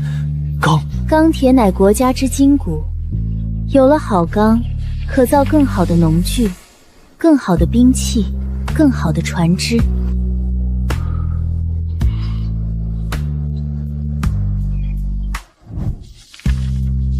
知识不在少数人手中，而在天下人心中。用这种方法，印刷效率可以提高几十倍，成本可以降低到原来的1/10。有了便宜的书籍，更多寒门子弟能读书识字，女子也能读书识字，世家的知识斗断将不攻自破。煤炭可烧火取暖，可炼铁当钢。若能推广蜂窝煤，百姓冬日再无冻艾之忧，亦能减少板伐树木，保护水土。如果这提纯骚法能推广开来，如果那些盐矿能顺利开采，那百姓就能吃上便宜的好盐，世家的盐铁垄断将不攻自破。原来娘娘是让我去搞盐，难怪娘娘在虚国使者面前那样硬气。有了盐，大梁就不会再受虚国掣肘了。所谓的贬臣，所谓的流放，不过是一场娘娘精心策划的大戏，而娘娘自己则留在京城和世家周旋，忍受天下人的咒骂，为我们争取时间和空间。娘娘，你没有让臣失望啊！我怎么能怀疑娘娘？我有什么资格怀疑娘娘？谢大人，别这样。娘娘用心良苦，我们要做的不是在这里自责，而是完成娘娘交代的任务，让娘娘的苦心没有白费。对，我们要让那些世家看看，娘娘不是他们能算计的，大梁的天塌不了。各位大人，我们在此分别，各自出发吧。但我相信用不了多久，我们就会重新聚首，到那时候，大梁一定已经变了模样。说得好！娘娘在京城为我们遮风挡雨，我们若连这点任务都完不成，有何面目再见娘娘？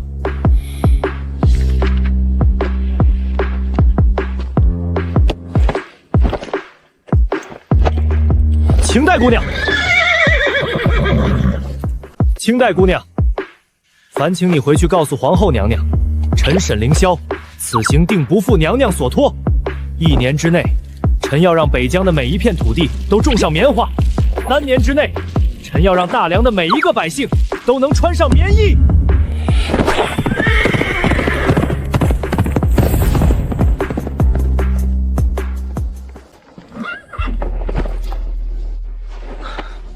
娘娘保重，臣去了。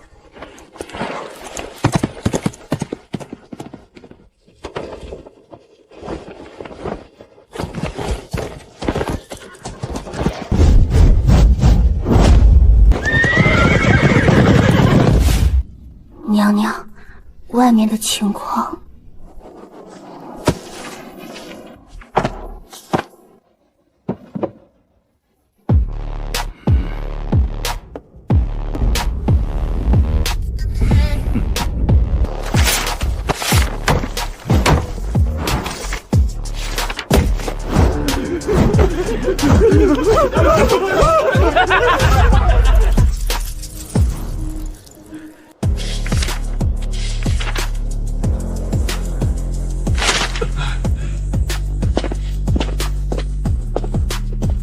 什么皇后娘娘，根本就是妖后，听信奸相，残害忠良，废了新政。谢大人他们多好的官啊，为我们百姓做主，结果被贬去边疆，这日子没法过了，还不如回到以前。这世道，好人没好报啊！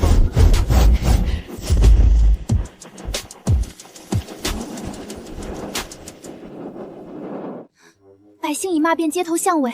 对，就是这样，骂我，恨我。传本宫旨意，从即日起加征30%赋税，以充国库。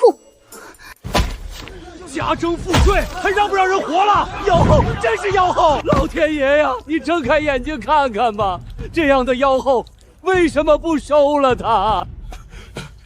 皇后娘娘，求您收回成命，召回谢大人，召回沈将军等人，重启新政，以安民心啊！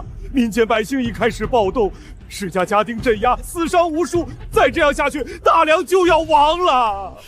哎呀，老爷子对不住！暴动，敢反抗朝廷，直接派兵镇压，嘎一警百，看谁还敢闹事！娘娘，您怎能如此冷血？那些都是您的子民啊！谢大人他们为百姓呕心沥血，您却将他们贬臣，如今百姓受难，您竟还要乱嘎，臣对娘娘太失望了。来了，忠臣弃官，民心尽失，男主上位的时机到了。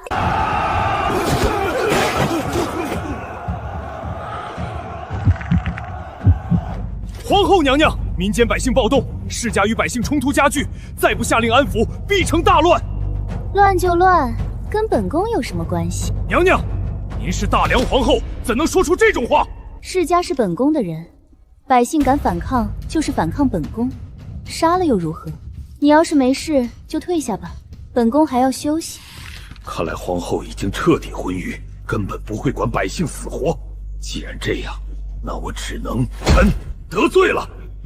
传我命令，立刻前往各地镇压世家骄丁，安抚百姓，恢复新政细则。谁敢阻挠，格杀勿论。另外，派人快马加鞭前往北疆，请沈将军回京主持大局。你敢违抗本宫旨意，私自调兵，你是想造反吗？臣不是造反，臣是为了大梁社稷，为了天下百姓。若娘娘要治罪，臣甘愿领死，但新政必须重启，百姓必须安抚。完美！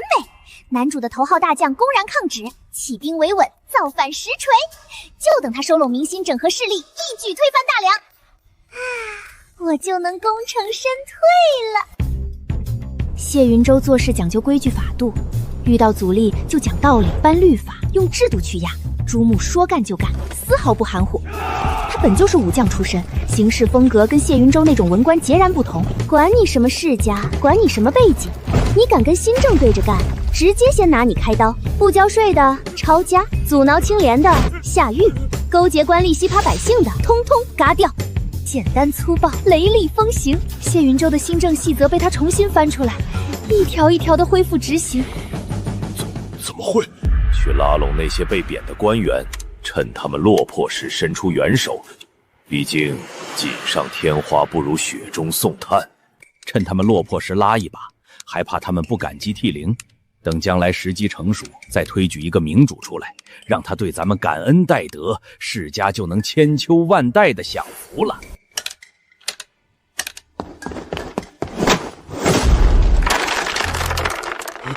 朱木强征世家家丁，大人称病，闭门谢客。怎么回事？在咱们眼里，裴崇信一直是世家这边在朝廷的人啊。娘娘，朱木带兵煽动世家精丁，暴力横行，求娘娘做主。朱木是武将，本宫管不了他。你们要是有本事，自己去对付他。不是，这事不是你搞出来的吗？朱木为什么敢对世家下手？不是因为你先开创了大梁朝杀世家家主的先河吗？不然朱木哪里来的胆子？裴元把谢云州等人贬了，看似是帮了咱们。谢云州等人一走，他转头就加征赋税，乱搞一套，民心一乱，百姓一暴动，朱木这个沈凌霄的旧部就站出来了。这他妈怎么感觉像是被下套了？世家不仅没捞到好处，处境反而比之前更糟了。男主在外面收拢人心，本宫在京城也不能懈怠，必须把妖后这个角色演到极致，把人心彻底推向对立面。本宫要搞个大着皇城兵马司于京城内外征召民女1000人入宫服役，限期3日，不得有误。官兵失职，挨户搜人。不问背景，不查家庭，只要是年轻女子，看到了直接带走。什么？要强征女子入宫？皇后这是要干什么？宫里用得着这么多人伺候吗？你们懂什么？那些女子进宫哪里是伺候人的，分明是另有用途。求求你们放过我女儿吧，她才14岁呀，她弟弟才3岁，离不了姐姐呀！你们凭什么抓人？还有没有王法了？我女儿又没犯法，你们凭什么把她抓走？王法？呵呵，皇后娘娘的话就是王法，有意见我们也是奉命行事，别让我们为难。不得好死的妖后，你会有报应的，老天爷不会放过你的。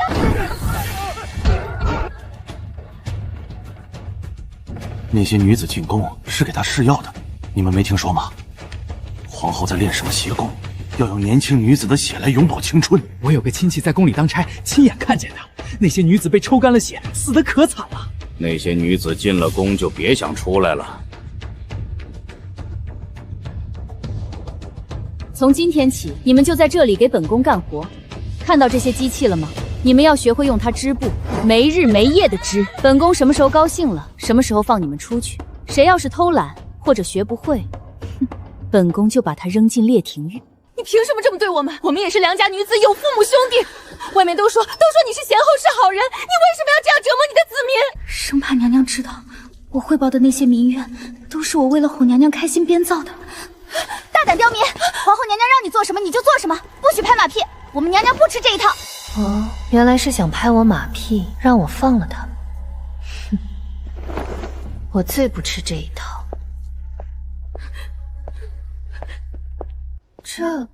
这是什么？纺纱机，可是比咱们家里的纺车复杂多了。你们看这个梭子，怎么会自己飞？太快了！这台织布机也太厉害了，一个人能顶10个人。如果咱们家家户户都能有一台这样的纺织机，那该多好啊！娘娘，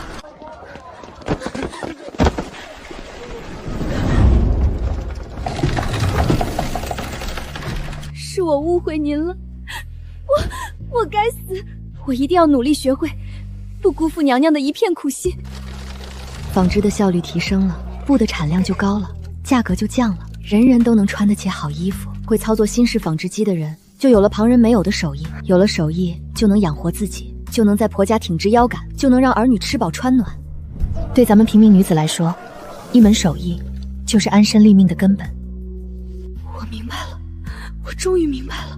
皇后娘娘哪里是把咱们抓来奴役的，分明是要教咱们学会这门手艺。女子在这世道生存本就艰难，可若有一门手艺傍身，那就不一样了。无论在娘家，在婆家，还是自己一个人过，日子都能好过许多。可娘娘为什么不明说呢？为什么要用强征这种方式呢？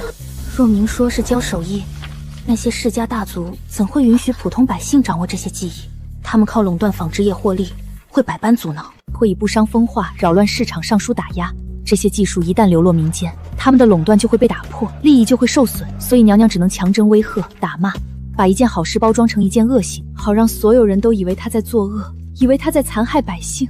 可实际上，她做的是天大的好事，把足以改变无数人命运的技术硬塞到咱们女子手里。姐姐，皇后娘娘是好人，对不对？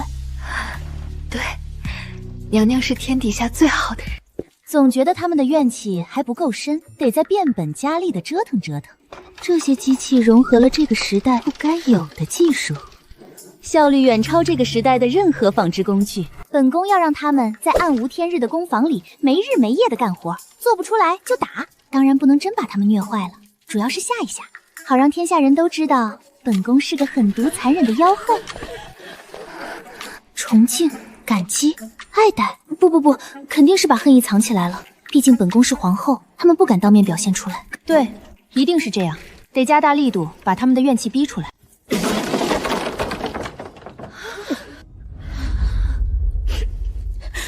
我一定学会这门手艺。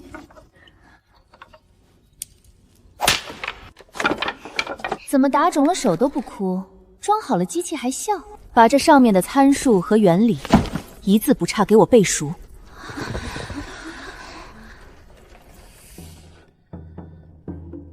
这个字怎么念？缩口角度，经线张力。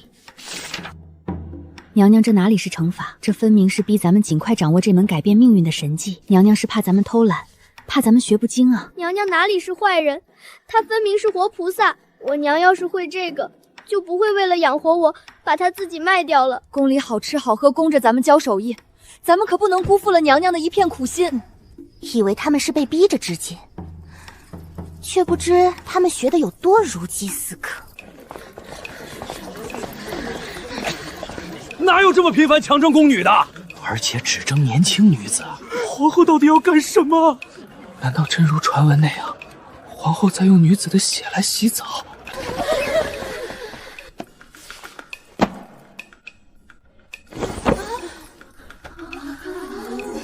这些字，天书一样。本宫简直丧心病狂，但为了剧情，忍了。别说他们不认识，本宫都不认识，只有那些学医的能看懂。唉，字都不认识就让人背，这不是强人所难吗？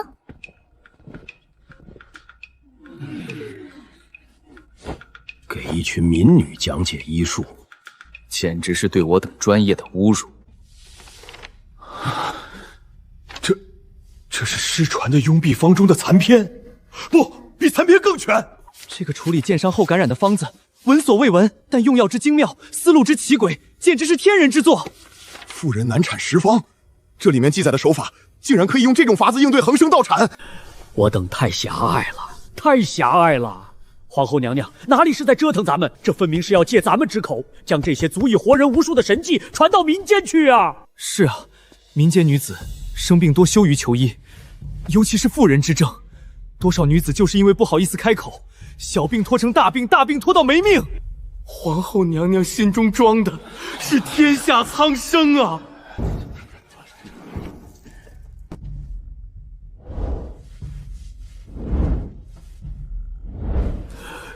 若早20年看到这些医书，我能多救多少人呢？我背下的每一个字，学会的每一个手法，将来都可能救下一条命，一条活生生的命。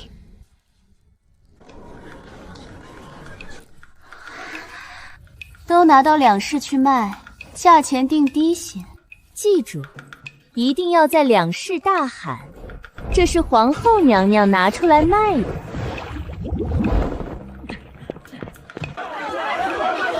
这是皇后娘娘拿出来卖的。皇后娘娘穿的都是绫罗绸缎，怎么可能拿来两市低价售卖？虽只是普通料子，可这价钱对咱老百姓来说也真是低了。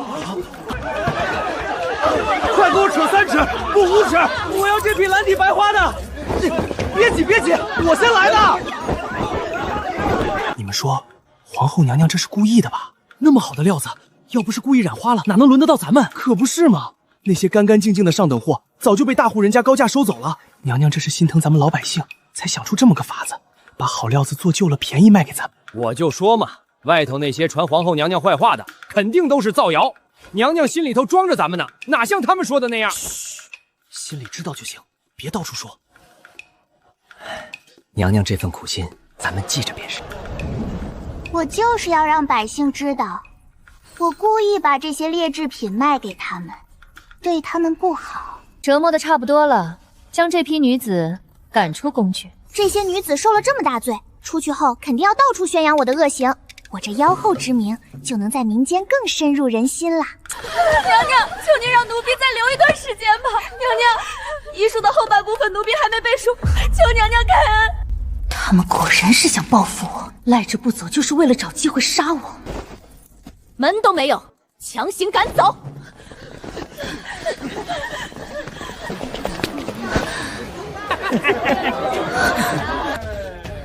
你们懂什么？你们什么都不知道，凭什么污蔑皇后娘娘？哟，这不是被强征进宫的小娘子吗？怎么被折磨傻了，还替那妖后说话？折磨？你们看看，这是什么？这是娘娘教我们织的布。娘娘把我们召进宫，是怕我们不愿意去学手艺，才故意说是强征。她教我们纺纱织布，教我们医术救人。你们根本什么都不懂，就在外面造谣抹黑娘娘。娘娘为了我们，甘愿背上妖后的骂名。她为了天下女子，不惜被你们这些无知之人唾骂。我们要是还不知道感恩，那还是人吗？我哪里知道真相是这样？我也是听旁人说的。姐妹们，我们要记得自己的使命，皇后娘娘教给我们的本事，不是让我们学会就可以了，而是让天底下的女子都能有这样一门技艺傍身。我们回到家乡以后，一定要教会更多的姐妹，不要让娘娘的苦心白费了。好。秀娘，你从哪里得来的这东西？这简直是巧夺天工。这是我进宫后皇后娘娘教给我的。皇后娘娘真是个好人啊！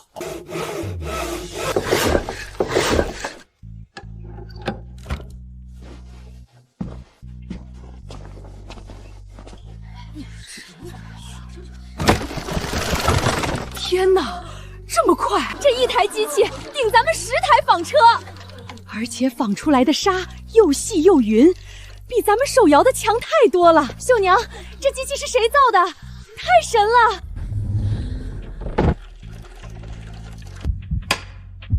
织纺西造，娘娘不是妖后，娘娘是天底下最好的人。她为了我们这些女子能有一门手艺傍身，背了多大的骂名啊！皇后娘娘真是用心良苦啊！娘娘这是用自己的名声换咱们女子的活路啊！所以，娘娘交代的事，我一定要做到。她让我把这门手艺传下去，让天底下更多的女子能靠自己的双手吃饭，我一定会做到。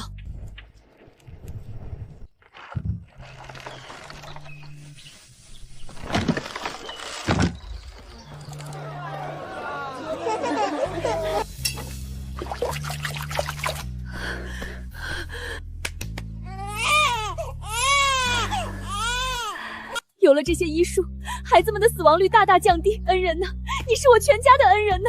不，你的恩人不是我，是皇后娘娘，她是全天下女子的恩人。这些在后世再基础不过的处置，在这个时代却足以决定一个孩子的生死。那些不好意思说的病，如今有了女大夫，妇人们终于敢开口了。虽只学到基础，很多重病也治不了。对于那些一辈子没出过村的妇女来说，这已是天大的恩惠。皇后娘娘强征女子入宫，原来是为了教她们手艺，可不是嘛？那些女子学会了纺纱织布，回到家乡就能养活一家人，还学会了医术，救了多少人的命啊！就是，我家闺女回来就自己琢磨出了一个纺织机，说是娘娘宫里的，织布又快又好，一个人能顶以前10个。我家儿媳妇学会了给人接生，咱们村张大家的媳妇难产，就是她救回来的。皇后娘娘高义。盐铁之力是世家最核心的利益，也是朝廷管控最严的领域。这是一条最坚固的防线，朝廷轻易不会动。动了盐铁，就是动了朝廷的命脉，动了所有利益相关者的蛋糕。不用世家出手，那些靠盐铁吃饭的官员商人就会群起而攻之。裴院再疯，也不至于自作坟墓吧。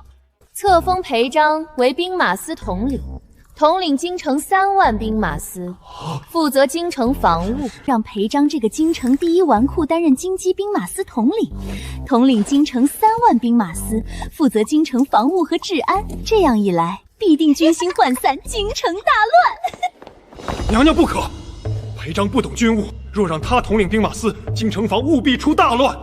臣复议，兵马司乃京城屏障，万万不可松懈，还请娘娘收回成命。娘娘此举是拿京城安危当儿戏，反对吧，尽情反对吧！我就是要任人唯亲，就是要拿军国大事当儿戏，就是要让文武百官寒心。本宫意已决，谁敢再反对，斩！妹妹，我不行啊，我根本不会带兵。我说你行你就行，给我上！一直以来，所有人都觉得我是个废物。裴公子，纨绔废物！当面叫我裴公子，背地里叫我纨绔废物。就连我自己也觉得这辈子就这样了，混吃等死，做个富贵的闲人。可是妹妹不一样，妹妹觉得我很行。好，妹妹你相信哥哥，哥哥也不会让你失望的。每日12个时辰，兵马司必须轮流巡逻，京城每一条街道、每一个巷子都不能放过。洋洋洒洒好几页全是罚款，从10个铜板到100个铜板不等，事无巨细，无所不包。但这还不是最狠的。妹妹，这是不是太过分了？你也觉得很过分？过分就对了，连裴璋这个纨绔都觉得过分，那一定是很过分了。你就按照这个执行，绝不允许包庇任何人，不然我就不认你这个哥了。心里没底，还是去找爹商量商量。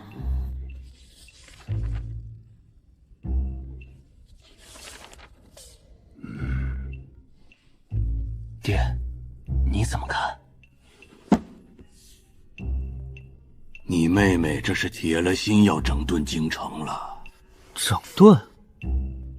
一个城市，更何况是京城，自然要文明，要干净，要卫生，才能体现出一国之都的气貌。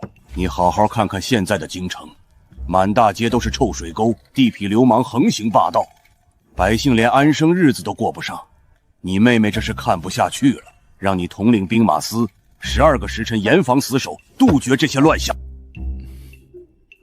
至于兵马司收保护费，这也很合理，收的也不高，商户出得起，总比被那些地痞流氓3天2头来刮一层强吧。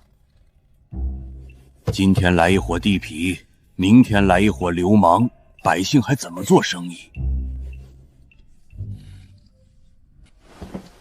你妹妹不相信任何人，只相信你，才把这么重要的任务交给你。你要好好干，别辜负了她对你的信任。可是爹，我真的行吗？你妹妹说你行，你就行。老百姓在如此高压统治之下，定然会对我恨之入骨。既让兵马司的人不满，又让老百姓不满，一举两得。裴章上任之后，果然雷厉风行地推行起了那套条例。不动，等一下，背起来。这张是吗？用活力。不让随地铺体，不让随地大小便，不让说脏话。刚开始的是效果立竿见影，不是变好了，而是乱套了。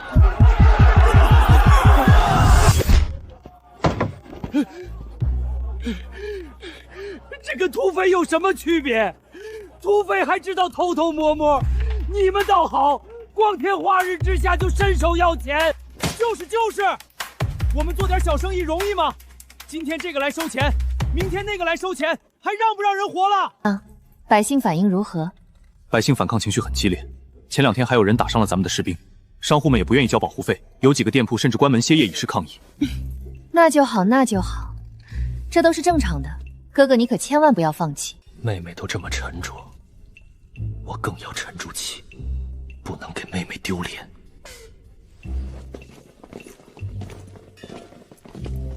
没想到今天正好就有人撞到了枪口上了。赵家的死家伙，赵可这不是赵家的小公子赵元朗吗？怎么回事？统领大人，此人当街纵马，撞伤了一名百姓，还拒不认错，态度嚣张。我等依照条例将其抓捕，请统领大人发落。张哥，你看看你手底下这些人，竟然敢绑我！你快让他们放开我，再治他们死罪。多大点事儿啊！不就是撞了个人吗？至于把人五花大绑的抓回来？你妹妹不相信任何人，只相信你，把这么重要的任务交给你，你好好干。绝不允许包庇任何人，不然我就不认你这个哥了。如果我今天放了赵元朗，那这个老妇人怎么办？那些被他撞伤的无辜百姓怎么办？更重要的是，这件事一旦传出去，所有人都会说裴章还是那个裴章，仗着妹妹是皇后就胡作非为，说什么整顿京城治安，不过是做做样子罢了。来人，赵元朗当街纵马，撞伤百姓，按照条例打入大牢，关押1个月，同时赔偿伤者医药费及一切损失，分文不能少。什么？郑哥，你说什么？你要关我？带走。裴章，你疯了！我们可是从小一起长大的，你忘了当年是谁帮你挡的板砖？你现在当上了兵马司统领，就六亲不认了是吧？好你个裴章，你等着，你给我等着！裴统领，好样的！青天大老爷呀，这才是真正的秉公主法。听说了吗？裴统领连自己从小玩到大的兄弟都抓了。真的假的？那可是赵家的小公子啊，跟裴章那是穿一条裤子长大的交情。千真万确，我亲眼看见赵元朗被五花大绑押进大牢的。这么说，这位裴统领是来真的？可不嘛！听说他皇后娘娘给他下了死命令。我还从来没有被人这样夸过。从小到大，所有人都说我是废物，是纨绔，是京城最大的笑话。可是现在，有人在夸我，有人觉得我做对了。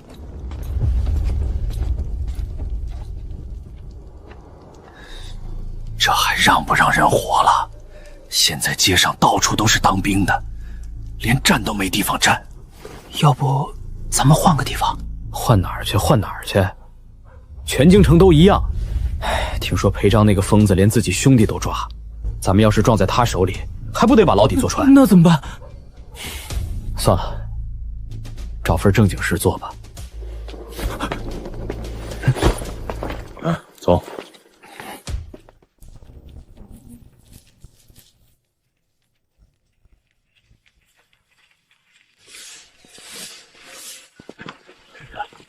对的，裴统领真是改邪归正，为民除害啊！皇后娘娘叫得好，要不是皇后娘娘慧眼识珠，裴统领哪能有今天？有裴统领在，我们京城百姓睡得都安稳了。可不是嘛！以前那些地痞流氓见了我们跟见了肥羊似的，现在见了我们都绕着走。我听说裴统领每天天不亮就起来巡街，一直巡到半夜才回去休息，真是个好官啊！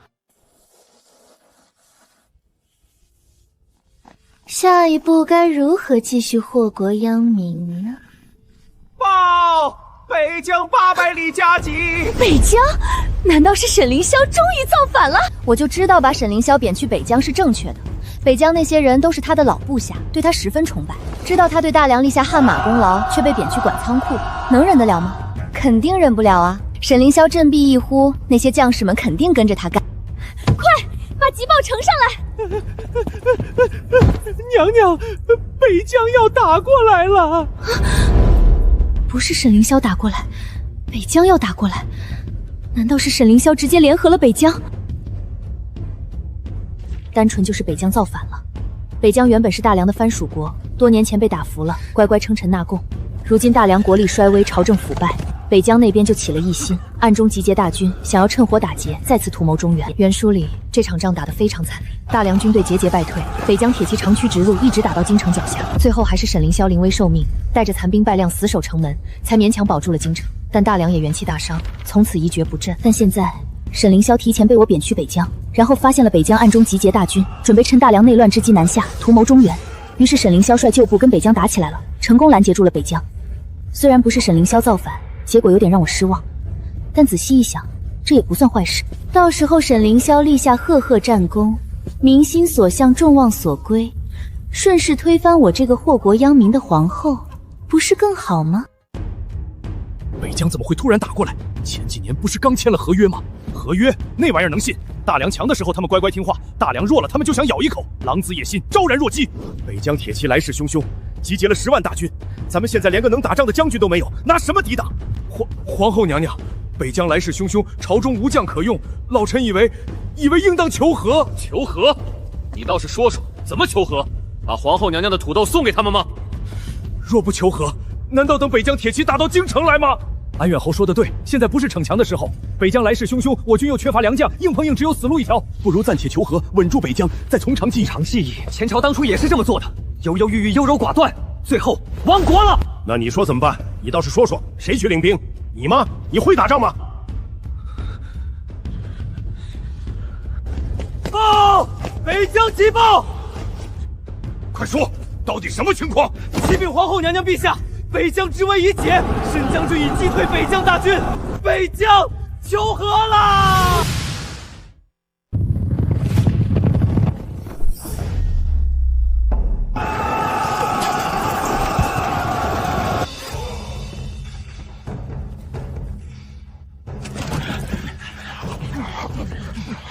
这次拿下北疆，要在北疆的土地上种上皇后娘娘寻来的高产棉花，就跟土豆一样高产。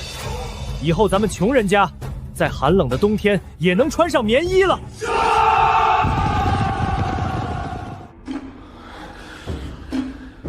什么？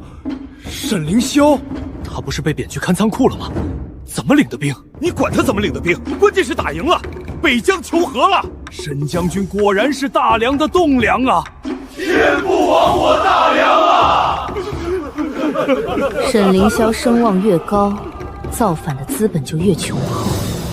皇后娘娘，北疆虽速已退兵，但此事尚未了结。沈凌霄乃戴罪之身，被贬北疆管仓库，却擅自领兵出战，此乃无照调兵，按律当斩。安远侯说得对，沈凌霄拥兵自重，擅自大逆调兵，若不严惩，日后谁还把朝廷放在眼里？两位大人此言差矣。沈将军是为国征战，击退强敌，保家卫国，何罪之有？你们不感谢沈将军，反而要治他的罪，这是什么道理？道理，吴大人，你也是无照调兵是什么罪？若人人都像沈凌霄这样，想打仗就打仗，想调兵就调兵，那还要朝廷做什么？还要皇帝做什么？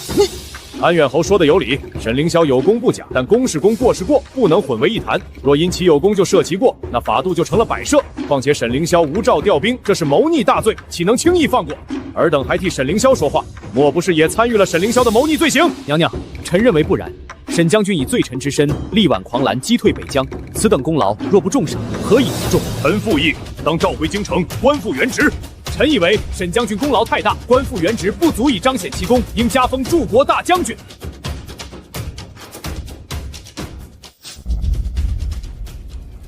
沈凌霄戴罪之身，无照调兵，按律当斩。沈将军浴血退敌，你倒要斩他！安远侯，你觉得沈凌霄该当何罪？按律当斩。斩？安远侯，北疆大军压境的时候，你在哪儿？你在吵着要割地求和。沈凌霄领兵打仗的时候，你在哪儿？你在朝堂上缩着脖子装死。现在人家打赢了，你跳出来说要斩他。老东西怪不要脸的。娘娘，臣也是为了朝廷法度。法度？本宫就是法度。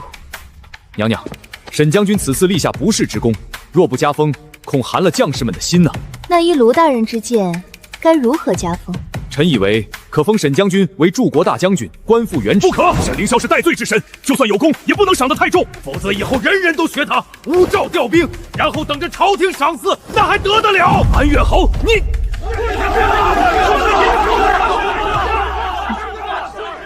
诸位说的都有道理，传旨。这个沈凌霄不识抬举，老是跟我们世家对着干，这次正好借这个机会，让他对皇后失望，然后我们世家再出手，给他一点甜头，把他拉到我们世家阵营来做马前卒。沈凌霄击退北疆，保家卫国，功劳甚大，封为北疆王，世袭往赤。北疆即为他的封地，另赐粮草10万担，兵器5000套，绢帛5000匹，以资嘉奖。娘娘不可啊！娘娘，大梁除了开国那会儿，从未有过封异姓王的先例，你不能开这个口子。是啊，娘娘，异姓王权力太大，万一他拥兵自重，日后必成大患。娘娘三思，臣等恳请娘娘收回成命。当初我们鼎力支持大梁开国，谈来谈去，最高也只得个侯爷，大梁连个国公之位都不给我们，如今倒要封沈凌霄为王，凭什么？一个草阴凭什么轻松松凌驾于我们世家之上？沈凌你本就不好对付，如今封了王，有了封地兵权，日后还不把我们往死里整？心里那个爽啊！对，就是这样，反对的越激烈越好。本宫就是要封他为王，就是要给他兵权，就是要让他拥兵自重，最好明天就造反。本宫相信沈将军的忠心。忠心？娘娘，人心难测。今天他忠心，明天呢？后天呢？手握重兵，又有封地，谁能保证他不反？本宫意已决，谁再反对，斩。我倒不是心疼沈凌霄封王，是想不明白女儿为何给他这么大权力。北疆王世袭罔泰，整个北疆都是封地，这不等于把半个大梁送出去了？万一他真造反，谁挡得住？娘娘，国库早就空了，哪里还有钱买粮草兵器？哪里还有钱赏赐北疆王？国库没钱了，那简单，随便抄一个大臣的家，不就有钱了？你，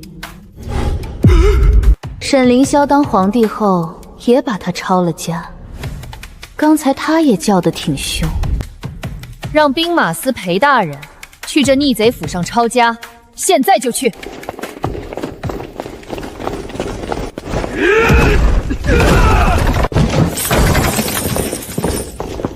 经典造册，不得遗漏。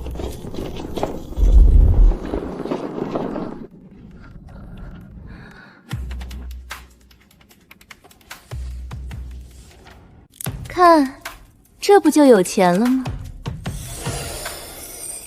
一个三品官家里抄出来的银子折合白银就有800多万两，还不算那些田产商铺、古玩字画，这比国库1年的收入还多啊！娘娘，郑大人的家产已经全部清点完毕，白银823万两，田产商铺折合白银约300万两，合计1100余万两。拿出500万两给沈将军送去，买粮草、造兵器，剩下的冲入国库。是。让兵马司的人去这逆贼的老家，把他老家的家产也抄了，一个铜板都不许漏掉，谁敢拦着，杀无赦。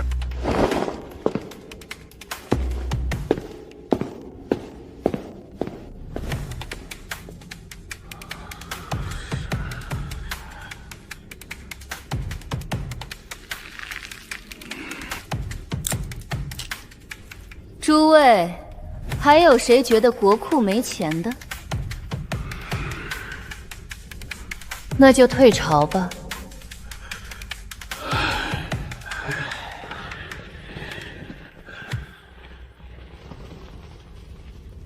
这次带兵击退北疆，是我临危受命。可说到底，我只是一个被贬的罪臣，无诏带兵，这在任何朝代都是大忌。算了，该来的总会来。在下东方普，奉我家主人之命，特来拜见沈将军。你家主人是谁？沈将军可否借一步说话？请。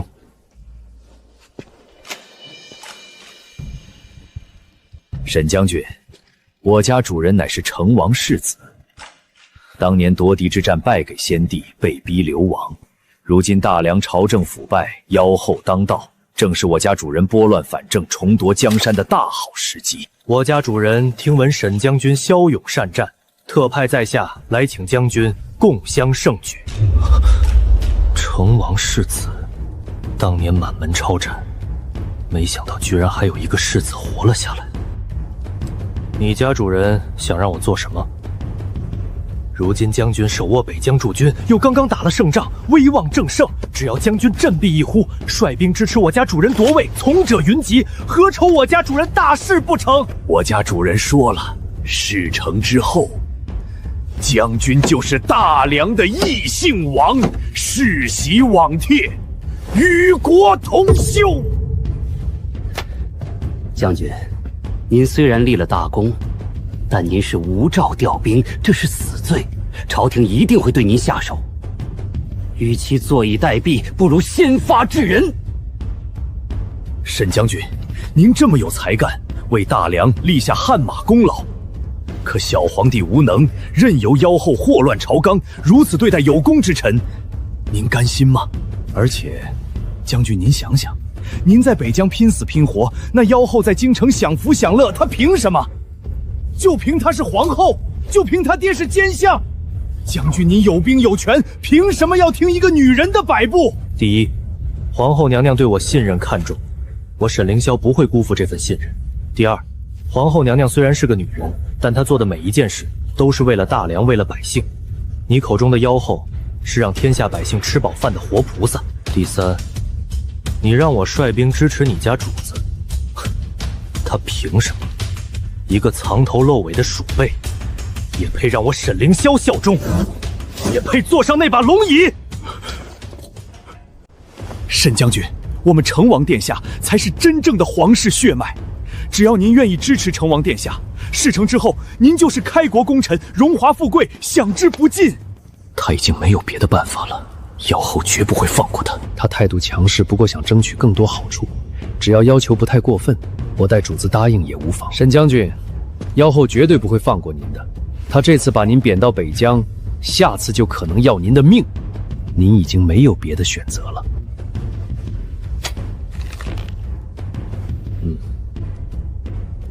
还敢一口一个妖后的对皇后娘娘不敬，本将军看你身上取死之道。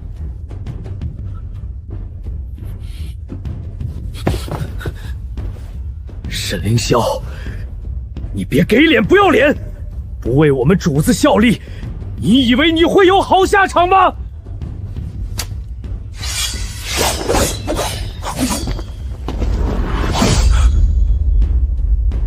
说，成王世子在哪里？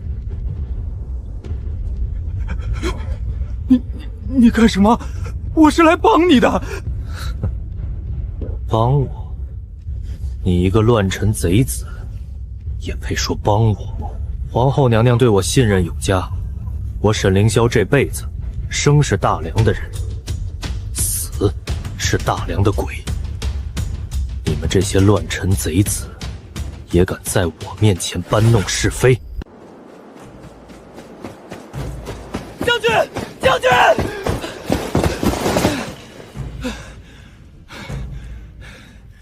京城来圣旨了！京城来圣旨了，这么快，该来的终于来了。沈将军，你已经别无选择了。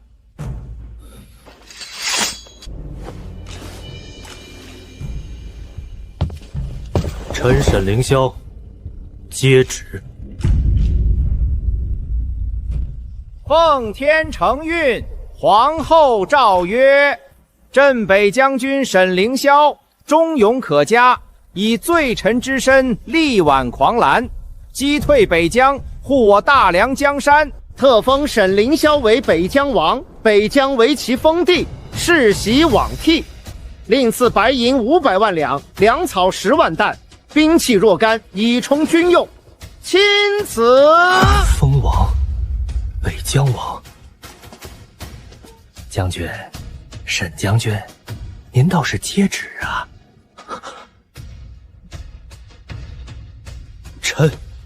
臣领旨。谢陛下、娘娘隆恩。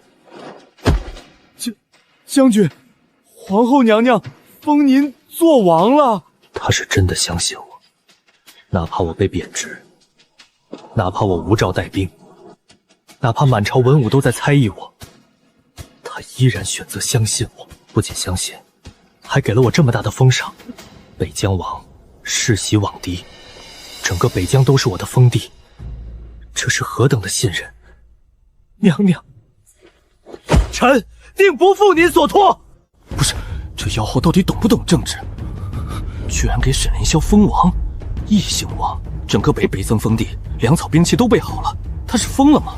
真不怕沈凌霄拥兵自重吗？看来这妖后压根儿就是个蠢货。兄弟们，皇后娘娘封我为北疆王，还给我们送来了粮草、兵器、银两。娘娘没有忘记我们，大梁没有忘记我们。皇后娘娘万岁！北疆王千岁！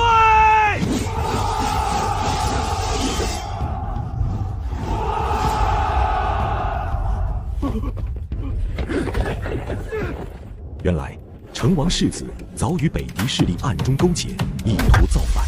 这件事情本来周密，无人知晓，直到东方缥上门拜访，这一切的阴谋都才浮出水面。可惜，他的如意算盘被我打碎了。北疆被我打服了，压根儿没给大梁造成什么伤害。北狄，难怪北疆敢突然发难，原来背后有人撑腰。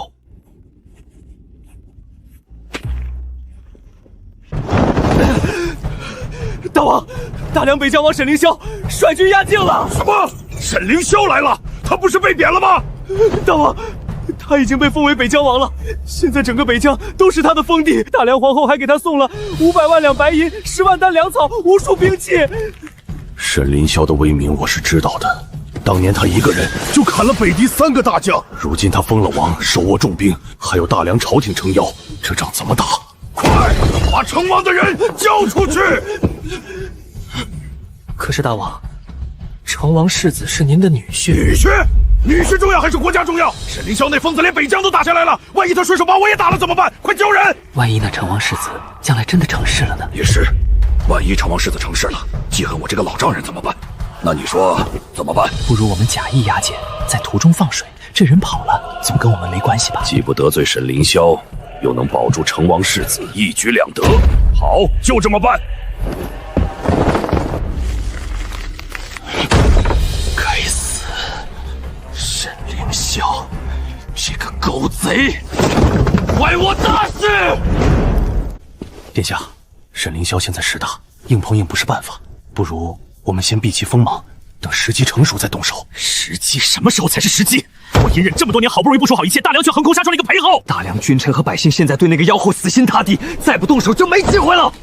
该死的，老天爷怎么就不能帮我一次？北狄王，你好大的胆子！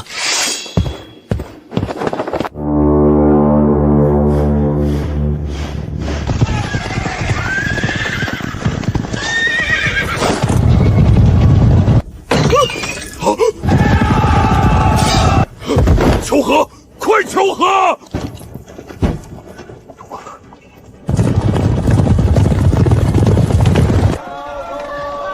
大梁虽然地大物博，但朝政腐败，民不聊生，根本不足为惧。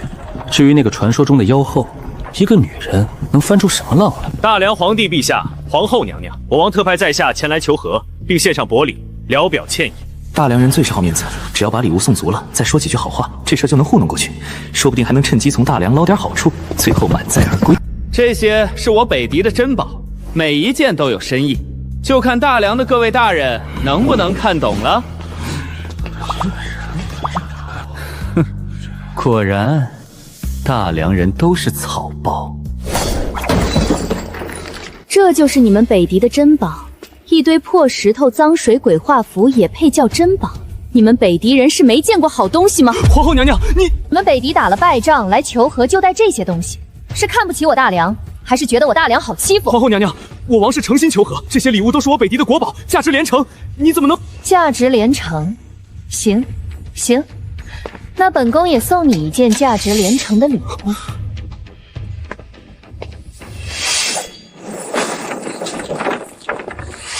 这就是本宫的礼物，回去告诉你们北狄王，要打仗，我大梁奉陪到底；要求和，拿出诚意来，别拿这些破烂糊弄人。这哪是什么皇后，分明是个土匪！娘娘息怒，北狄是来求和的，咱们应该以礼相待，不能以礼相待。安远侯，你是不是觉得大梁打不过北狄，才这么怂？不是。那你是觉得本宫怕打仗？也不是。那你废什么话？皇后娘娘息怒，是我北狄失礼了。那娘娘希望我们如何求和？本宫不要美女，本宫要美男。本宫听说你们北狄有个习俗，战败方要进贡美女。是，娘娘若喜欢，我们可以进贡100名北狄美女，3000个美男，其中1000个必须出自你们北狄皇室，尤其是你们北狄太子、皇子。必须全部进贡到大梁来。皇后娘娘，这不可能！我们北狄皇室总共也没有1000人啊，而且把太子皇子都送过来，这成何体统？不行就算了，那就继续打呗，让我们的边疆王当你们的北狄王，岂不是更好？沈凌霄那个杀神，如果真的去打北狄，北狄还真挡不住。娘娘息怒，容我请示一下我王。请示什么？你一个使臣，连这点主都做不了。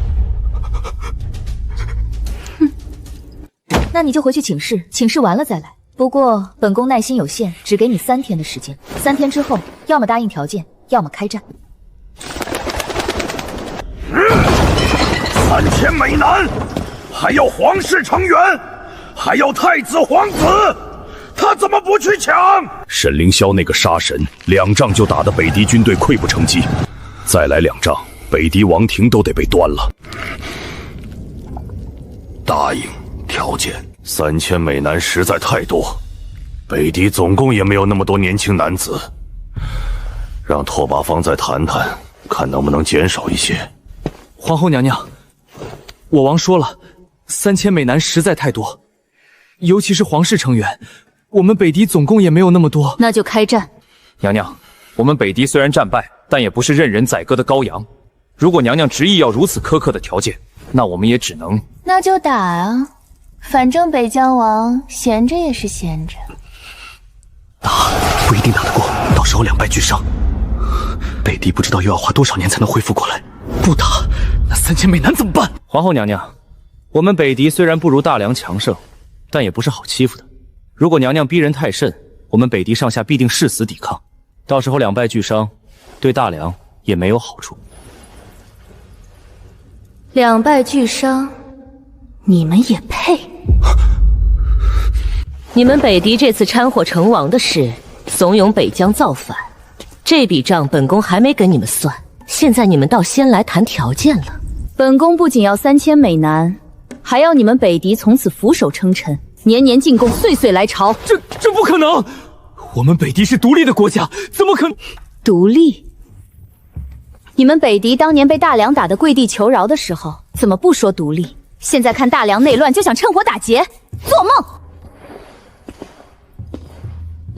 本宫给你最后一次机会，答应还是不答应？他根本不按常理出牌，不讲规矩，不讲道理，不讲情面。我完全不是这个女人的对手。我答应。 但是3000美男，尤其是皇室成员，数量实在太多，能不能减少一些？2999，不能再少了。他妈的，谈了半天里少一个。答应。本宫还有一个条件，从今天起没有北狄了。什么意思？意思就是，你们北狄从此成为大梁的一个省，本宫赐名。 山岸都后府。皇后娘娘，你这是在侮辱我们北狄！侮辱！你们窝藏我大梁反贼，怂恿北疆造反。本宫没有把你们灭国，已经是仁至义尽了。要么答应，要么开战，你自己选。打不过，不打就要死。我答应，从今往后没有北狄，只有山岸都护府。很好。 退朝吧！等等，皇后娘娘，我王还让我转告一句话。我王说，北疆王战功赫赫，真是一代人杰，他倒是十分佩服。这样的人若生在北狄，是必定要做王的。可惜啊，可惜他生在大梁，不知道甘不甘心只做一个异姓王。他不信大梁朝廷还能信任沈凌霄，只要没有了沈凌霄。 大梁朝廷还有何惧？用人不疑，疑人不用，难怪你们北狄没人了，连这么浅显易懂的道理都不明白。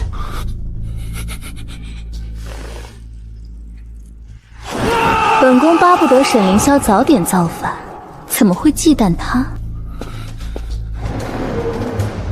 娘娘，沈将军功高震主，如今又封了王，手握重兵，臣以为应当加以节制。 臣不是怀疑沈将军的忠心，而是人心难测。沈将军现在忠心，不代表以后也忠心。前朝的例子摆在那里，多少功臣最后都变成了逆臣。娘娘应该派人去北疆监视沈将军，防止他造反。臣附议，娘娘，臣愿为娘娘分钟，去北疆协助北疆王。一旦他有异动，臣立刻禀报娘娘。去北疆监视沈龙英是个好差事，既能立功，又能巴结安远侯，一举两得。我好不容易把沈凌霄封了王，给了兵权，给了封地，就等着他造反。这些人倒好，一个个跳出来说要监视他、节制他，防止他造反，这不是坏本宫的好事吗？你一个草包，拿什么跟沈将军比？本宫需要你分忧，你自己的忧分明白了吗？臣知罪，臣再也不敢了。哼，退下。看来皇后娘娘是真的很信任沈将军，那些想挑拨离间的人根本讨不到好。大王，那大梁皇后深不可测，大梁北疆王所向披靡，继续打下去，我们没有胜算啊！眼下只能先苟着了。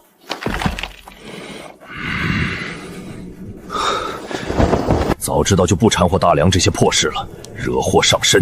气归气，还要给裴元准备2000个美男，2000个，这他妈其中还有1000个皇室！妈的，迟早要把这女人的肾干废了！把北狄变成山岸都护府，不费一兵一卒，就把北狄收入囊中。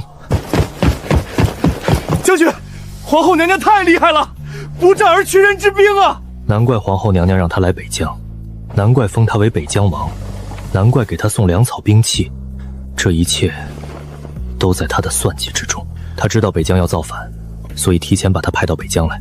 他知道北狄在背后搞鬼，所以让他去打北狄，逼北狄求和。他知道北狄会来求和，所以提前准备好了条件，把北狄变成大梁的一个省，一步接一步，一环扣一环，滴水不漏。娘娘，将军，那个皇后娘娘要北狄进贡2000个美男，这是不是有点？你以为那真的是美男？不然呢？那是人质，把北狄的太子皇子都送到大梁来，他们就不敢再轻举妄动了。谁敢造反，人质先死，这是釜底抽薪之计，比打10仗都有用。原来如此，我还以为皇后娘娘真的什么？娘娘是什么人？她能做那种事？皇后娘娘连言官都敢杀，连世家家主都敢抄家，连异姓王都敢封，她还有什么不敢做的？要2000个美男算什么？可是将军，人质吃穿住都要钱啊，宫里养得起这么多人吗？你都能想到的问题，娘娘能想不到？娘娘自有打算，用不着你操心。将军，那成王嫡子的事儿怎么办？他跑了，会不会再搞事儿？继续查。是。现在北狄俯首称臣，成王世子能躲到哪里去？谁不怕跟北狄一样惹祸上身？相信要不了多久，他们就无处可躲了。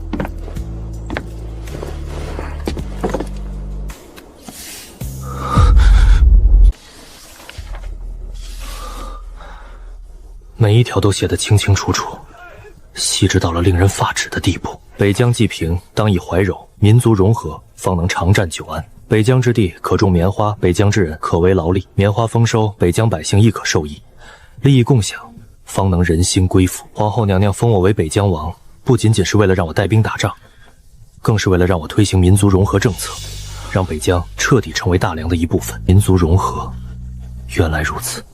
娘娘为了边疆安稳，真是费尽了心思。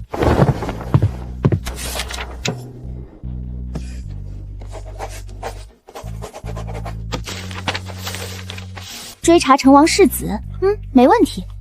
毕竟以后沈凌霄当皇帝了，成王世子那不就是后患？在北疆搞民族融合政策也没问题。毕竟沈凌霄当了皇帝，也不想北疆3天2头的造反。种棉花更没问题。沈凌霄也是想要他的百姓吃饱穿暖。但沈凌霄为什么事无巨细的把这些事告诉他？最重要的是，沈凌霄怎么还有心情写这些？他都北疆王了，要人有人，要粮有粮，要兵器有兵器，还种什么棉花，还搞什么民族融合？当务之急难道不是先造反吗？得再逼沈凌霄一把。这么喜欢种棉花是吧？那就让他一直种。令北疆王沈凌霄将棉花亩产提高至600斤，种不好诛9族。600斤，600斤。大梁现在的棉花亩产只有60-70斤，600斤是10倍。沈凌霄种不出来，又怕诛9族，那还不得造反？完美。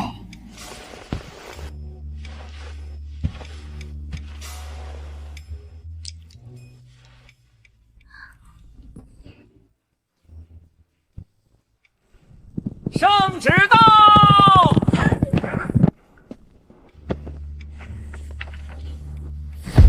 ！600斤，皇后娘娘说我能重到600斤。将军，您不担心吗？万一猪不出来，可是要诛9族的。你懂什么？皇后娘娘这是在给我定目标，她相信我能做到。而且，皇后娘娘从来不说没把握的话，她说我能重到600斤，那就一定能重到600斤。兄弟们，皇后娘娘说了，大家有没有信心？有。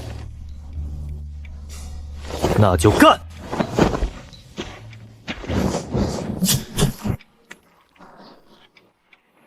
接下来我只要等着男主杀回来，等着京城上下打开城门迎接他就行了。等啊等，1个月过去了，2个月过去了，3个月过去了，一点都没听到任何沈凌霄造反的动静。男主不可能这么老实吧？男主肯定是一时找不到由头回来，而且他在北疆肯定不方便联络他那些能臣。于是我下诏书，让沈凌霄回京，等再找个机会把男主那些能臣也召回来，这样他们就能经常聚在一起密谋大事了。被这么一通贬谒，他们对我肯定恨之入骨，估计很快就要帮男主造反了。沈凌霄现在如此功劳，皇后娘娘还允许他带兵回京，这真不怕他反了吗？你懂什么？娘娘行事，岂是我等凡人能够揣度的？但凡是个男人，做到了沈凌元这个位置，都不可能忍得住不反啊！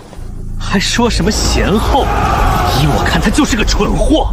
等沈凌霄反了，弄得大梁大乱，我再以成王世子的身份振臂一呼，到时候天下英雄跟着响应，我就是众望所归，大势所趋。太好了，沈将军终于要回来了。沈将军让我在京城配合皇后娘娘演戏，让那些世家和佞臣都以为百姓是因为新政，因为谢云州等人被贬才闹起暴动。等他假装带兵回来武力镇压，实则是借这把刀把新政继续推下去。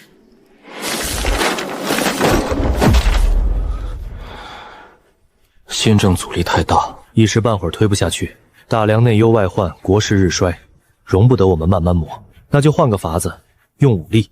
可武力也要讲手段，一上来就硬说要武力改革，只会适得其反。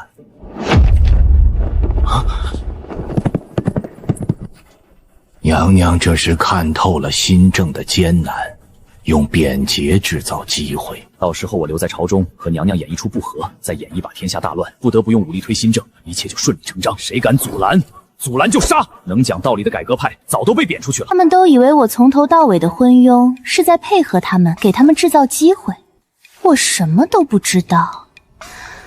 我现在民信尽失，朝野上下怨声载道，就等着男主杀回京城，把我这个婚后推翻，我就能带着系统奖励回自己的世界了。北疆王回来了，快去看！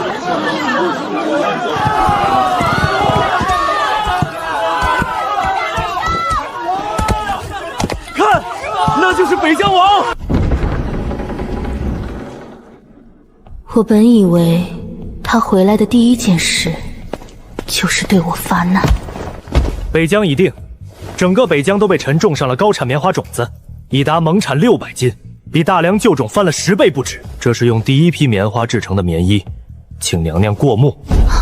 棉花，北疆王千岁，千岁，千岁！什么棉花？什么棉花？不是，男主还真安安心心在北疆种棉花，他不应该整天想着造反吗？自己庄子上仓库里的那10万斤棉花种子，不会是被男主给找到了吧？他提前就把那批种子给偷走了。如果真是这样，男主干得好。这批棉花种子在他手里放着也是放着，迟早要给男主的。现在男主自己找到了，还省得他费心。而且高产棉花这种利国利民的好东西，一旦推广开来，必定会让男主在民间声望大涨，百姓们会感激他、爱戴他、拥护他，将他奉为明主。他完全可以把系统奖励的那些东西提前给男主，让男主拿着这些东西去收割声望。至于男主偷东西，偷什么偷？他这是为自己偷吗？他这是为天下百姓偷的。帝王之路，不择手段没下限一点，完全不影响。娘娘，臣在北疆便听闻，娘娘发明了高效纺织机，又培训了无数擅长纺织的女子。臣当时便想，这定然是娘娘在为棉花的推广做准备。娘娘真乃神机妙算，走一步看三步，臣钦佩之至。沈凌霄到底在说什么鬼话？我什么时候培训了纺织女子？那不是抓他们进宫来干苦力吗？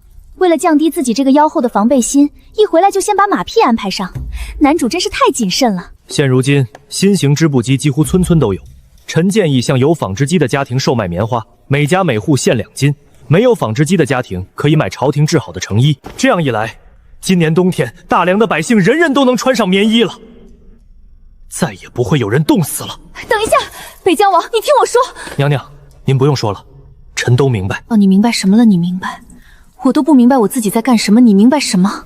今年棉花产量有限，但臣已计算过，足以让大梁朝的百姓每户都有1件棉衣。待明年留种扩种，整个大梁的百姓都将能穿上棉衣，盖上棉被，大梁此后再无寒冬。沈将军，这棉花既然是朝廷之物，理非由朝廷统一调度，交由各大商号，不是交由可靠之人经营售卖，如此才能为朝廷广开财源，也显得更为体面。售价嘛，自然也不能太低，否则岂不有损朝廷体面？沈将军，不如我们合作。我们世家有遍布全国的商铺，有成熟的销售渠道，有丰富的人脉资源。只要你愿意跟我们合作，利润共享，保准你赚得盆满钵满。是啊，沈将军，安远侯说的有道理。这么好的东西，要是随随便便就卖了，岂不是暴殄天物？我们世家愿意为朝廷分忧，沈将军放心，由我们操持，这棉花的生意一定能做成天下最大的买卖。不用了，棉衣的生产和售卖由我亲自督办。什么？你亲自督办？你知道怎么卖东西吗？知道，成衣10文钱一件，棉花5文钱一斤。你疯了！棉衣至少也要卖几两银子一件，10文钱，这简直是暴殄天物！这么好的东西，和送给那些泥腿子有什么区别？就是，你这是糟蹋好东西，糟蹋朝廷的心血！不行，绝对不行！棉花是朝廷种出来的，自然要利用这些棉花为国库征收才对。卖这么便宜，国库怎么办？朝廷的体面怎么办？为国库征收，你们是想为自己捞钱吧？这些世家本性如此，什么都想垄断在自己手里，把好东西变成只有世家才用得起的奢侈品。粮食、盐铁、布帛，哪一样不是被他们垄断了？哪一样不是被他们炒成了天价？想得美！这棉花种子是娘娘千辛万苦才寻来的，我断然不会让棉花被世家垄断，变成他们敛财的工具。皇后娘娘，臣以为棉花和棉衣这等关系民生之物，绝不能弄来牟利，而是地价售卖，让每个百姓都买得起，这样才能体现朝廷爱民之心，才能让百姓感念皇恩。低价卖，那岂不是赚不到钱？国库有钱了，岂不是给人一种大梁还有救的感觉？不行，绝对不能让人觉得大梁还有救。准了，棉衣10文钱一件，棉花5文钱一斤，由沈将军亲自督办。谁敢伸手搞事情，别怪本宫手里的剑不客气。蠢货，一群蠢货，到手的银子都不要，活该你们穷。这棉花说什么也不能让沈林元这个莽夫给糟蹋了。北疆王，你听听，这是人干的事儿吗？皇后娘娘昏聩至此，你难道还要效忠于她？北疆王，只要你愿意，我们世家可以全力支持你。这大梁的天也该变一变了。这些事，我虽不在京城，庄渐渐却都知道。裴远做的每一件事，都是为了天下百姓好。贬谪大臣也好，推行新政也罢，哪一件不是为了大梁的江山社稷？我岂会被这些人3言2语就挑拨离间了？首先，男主坚持低价卖棉衣，国库就赚不到钱，国库空虚，大梁就还是那个摇摇欲坠的大梁，随时都可能崩塌。其次，男主这么一做，百姓们都会感激他，爱戴他。他在民间的声望越来越高，直到有一天，万民归心，顺理成章地登上那个位子。虽然男主是踩着我上位的心机 boy， 但我举双手支持他，一切都在往我希望的方向发展。我再作一作，很快就能回去，而且这一次，我要在科举制度上捅出一个天大的窟窿。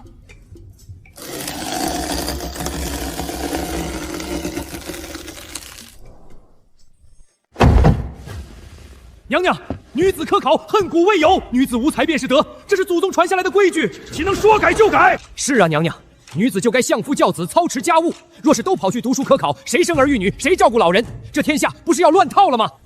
娘娘，女子读书本就极少，能通过科考的更是凤毛麟角。您这样大张旗鼓，岂不是让天下人笑话我大梁无人？娘娘，女子主内，男子主外，这是天经地义的事，您非要颠倒两仪，这……娘娘，臣请收回成命，臣复议，女子科考有违天道，万万不可。臣也复议，娘娘三思啊！来了来了，终于来了。你说女子不该科考？娘娘，这是祖宗的规矩。祖宗的规矩？你祖宗没有告诉过你，有一天这世上会有女子在朝堂上提剑砍百官的规矩吧？我都这么大年纪了，只想寿终正寝啊！你们都给本宫听着，本宫就是要让天下女子都造反。凭什么女子就该安分守己，接受规训？凭什么男子有野心就叫胸怀大志，女子有野心就叫不安于世？本宫告诉你们，站在朝堂上的唯一标准是能力，而不是性别。你们男子能做的，女子也能做；你们男子做不到的，女子照样能做。娘娘此言差矣，女子天性柔弱，不善决断，岂能与男子相提并论？况且女子有孕在身，每月还有孕在身怎么了？天下每一个孩子都是女人生的，你们男子连孩子都生不出来，有什么资格说女子柔弱？再说了，大梁现在的样子可是你们男子治理出来的，内忧外患，民不聊生，朝政腐败，国库空虚，这就是你们男子的本事。治理得好是你们男子的功劳，治理不好，那就是女子祸国殃民。哦，本宫明白了，你们男子的逻辑是功劳归自己，锅甩给女人，是这样吗？我说的这些话，放在这个时代，简直是石破天惊。每一个字都像是在挑战千百移来的规矩，每一句话都像是在扇那些道貌岸然的男人的耳光。但我不在乎。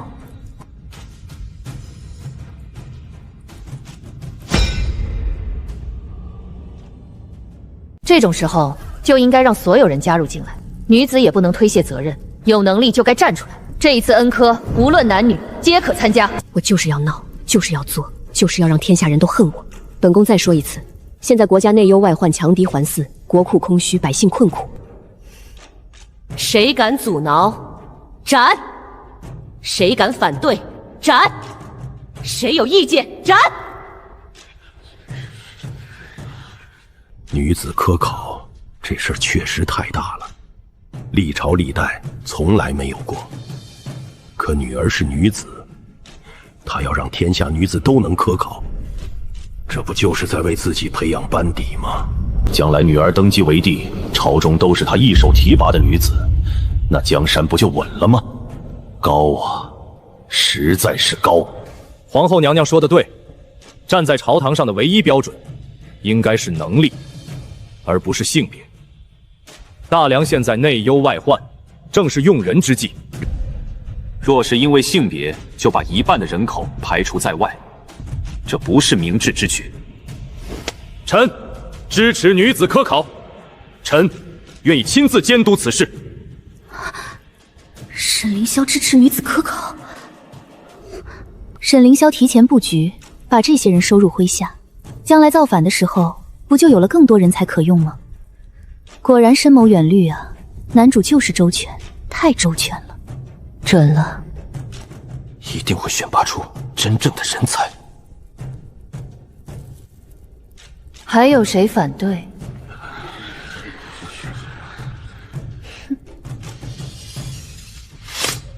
那就这么定了。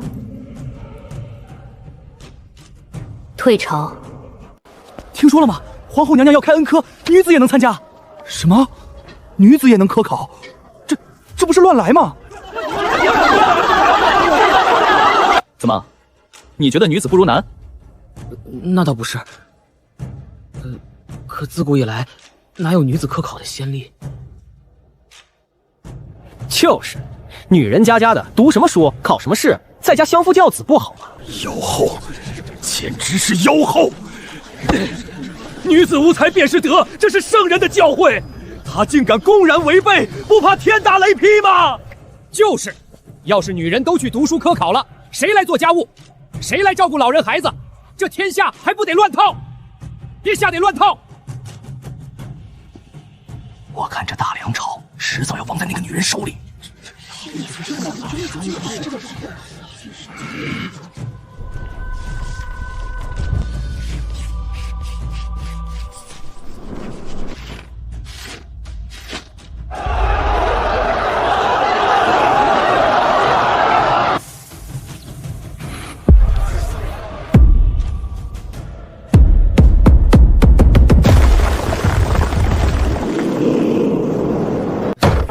我觉得皇后娘娘做到的对，我觉得皇后娘娘做的对，凭什么女子就不能科考？你疯了？你支持女子科考？你还是不是男人？我是男人，但我更是一个读书人。读书人讲究什么？明理，辨是非。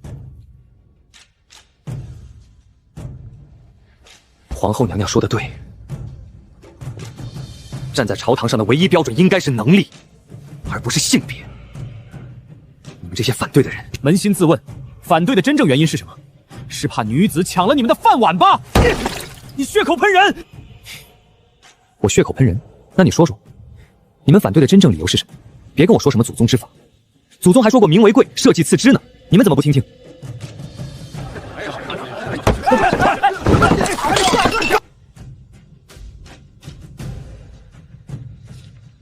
这是真的吗？皇后娘娘真的这么说了？天哪，我不是在做梦吧？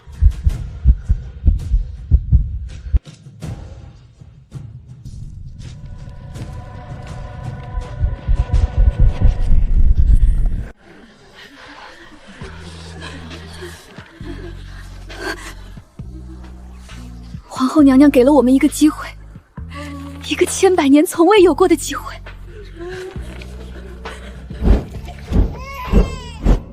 我要参加，我也要参加。我终于，我要去参加考试。你疯了！你一个女人去考什么科举？抛头露面的，成何体统？你敢？你要是敢去，我就休了你！那就休吧。我知道，这是我唯一的机会。如果错过了，我会后悔一辈子。我也想去试试。你疯了！你一个女孩子家去考什么科举？那不是丢人现眼吗？怎么就丢人现眼了？皇后娘娘也是女子，她能当皇后，我怎么就不能考科举？你拿什么跟皇后娘娘比？皇后娘娘那是天上的凤凰，你是什么？你是鸡窝里的鸡，鸡窝里的鸡也能飞，飞到皇后娘娘身边去。我不管，我就要去考。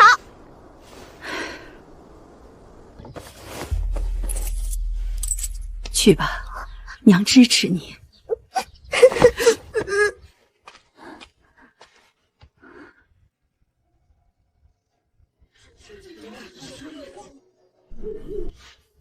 唉，可惜我没读过书，不识字，不然我也……不然什么不然？你们女人还想当官？赶紧回家洗衣服去！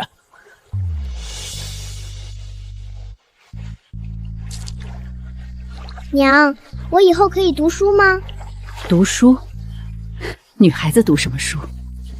可是皇后娘娘说了，女子也能科考啊！我要是读书，以后也能当官，就能让娘过上好日子了。普通人家能供一个男孩读书，就已倾尽所有，哪里还会把机会给女儿？万一有一天娘娘有办法让天下的女孩子也都能读书识字呢？那我们是不是也有机会？很多我们从前以为不可能的事，不都是皇后娘娘开了先河吗？万一皇后娘娘真的办到了呢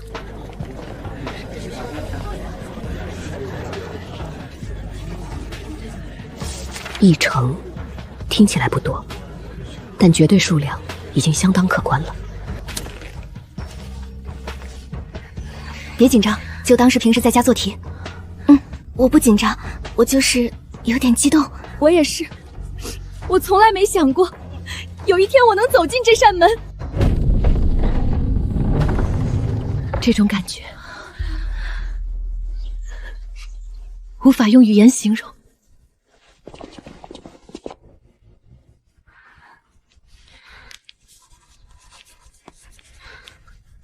他们的认真程度，不输给任何一个男子。皇后娘娘说的对，站在朝堂上的标准应该是能力，而不是性别。这些女子，如果有真才实学，就应该有机会为国效力。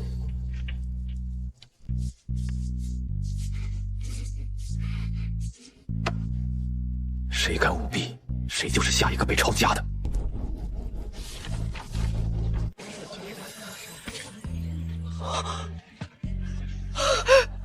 我中了！我中了！我也中了，第78名，我是第123名。你们看，第1名会员是个女子。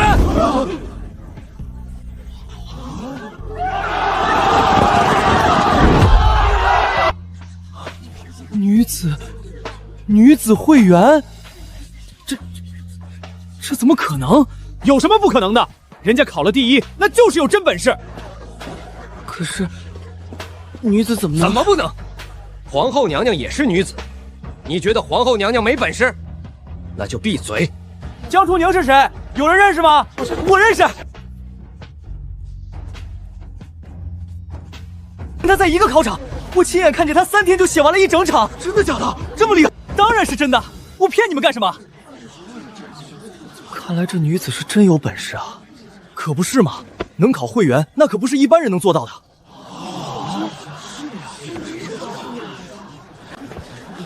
这里还有一个女子，第56名，这里也有，第89名，第173名也是女子。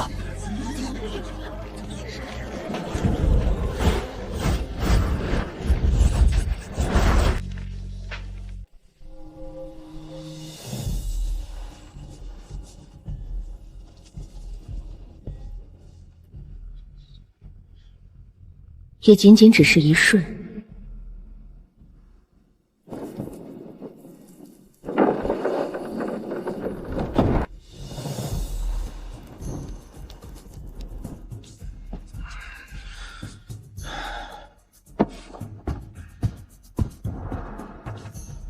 第1份写得不错，引经据证，条理清晰。第2份也很好，见解独到，文采斐然。这些人的水平确实都很高。他长得好看，我就要他做第1。哪里有因为人长得好看就能当状元的？更何况还是个女子。娘娘慧眼识珠，臣等也是这么认为的。此女的文章，确实是所有考生中最好的。她的策论思想深刻，见解独到，臣等读了3遍，每一遍都有新的收获。这样的文章若不能得第1，天理难容。没错，此女的才华确实当得起状元，这才是真正的千军万马过独木桥啊！一个女子能从万千考生中脱颖而出，可见其才华之出众。臣等心服口服。封建的到底是谁啊？你们倒是反对一下。你们这么痛快的就同意了，让我这个妖后怎么演？算了，那就这么定了。什么女子做状元？这也太荒唐了吧！皇后娘娘，这是要干什么？让女子参加科考也就罢了，居然还让女子做状元，这让我们这些男人的脸往哪儿搁？皇后娘娘，臣有话要说。我现在看着老东西是眉清目秀的很。说。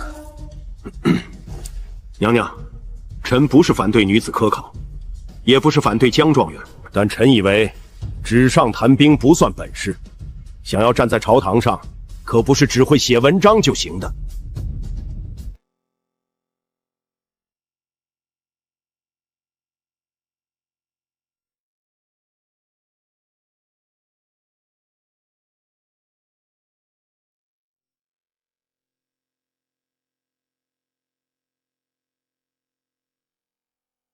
臣建议让江状元证明一下自己的能力，只要他的能力不输给在场的大臣，臣等自然心服口服。否则，就算他文章写得再好，也不过只是个书比其他女子读得稍微好一些的闺阁女子罢了。臣附议，纸上得来终觉浅，决知此事要公行。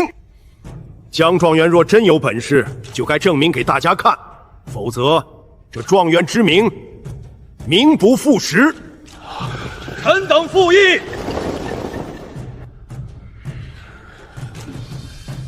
你想当官儿？没那么容易，你得证明你有真本事，证明你不比我们差，否则我们不答应。这就是男人的逻辑。男子考上了就是真本事，就是才华横溢，就是天纵之才；女子考上了就是纸上谈兵，就是侥幸，就是走了狗屎运。男子不需要证明什么，天生就高人一等。女子却要证明自己比所有人都强，才有资格站在他们中间，才能得到本就该得到的权利。凭什么？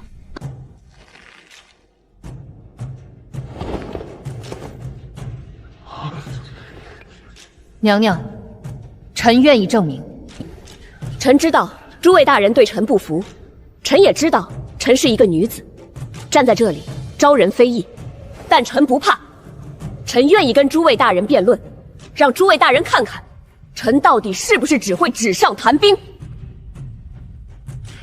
若臣输了，臣甘愿辞去状元之位，永不入仕；若臣赢了，还请诸位大人从今以后不要再拿什么女子只会纸上谈兵来说事。好，有骨气。行，那就变吧。哪位大人愿意先来？老夫先来。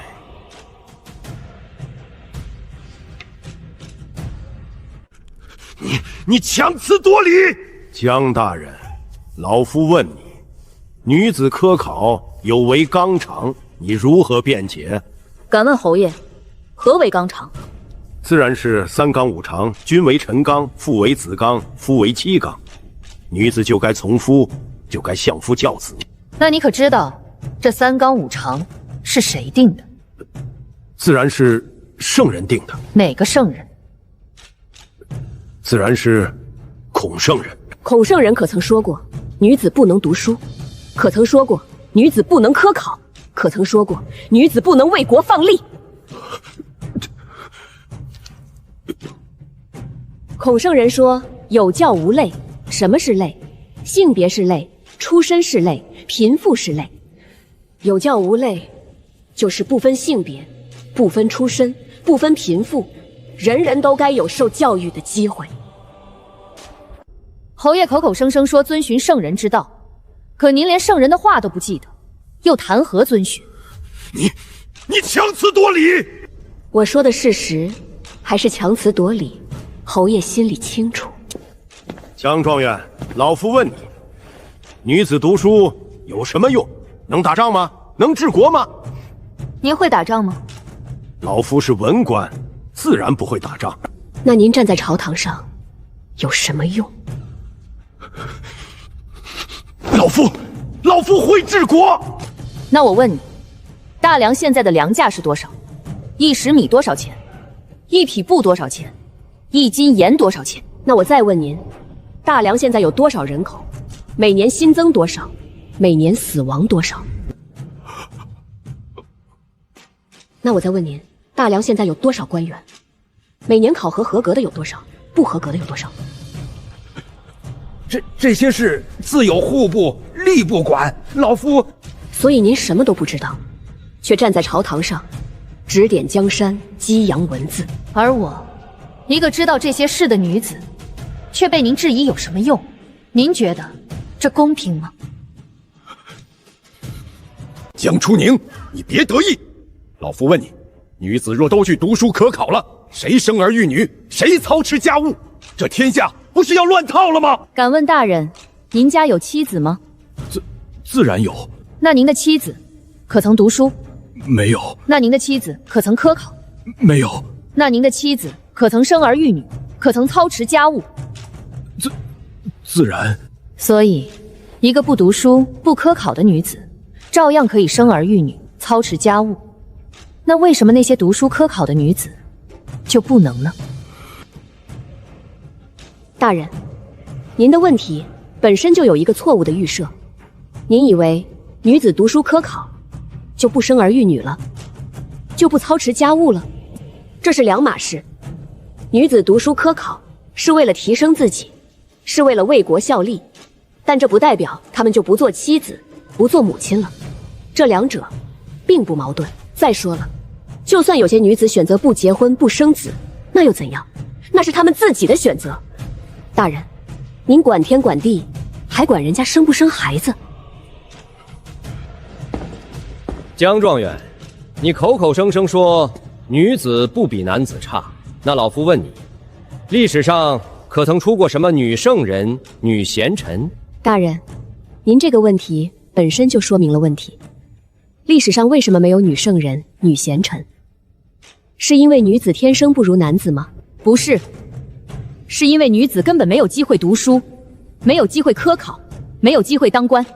男子把女子关在家里，不让他们读书，不让他们出门，然后说他们不如男子，这是什么道理？这就好比您把一个人的手脚捆住，然后说他跑不快，这不是荒谬吗？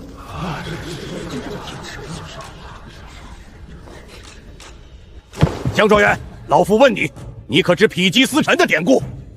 您说的否极司臣出自《尚书墓室》，原文是否极无臣，否极之臣为家之所，意思是母鸡不打鸣，母鸡打鸣了，这个家就要败落了。不错，你既然知道，就该明白女子不该干政。您只知其一，不知其二。尚书是周武王伐纣时的誓词，用来指责商纣王听信妇人之言。但你可知道烧朝灭亡的真正原因是什么？是什么？是商纣王暴虐无道，残害忠良，宠信奸臣，荒淫无度。妇人干政只是表象，不是根本。况且周朝建立之后，姜太公之女义姜辅佐周成王，开创成康之王，这算不算女子干政？再说皇后娘娘也是女子，你觉得皇后娘娘干政是把大梁带向兴盛，还是带向衰败？江状元，你这是在偷换概念。皇后娘娘是皇后，她是国母，是天下女子的表率，她干政那是为国为民。可你一个平民女子，有什么资格跟皇后娘娘比？这位大人，您说的对，我确实不能跟皇后娘娘比。但我想问您一个问题，皇后娘娘也是从平民女子一步步走到今天的。如果皇后娘娘当年没有机会读书，没有机会展现自己的才华，她能有今天吗？所以，问题不在于女子能不能为官，而在于有没有给女子机会。皇后娘娘给了我们机会，我们就要证明自己。大人，您也是读书人，应该知道千里马常有，而伯乐不常有的道理。皇后娘娘就是伯乐，她给了我们这些女子一个机会。您作为臣子，不支持皇后娘娘的决定，反而百般阻挠，这是什么道理？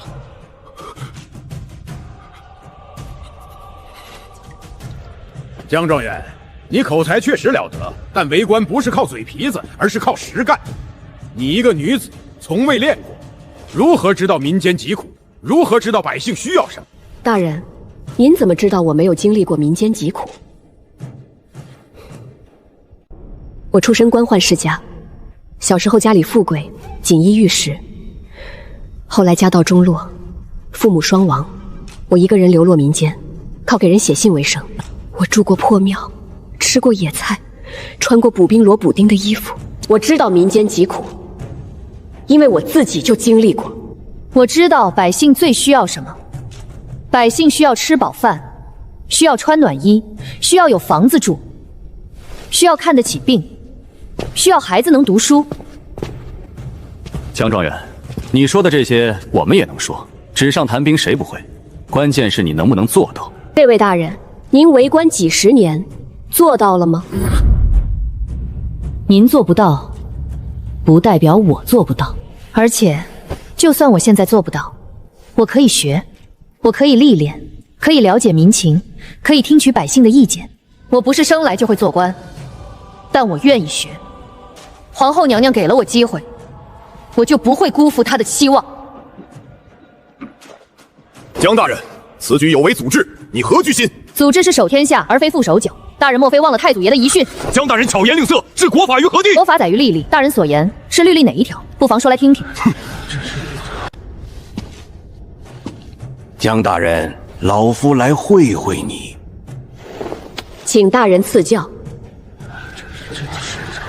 论语·为圣篇》何解？诸子百家朝政时事，你再答。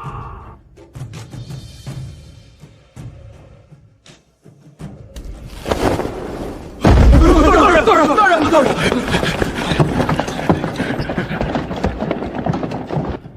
这个薛老头不会被气死吧？不过这也说明了江初宁的厉害，满朝文武居然没有一个人能辩得过他。怎么样？还有谁要辩？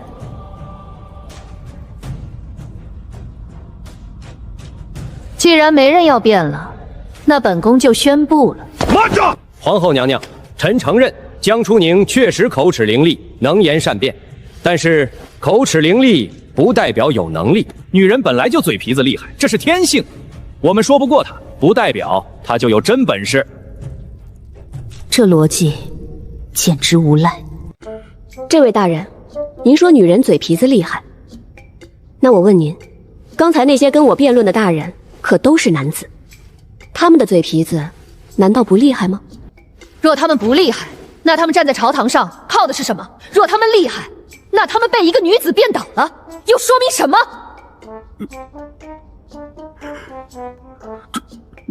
如何证明能力的标准是你们提出的，我按照你们的标准证明了，你们却又推翻。都说男子汉大丈夫，一言九鼎，顶天立地，原来也不过如此。说得好。诸位，还有谁要辩？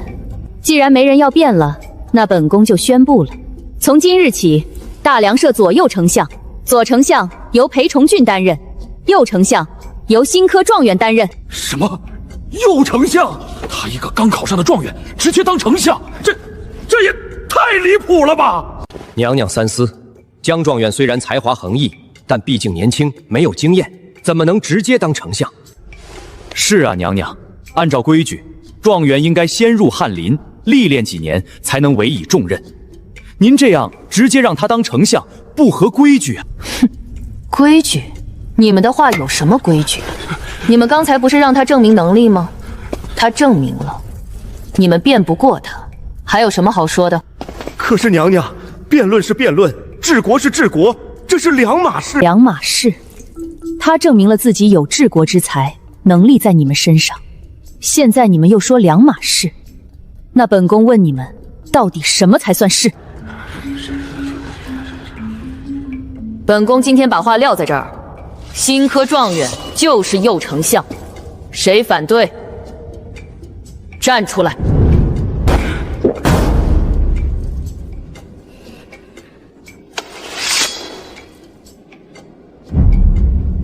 不是，我站得好好的，怎么突然就被分走了一半的权利？这个江初宁，一个刚考上的状元，连官场都没进过，直接就成了右丞相，跟我平起平坐。也许这个江初宁真的有惊天畏地之才，也许女儿是在用这种方式告诉天下人，只要有才华都能得到重用。也许右丞相，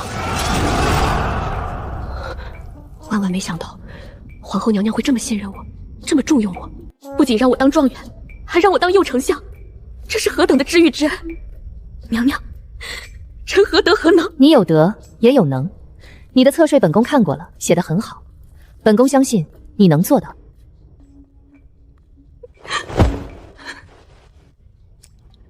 娘娘大恩大德，臣定当鞠躬尽瘁，死而后已，绝不辜负娘娘的信任。其实臣在考试中写的策论不够详细，只是一些提纲题里的东西。这里是臣更详细的治国方略，还请皇后娘娘过目。臣言治国之道，不在庙堂之高，而在江湖之远。朝廷的法令再完善，若不能落实到基层，也不过是一纸空文。百姓的生活再困苦，若没有人去倾听、去解决，也不过是无人问津的尘埃。臣以为，治国之要在于基层，基层稳则天下安，基层乱则天下危。朝廷应当建立一套完整的基层官员管理制度，选拔真正有能力、有担当的人到基层去，为百姓办实事。同时，朝廷还应当大力发展基层民生，百姓有饭吃、有衣穿、有房住，自然不会造反；百姓有书读、有衣看、有路走，自然会感念朝廷的恩德。臣不才，愿为朝廷献上一套基层治国方略。这套治国方略简直就是现代基层治理理论在古代的完美应用。什么网折化管理，什么轻重浮屠，什么乡村振兴，这些在现代社会才有的理念，竟然被一个古代人写了出来。不是，到底谁是穿越者？确认这套方略的确结合了时代背景，没有出现任何不符合时代的东西。这说明这不是抄袭，不是借鉴，而是江初宁自己思考出来的。原书里有这样一位厉害的女性，我不可能不知道啊。除非，清代新科状元叫什么名字？娘娘，新科状元叫江初宁。感觉自己的血压又在飙升，难怪他这么出类拔萃，难怪他的思想这么超前，难怪他写的策论这么深刻，原来是女主啊！在原书里，江初宁是官宦人家出身，从小就读书识字，年幼时富贵显赫，对朝堂的事自然知道很多。家道中过后，又流落民间，对民间生活也有所经历，所以他才会那么的成熟稳重、睿智通透。这是一本女评文，几乎都是围绕着江初宁展开的。她的智慧，她的能力，她的格局，征服了男主，也征服了无数读者。原剧情中，男主造反后，她女扮男装到男主身边去做幕僚，才和男主认识。而现在，她直接参加科考，脱颖而出，光明正大地站在了朝堂上，和男主提前认识了。难怪沈凌霄这么积极地去监督科举，难怪男主一直不造反，原来差一个女主。看来我又干了一件大好事，促成了男女主的姻缘，还把男主的又一员得力干将送到了男主身边。两人应该很快感情升温，然后走到一起，然后双剑合璧，然后天下无敌。至于江初宁的这套基层治国方略，如果真的能推行下去，大梁的百姓就能过上好日子了。到时候百姓会感激谁？当然是感激女主，感激男主啊！男主声望越高，造反的资本越雄厚。不错，心情又好了起来，我离回家又近了一步。江状元，今天可是你的好日子，就让沈将军护送你去游街吧。让我护送一个状元游街？裴渊这是在表示他对女状元的重视呢。毕竟我现在可是北疆王。臣领旨。看来他们两个已经看对眼了，这可真是太好了。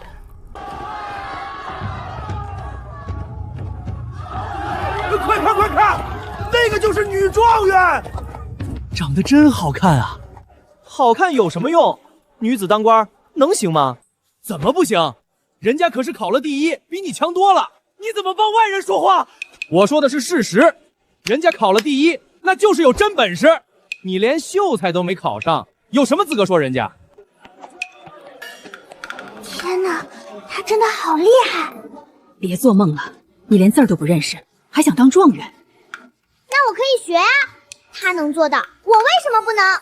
你还真敢想？怎么就不敢想了？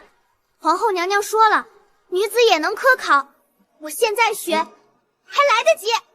我知道，自己不是一个人在战斗，我的身后站着千千万万的女子。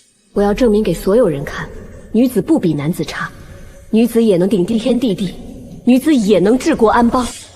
我要给世上千千万万的女子打开那条路，让她们日后能比我走得更加轻松一些，就像皇后娘娘那样。正因为有皇后娘娘为我开的路，我如今才能高中状元，打马游街。哼，不过是个女人，有什么好得意的？我听说朝中好多大臣都不服她，以后有她受的。等着瞧吧，用不了多久，她就会被赶下来。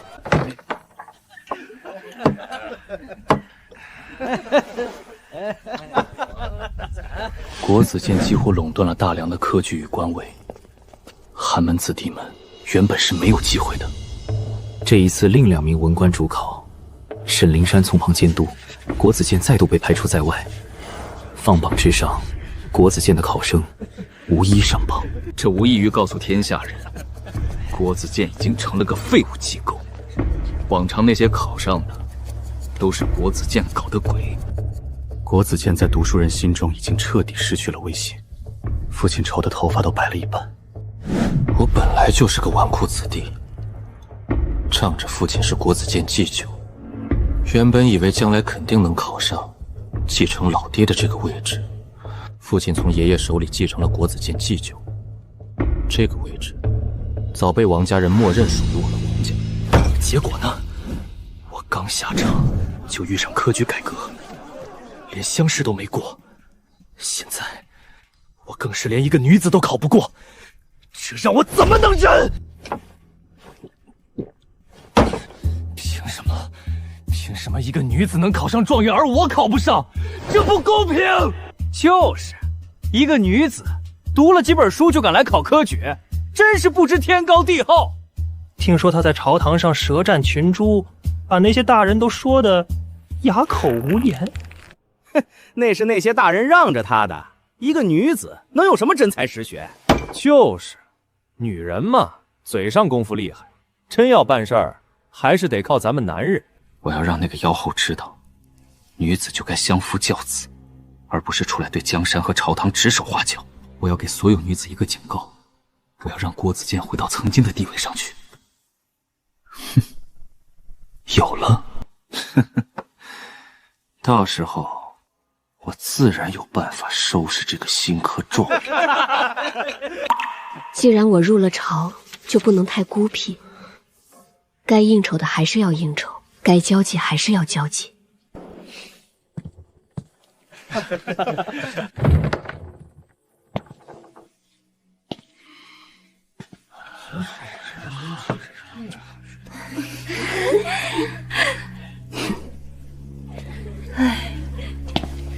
本以为这就是一次普通的宴会，吃顿饭，说几句客套话，然后就散了。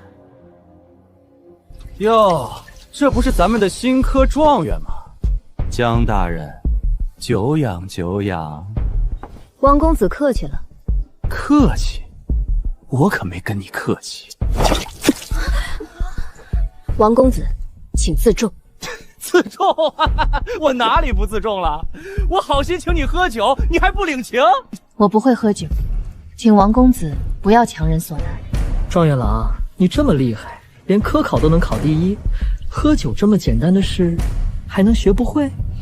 能考第一，不代表会喝酒，就如同王公子会喝酒，不代表就能考第一。你一个女人，凭什么考第一？谁给你的胆子敢考第一？凭我的文章入了皇后娘娘的眼，凭考官们认可了我的才学。文章？你一个女人能写出什么好文章？怕是找别人代写的吧？王公子若是不信，可以去贡院查阅考卷，所有考卷都有存档，欢迎查阅。查阅考卷？我为什么要查阅考卷？我告诉你，就算你考上了状元，也不过是个女人。女人就该在家相夫教子，出来抛头露面，成何体统？你以为你考上状元就了不起了？你以为你站在朝堂上就是个人物了？我告诉你，你什么都不是。你现在考这个状元，不过是想给你找个好婆家罢了。你不过是个女人，是我们男人的附属品。等你嫁了人，你就得乖乖在家相夫教子，伺候公婆。王公子，江大人是朝廷承认的新科状元，你说话还是客气些。客气？我凭什么对她客气？她一个女人也配让我客气？还有你，一个低贱的商户之女，又是谁给你的资格，敢这么对我说话？我虽是商户之女，可如今已是官身。倒是王公子，你不过也就有个秀才功名在身，凭什么在这里对我等颐指气使？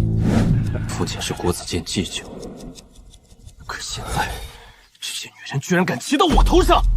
早就说了，女人就不该给他们权利，不然连自己姓什么都忘了。我懂了，你们是不是都跟那些考官有一腿？不然你们怎么可能考上？怎么敢在我面前这么硬气？被我说中了，心虚了。江状元，你考科举不会就是想找个金龟婿吧？说不定人家早就有人了。那些考官里可有不少年轻才俊呢。为了攀高枝，连脸都不要了。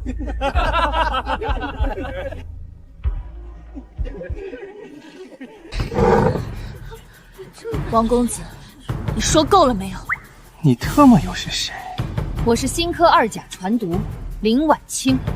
你羞辱江状元，就是在羞辱我们所有凭真才实学考上科举的女子，请你立刻道歉。道歉？你一个2甲也配跟我说话？他不配，那你又配什么？你口口声声说女子不该考科举，可皇后娘娘亲自下旨开了女科，你是觉得皇后娘娘做错了吗？你少拿皇后娘娘压我！你为什么怕被压？因为你自己也清楚的知道，你的身份地位和你的才学，才是这里最不配的人。你说他与考官有私，可有实证？王公子，空口白牙污人清白，这就是国子监教出来的教养吗？你们！王公子，请你道歉。女子科举是皇后娘娘的旨意，你若不忿，大可以去宫里说。我们凭本事考上的功名，凭什么被你这样羞辱？你们反了！一群女人也敢在我面前大呼小叫！我们是朝廷命官，在你面前大呼小叫又如何？你若再敢羞辱我们任何一个人，我们就一起去御前告状。你敢做，就要敢当。都想当女状元是吧？都想出头是吧？我让你们出头！你们不是想攀高枝吗？我成全你们，今天就让你们得偿所愿，给小爷我当妾，把这些女人全给我带走！少爷，全部听不懂人话吗？全部，一个都不许放走！他要看看这群女人能翻出什么浪来！你们干什么？放开我！王环，你疯了！我们都是朝廷命官，放手！你们这些畜生！住手！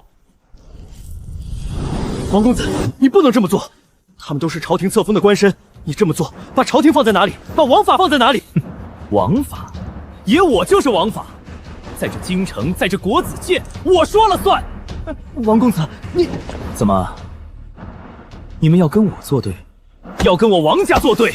你们不过是一群刚入朝的穷酸书生，无权无势，要背景没背景，要关系没关系，也配跟我作对，也配跟我叫板？王公子，我们不是要跟你作对，不是要跟你过不去，只是你不能这么做。江大人是我们的同僚，是我们的童年，我们怎么能眼睁睁看着他受辱？怎么能袖手旁观？同僚？她一个女人也配跟你们做同僚？也配跟你们平起平坐？我看你们是被美色迷了心。你们都给我听好了，今天谁要是敢拦我，就是跟我王家作对，就是跟国子监作对。王公子，皇后娘娘说过，站在朝堂上的唯一标准是能力，而不是性别，不是出身。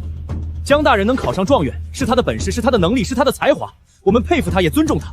你这么做，是在打皇后娘娘的脸，是在打朝廷的脸，是在打天下读书人的脸。我就打你们的脸啊，你们又能如何？王公子，我劝你还是收手吧，不要自误。这件事闹大了，对谁都没好处，对你也没好处。是啊，王公子，江大人是皇后娘娘钦点的状元，是皇上亲封的右丞相，你动了他，皇后娘娘不会善罢甘休的，不会放过你的。你们怎么敢跟我作对？我们不能让皇后娘娘失望，不能让天下人失望。皇后娘娘想要的是遇事能挺身而出的臣子，是面对不公不正仍然正直善良的臣子，是心怀天下的臣子。而不是看着同僚被羞辱而无动于衷的懦夫。没错，我们当官不是为了成为权贵的帮凶，不是为了趋炎附势，而是为了百姓，为了江山社稷。说得对，我们不会袖手旁观。王公子，收手吧！好，好，好，你们清高，你们了不起，敢跟我作对是吧？全都给我打！少爷，这些可都是朝中大臣。怕什么？出了人命算我的！我爹是国子监祭酒，打死了我负责。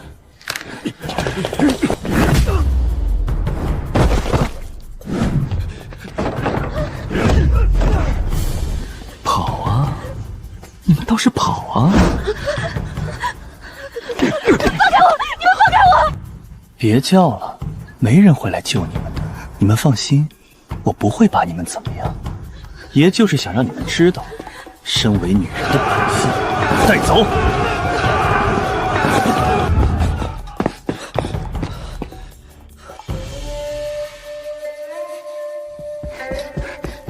娘娘，出事了！什么事？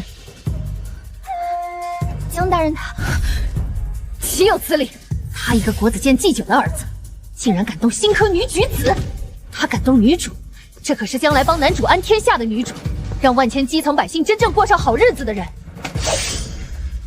这是在挑衅我腰后的权威啊！不能忍！好大的胆子，连个官职都没有的白参，他怎么敢对新科状元出手？清代，让人去通知沈凌霄。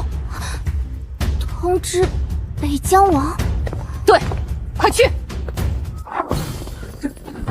娘娘，皇后娘娘来了！娘娘救命啊！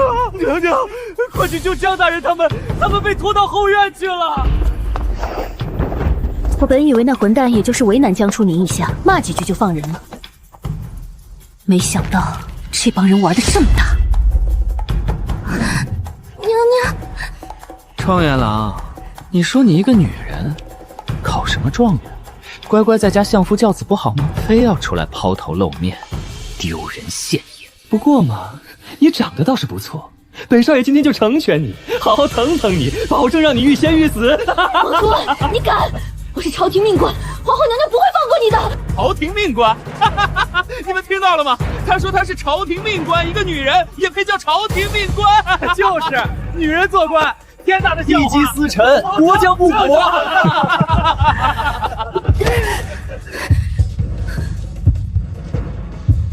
还敢躲？给我安好他！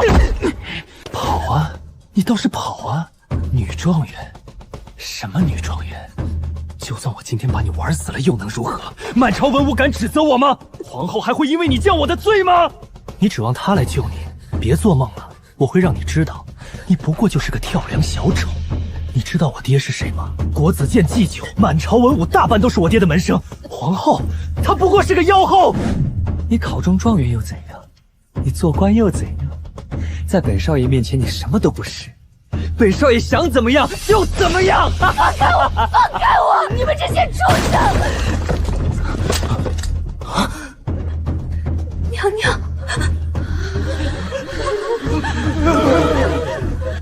哟，又来一个美人儿，今天是什么好日子啊？你是谁？你敢动我们？你知道我们是谁吗？把他们统统解决掉。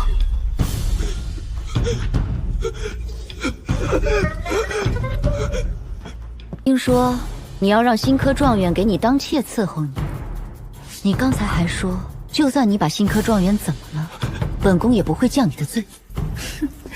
你刚才还说他是跳梁小丑，本宫千挑万选出来的人才，给你当妾。哪里来的贱人？你倒是很狂啊！谁给你的勇气？你胯下2两肉吗？啊！你爹在朝堂上都给我缩着腰后做狗，你倒是很高调。不要！今天让你好好看看，我到底敢不敢把你怎么样？皇后娘娘，饶命！饶命啊！这是女主啊，是让万千基层百姓真正过上好日子的人。披上。可现在，她差差点被一群畜生毁了。皇后娘娘，我们就是开个玩笑。开玩笑？你管这叫开玩笑？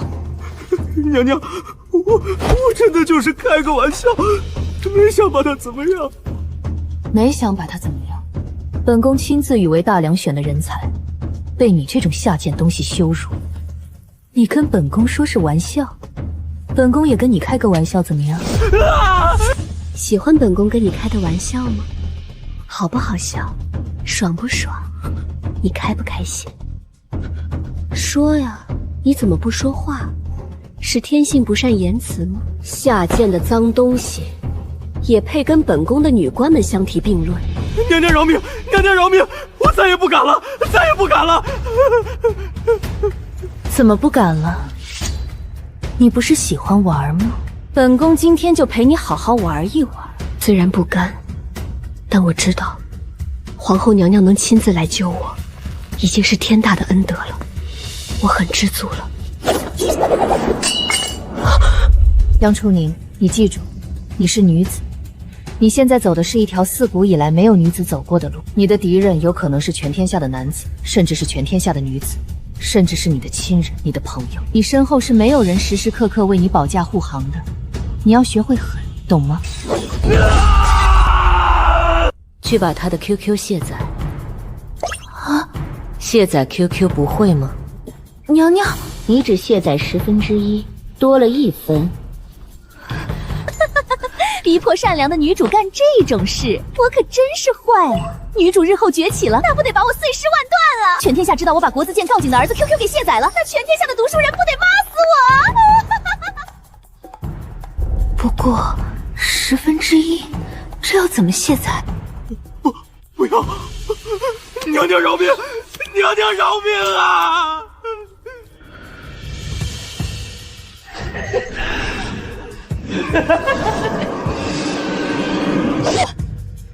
很好，再没有什么比卸载羞辱我的男人更爽了。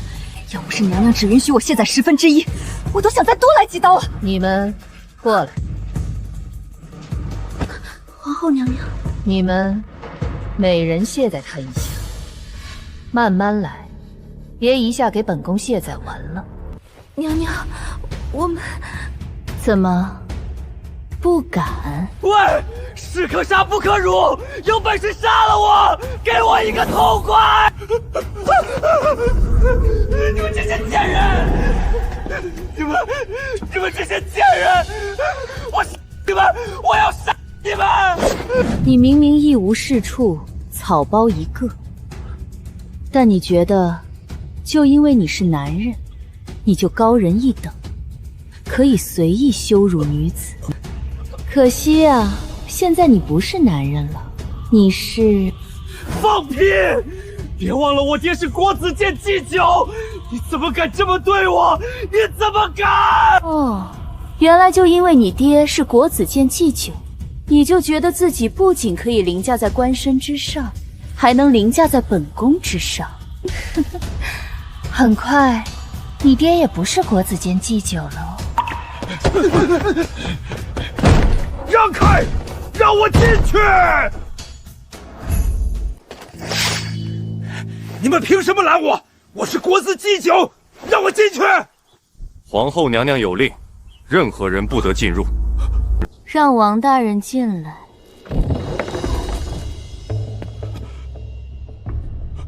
我的儿啊！爹，救我！爹，皇后娘娘，你怎么能这样对我儿？他是我的独子，是我王家唯一的血脉。你儿子做了什么？你不知道吗？他就算做了什么，也不过是年少轻狂，不懂事儿。你怎么能让人了他？你这是要绝我王家的后啊！好家伙，差点以为这老东西才是妖后了，简直比我还坏啊！王大人，他糟蹋女子的时候，怎么没想过人家也是爹生娘养的？他羞辱朝廷命官的时候，怎么没想过人家也是有父母兄弟的？这如何能比？我儿他，和贱民。我儿固然有错，可娘娘也不能卸载他 QQ 了。你说对，确实不能。按大梁律，意图严重侵害朝廷命官，罪当斩首。本宫这就让人把他拖到菜市场处以严酷刑罚之刑。王大人觉得可好？算了，让所有人都看到我对国子监太久的儿子施以酷刑，以后谁看到我不得瑟瑟发抖？本宫觉得给他上之刑更合适，要盆之刑。不，皇后娘娘，臣求你饶他一命，臣愿意把所有的家产都捐出来，臣愿意告老还乡，臣什么都愿意，求娘娘饶他一命。不行哦，他让本宫不高兴了，今天他必须死。娘娘，臣从来没有求过人啊，臣就这么一个独子，你就不能？哦，被你求是什么很了不起的事吗？皇后娘娘，你打我儿子，我定不会善罢甘休。大梁的官员大半都是我的门生，你若逼我，你就怎样？造反吗？臣不敢，臣万万不敢。你刚才还敢，现在就说不敢，你什么意思？耍本宫吗？臣没有，臣只是……好啊，你倒是提醒本宫了。大梁的官员大半都是你的门生，本宫倒要看看，是你的门生多，还是本宫的剑快。皇后娘娘，你要干什么？你不能杀我！我是朝廷命官，我是国子监祭酒。你，爹！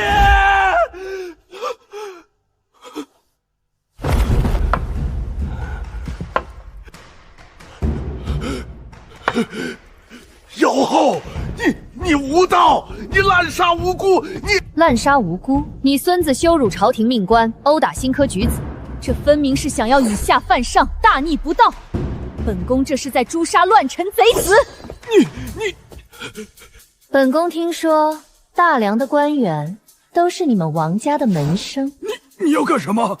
本宫要干什么，你很快就知道了。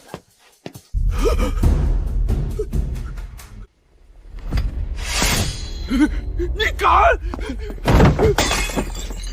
你若杀我，天下读书人不会放过你的，他们会怎样？为了你王家造反吗？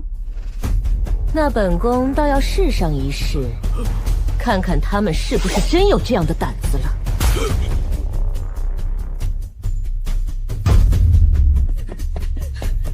皇后杀了国子监T9一家3代，杀了7、8个世家早帝。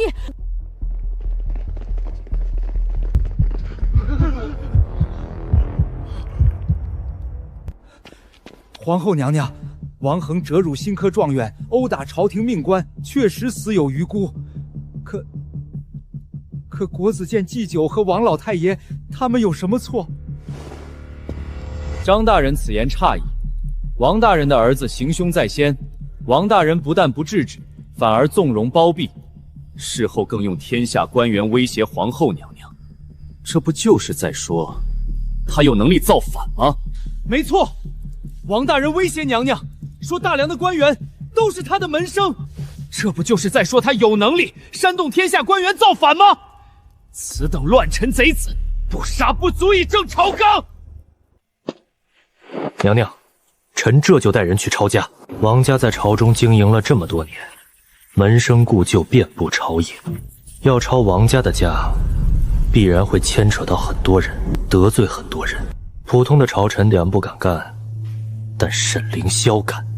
我是北疆王，手握重兵，功高怪事，不参与朝堂斗争，不怕得罪任何人。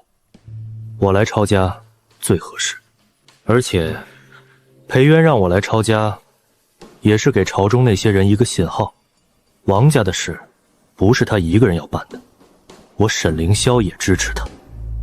抄仔细点儿，跟国鲁监祭酒走得近的，统统给本宫抄。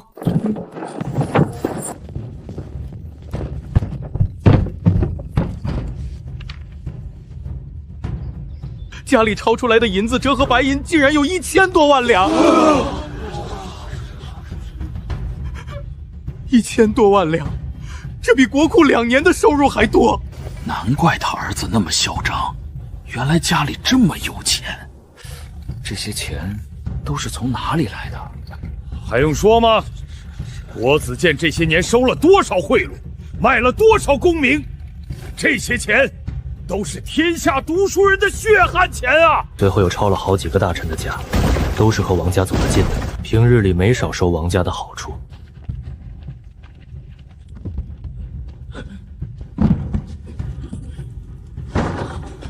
可跑得了吗？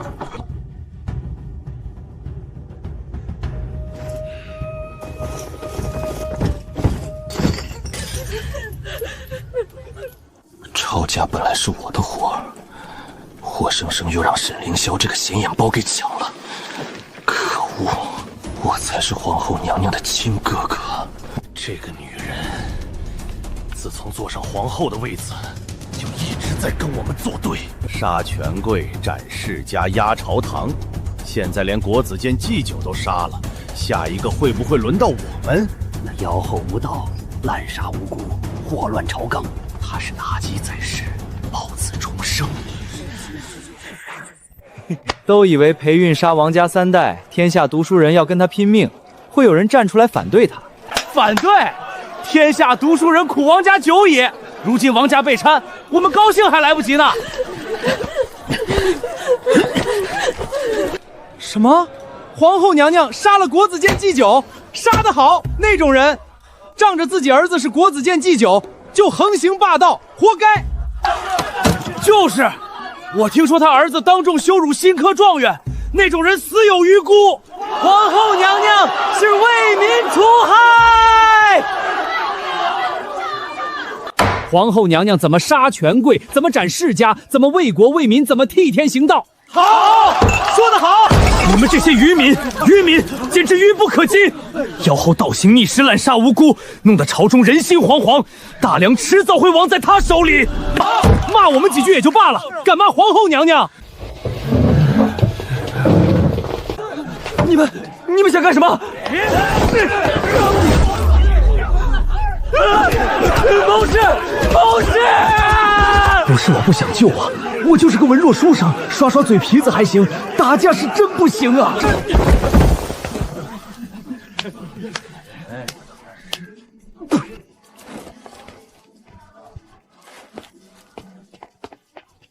世子，你没事吧？你刚才哪里去了？为何不救驾？救驾？救什么驾？你还不是皇帝呢！世子，我见局势与我方不利，去找武器了，谁料找了一圈，啥也没有找到。蠢货！大梁百姓都是一群蠢货，难道他们看不出来吗？只有我才是天选明主，只有我这样的人，才能带着大梁走向繁荣富强。可是殿下，我们现在没有实力跟他对抗啊！北疆被打服了，北狄俯首称臣了，沈凌霄又对他忠心耿耿，我们拿什么打？那就等机会，总有一天，我会让那个女人付出代价。皇后娘娘此举有违祖制。来，你近前说话，告诉本宫，本宫违了哪条祖制？抄家，给本宫抄家！皇后娘娘如此行事，恐寒了天下忠臣之心。寒了忠臣之心，那说明你不是忠臣。抄家！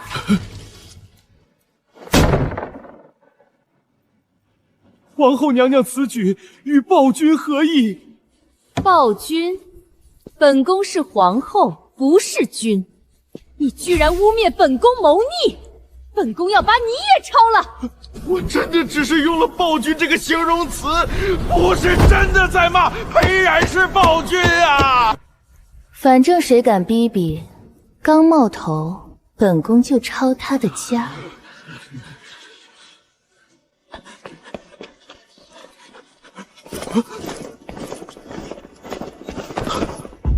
不是我们胆小，实在是裴元太疯了。他现在完全敌我不分，疯起来就是要撞死所有人，连他自己的亲爹都不放过。裴相，得罪了，娘娘有令，臣也只是奉命行事。抄吧抄吧，反正也没什么可抄的了。裴渊要收买民心，要养兵，要搞改革，哪一样不要钱？我把老底儿都掏空了，能不变卖家产吗？而是两袖清风的好官。论高，还得是女儿，想的就是长远。翻，掘地3尺也给本王翻出来！裴忠训怎么会这么穷？这可是当朝丞相啊，一人之下，万人之上的丞相。平日里贪得那么厉害，现在怎么穷成了这样？肯定是把财产转移了。本王只负责抄家，没抄出东西也没办法。撤！凭什么我们被抄得倾家荡产，你裴崇信就毫发无伤？不公平！说什么没钱，两袖清风，骗钱呢？堂堂丞相能穷成这样，鬼才信！肯定是把财产转移了，藏到哪个不起眼的庄子上了。黑家妇女一个比一个能言，暴虐！对对对，本宫就是暴虐。你再多说一句，本宫连你也暴虐了。否极司臣！鸡都比你强，你连鸡都不如。有违祖制！祖制没教你怎么做人吗？你说什么他都不在乎，你骂什么他都不生气，但你敢多说一句，他就敢抄你的家。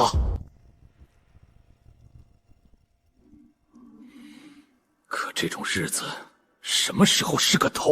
我们可是世家呀，传承了上100年的世家，怎么能被一个女人拿捏成这样？冷，今年的冬天还没开始，就已经冷得厉害。等真正入冬了，得冷成什么样子？冷了，靠什么取暖？煤炭，而整个大梁的煤矿基本都控制在世家手里，尤其最好那几个矿产的都是上等无烟煤，烧起来没烟，火力旺。这煤矿以前都是供皇宫的，可现在我们联合起来，不给皇宫供煤了。这个冬天，皇宫别想得到1斤煤。你裴元不是很牛吗？你不是想杀谁就杀谁吗？你不是想抄谁就抄谁吗？好啊，那你就冻着吧。没有煤，看你怎么过冬。他不是要杀我们吗？好啊，那我们就让他知道得罪世家的下场。没有煤，皇宫就是个冰窖，他裴元再厉害，还能不怕冷？到时候他来求我们，我们再慢慢跟他谈条件。他要是不来求，那就冻着，看谁熬得过谁。冶炼兵器，烧制瓷器，哪一样离得开煤？一步一步全断了，整个大梁都要瘫痪一半。到时候各处怨声载道，着急的就是裴元了。去催，再去催！贵人们没有煤取暖，那是要发脾气的。尤其是裴元，他都能提剑砍权贵大臣了，砍他们这些奴才，不是更容易？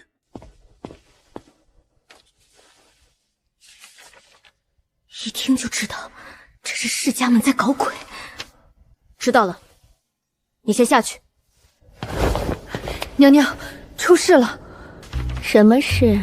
世家们联合起来，断了皇宫的煤。这个冬天，宫里怕是得不到1斤煤。真的？娘娘，您这个反应不对吧？您不应该愤怒吗？不应该暴跳如雷吗？怎么看起来还挺高兴的？我每天绞尽脑汁怎么作，让妖后的名声更响亮一点。世家们主动送上门来，我要是不借此机会大闹一场，那还是妖后吗？明天早朝，本宫倒要看看这些世家怎么解释。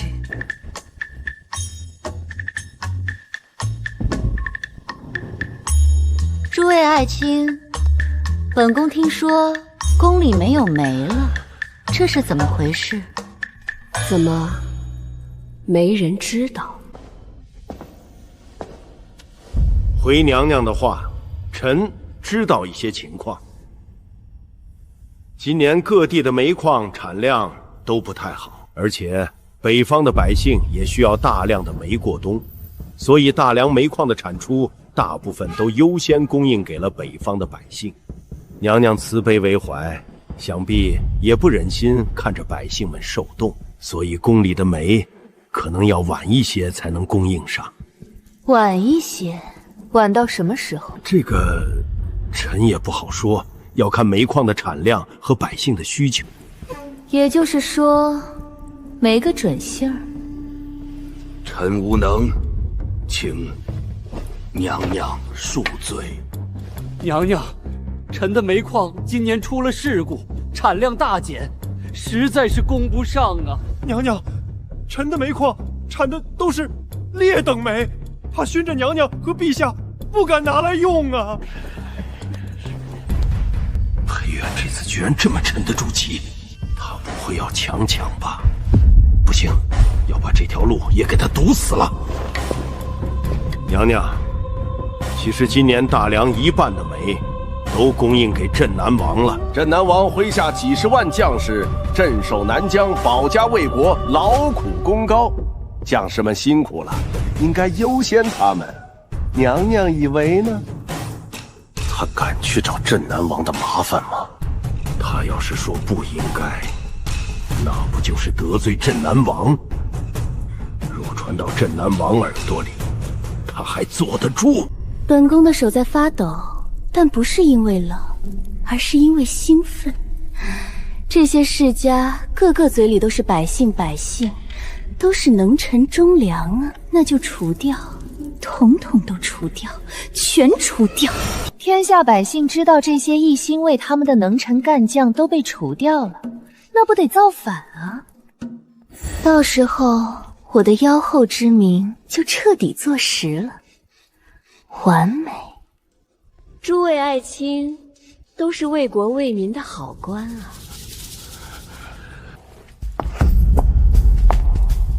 娘娘，有话好好说。娘娘，臣等都是忠臣啊。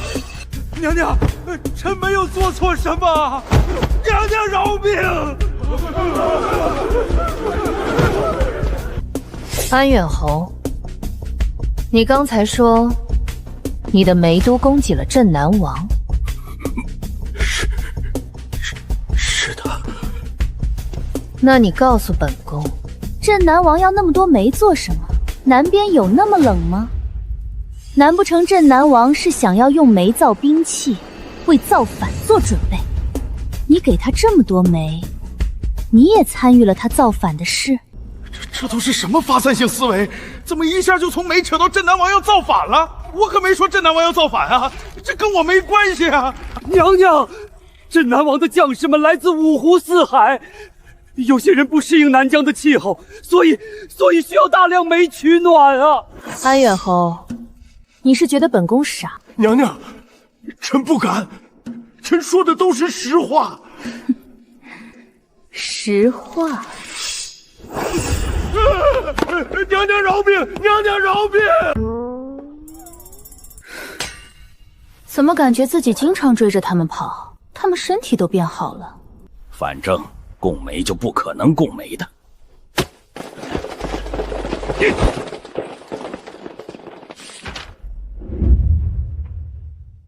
但我们就是能让皇宫没有一斤煤。除掉他们，除了泄愤，没有任何意义。人都要完了，以后就没有发挥的余地了。皇后娘娘这是要干什么？得罪了世家，连累我们跟着受罪。就是，她在前面逞威风，我们却在后面受冻。这日子什么时候是个头啊？皇后娘娘，臣妾等实在熬不住了。娘娘，能不能想想办法，给宫里弄些煤来？哪怕劣等煤也行啊，总比没有强。你去告诉他们，宫里没有煤，他们要是熬不住，可以离开皇宫。离开皇宫？宫里没有煤，他们娘家总有吧？离开皇宫？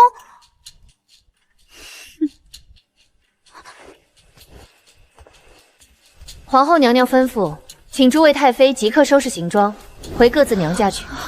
回娘家？皇后娘娘说的是真的吗？真的让我们离开？这不合理智吧？理智？冻死在这里就合理智了？可是我们走了，别人会怎么说我们？那是皇后娘娘赶我们走的，又不是我们自己要走的，别人要骂也骂不到我们头上。皇后说了，允你们出宫，你们走就是了。清代姑娘，其实皇后娘娘都是为了我们，对吗？娘娘是个不擅长将自己的善意说出来的人，你们能理解娘娘的一片苦心，也不枉费娘娘为你们背负骂名了。娘娘真是太美好了，总是喜欢深藏功与名。多谢娘娘体恤，这份恩德妾等没齿难忘。刚才外面有人来了，是那些太妃走的时候特意过来骂娘娘您的。骂我什么？当然是骂娘娘过分了。他们在宫里好好的当太妃，您却把他们全都赶走，他们恨死您了。那可真是太好了。娘娘，这不合理智。太妃是先皇的妃子，怎么能遣散出宫？这是对先皇的大不敬。请娘娘收回成命。万一裴元真的收回成命怎么办？那可不行。你们说的对，本宫也觉得做得太过分了。要不这样吧，本宫把那些已经葬入皇陵的太妃们也挖出来给各家送回去，再把历任先皇的也挖出来，给各位太妃也分几块骨头。娘娘，宫里年轻的太妃们都走得差不多了，还有一些太太妃、太妃不愿意走。本宫要坐实为了称霸后宫一家独大，把所有太妃都赶出去的罪名，留下这些太妃，这罪名就不够响了。让他们去庄子上做这个。月时带、如厕纸，只用来擦腰后，这也太奢侈了吧！大梁虽然已经有了造纸术，但纸还是很贵的，寻常人家根本用不起。用纸来擦腰后，简直是闻所未闻。还有那个月事带，越看越觉得神奇。现在普通人家的女子来月事，用的都是草木灰或者破布吊，既不卫生又不方便。如果真的有这种可以吸收、可以更换的月事带，如果这些东西真的能做出来，那天下女子就有福了。娘娘，奴婢这就去。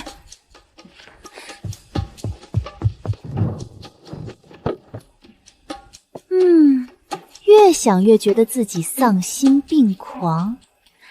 那些太太妃、太妃都那么大年纪了，我还折腾人家去干活，还是去做月事带？就问你，我这个皇后丧心病狂不？感觉那些太太妃、太妃应该是要骂死自己了。骂吧骂吧，骂得越凶越好，我的妖后之名就要靠这些人来传播了。诸位娘娘，皇后娘娘让奴婢来传话。皇后娘娘把我们赶出宫，还有什么好说的？各位娘娘，我知道你们心里有怨气，你们以为娘娘是真的嫌你们上了年纪，把你们赶出宫吗？不，她是为了你们的未来。你们一辈子被困深宫，可曾为什么而拼过命？可曾为什么而燃烧过？可曾热爱过什么？现在，娘娘要把一件天大的事交给你们办，办成了，你们将会是天下女子乃至天下人的大功臣，你们的名字将会被载入史册，被后世万代传颂。真的吗？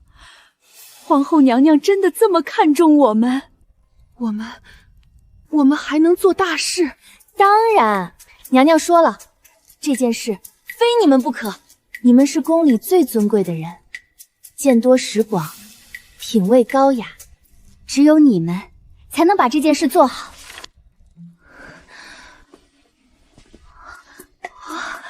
这是玉饰带，这设计太巧妙了。用纸来擦，这也太奢侈了吧！娘娘说了，这些东西做出来能造福天下女子。你们想想，天下有多少女子每个月都要忍受不便和尴尬？如果你们能把这件事做成，那是多大的功德！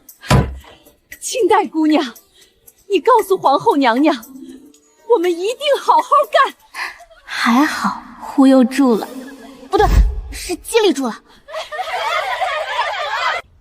太妃们走了，但宫里还有很多宫女太监。没有煤炭，对普通的宫女太监们来说，其实并没有多大的影响。宫女太监们条件哪有那么好？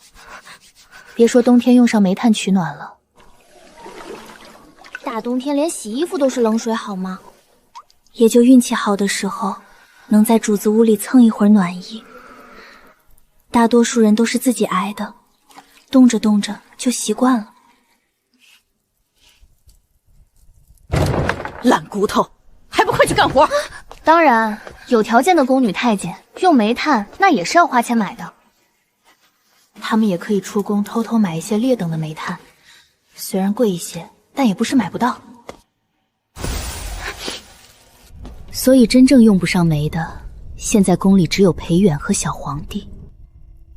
但娘娘又以此为借口，让我把宫女太监们也遣散了。宫里的情况，你们现在也看到了。世家门联手对娘娘发难，断了宫里的煤。娘娘给了恩德，想要出宫的宫女太监都可以自愿出宫，娘娘会给遣散费。娘娘可是贤后，她哪能直接就把这些宫女太监赶走啊？当然要给遣散费，还要给的丰厚，让天下人都知道娘娘的贤德。清代姑娘，真的吗？我们真的可以出宫？遣散费真的给？当然是真的，娘娘亲口说的，还能有假？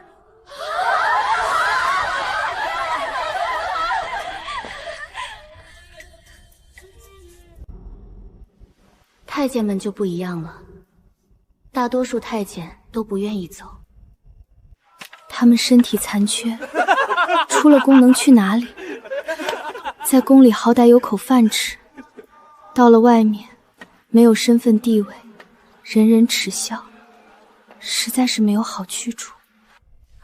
清代姑娘，我们不想走，我们就想留在宫里。宫里总要有人做事，全走了也不行。人少了，开销就少了，我可以节约点钱来做点奢靡享乐的事了。唉，天底下估计找不出第二个像我这种奢靡享乐都要想办法开源节流的人了。断了皇宫的煤，裴元就会服软，就会来求咱们。那些世家真不是东西，好不容易出了一个为民着想的皇后娘娘，他们就知道迫害为我们老百姓着想的人。就是他们想冻死皇后娘娘，冻死小皇帝，好让他们自己人当皇帝。呸！一群狼心狗肺的东西！娘娘为了不连累宫里的太妃和宫女，把他们都遣散了，自己一个人在宫里受冻。这样的皇后，天底下哪里找去？听说娘娘还给了遣散费，给的还不少呢。那些宫女出去之后，都能过上好日子。娘娘真是菩萨心肠啊！要是我有媒，肯定送进宫里给娘娘，让娘娘长命百岁。是啊，娘娘为了让我们穿暖，让北疆王在北疆种上了棉花。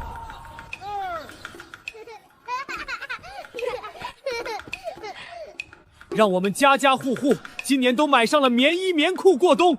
万一娘娘自己冻坏了，可怎么整？我们不能让娘娘冻着。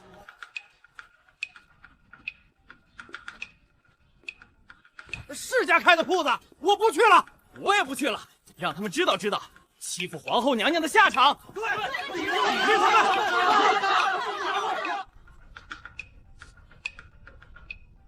听说城开了个铺子，是皇后娘娘支持宫里的太妃们开的，我也要让我女儿去支持支持。这不对劲啊！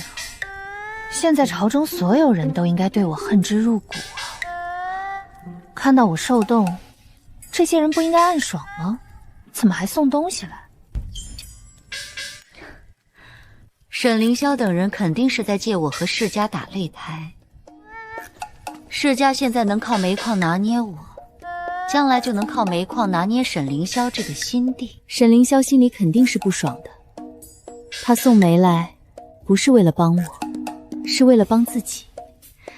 这样一想，就舒坦多了。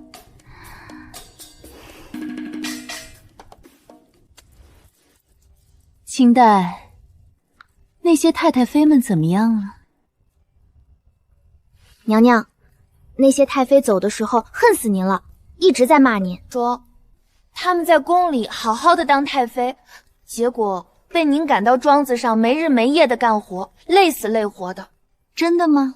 真的，骂得可凶了。太好了，继续骂，让他们继续骂。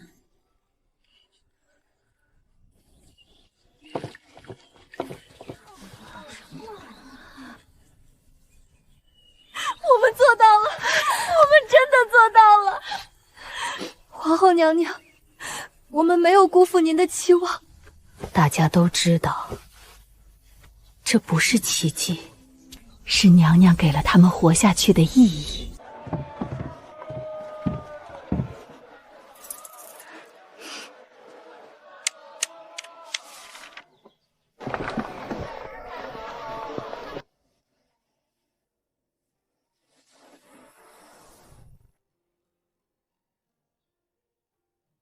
娘娘总是这样，做尽了好事，却把所有的骂名生背在自己身上。侯爷，咱们还要继续跟皇后娘娘硬碰下去吗？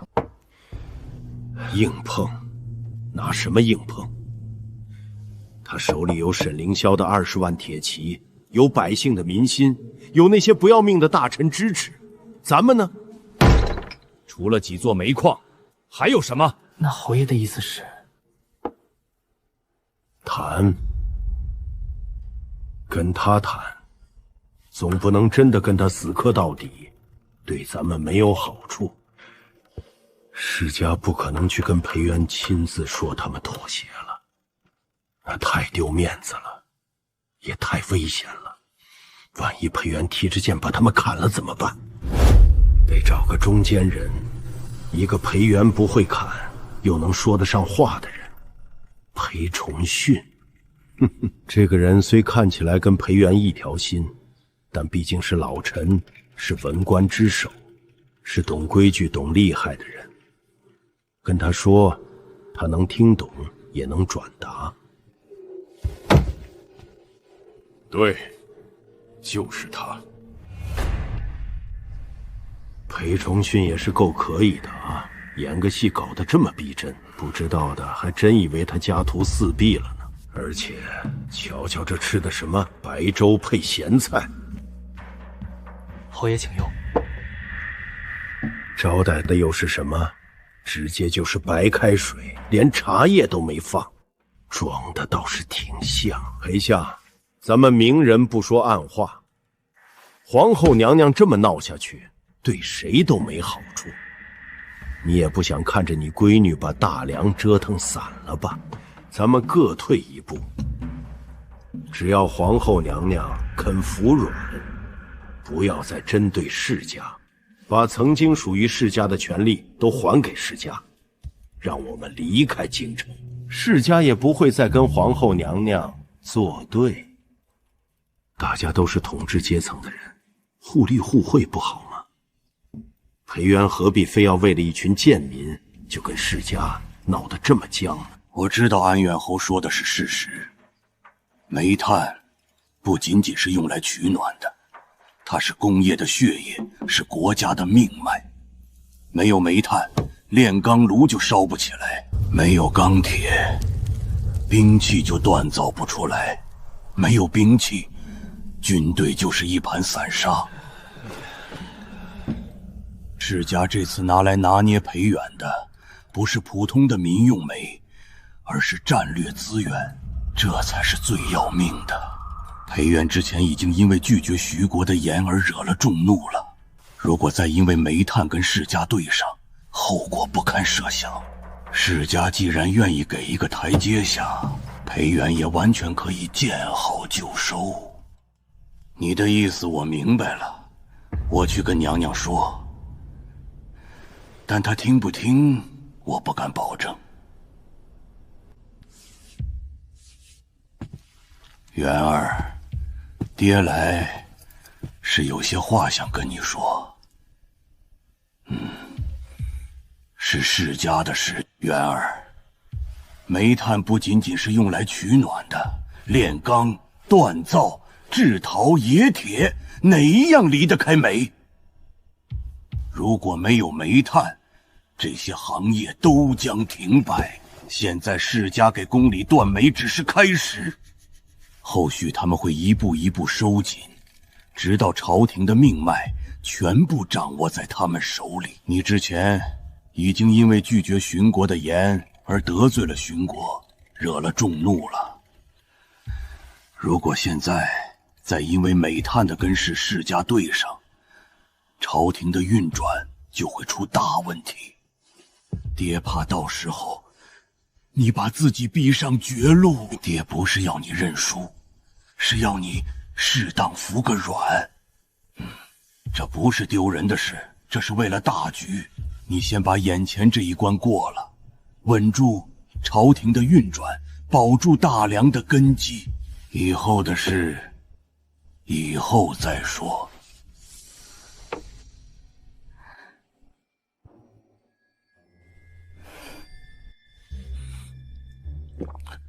服软，爹，你觉得我可能向世家低头吗？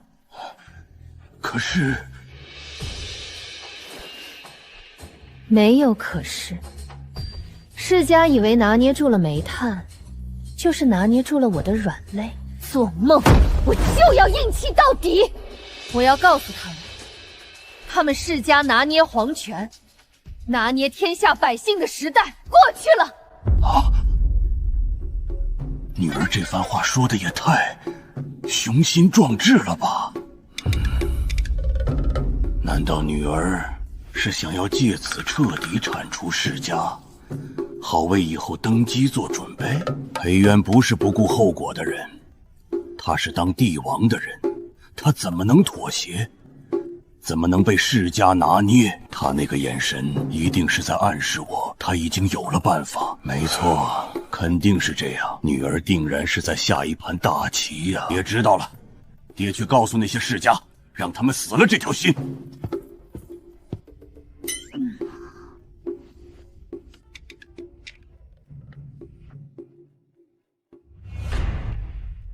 裴元是不可能妥协的，你们死心吧。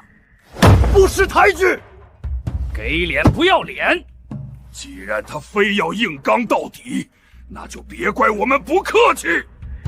从今天开始，我们的煤炭将全部供应镇南王那边，朝廷一斤煤都别想得到。到时候朝廷没有武器，可别怪咱们。对，全部攻击镇南王，让那妖后看看，没有我们的煤，他拿什么炼钢？拿什么锻造兵器？这么多煤炭供应镇南王，镇南王能拿来干什么？不用想也知道了。有了兵，又有煤炭锻造武器，镇南王能忍住不造反吗？就不信裴渊不害怕。到时候镇南王要是真有了反心，裴渊这皇后的位置还坐得稳吗？我觉得这一次裴渊一定会妥协。等了3天，裴渊毫无动静；5天，还是没有动静；7天，依然没有动静。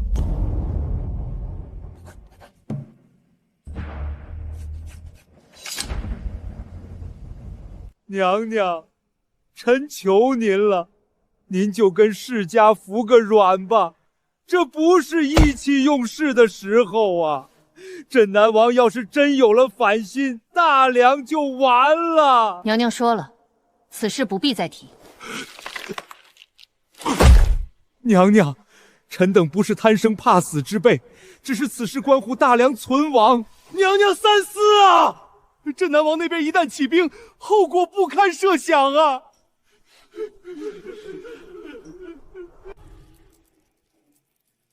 不必再说了，谁再提此事，杖杀。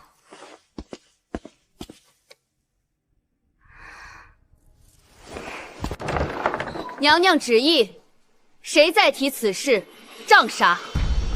我一直以为她是贤德的皇后，是上天赐给大梁的恩典，是带着大梁走向繁荣富强的希望。他为了骨气和面子，得罪玄国断了言，又得罪世家断了煤。没有煤盐，百业停摆，朝廷必瘫，他就半点想不到这些吗？难道从前的贤德都是做样子，是收买人心，是演戏？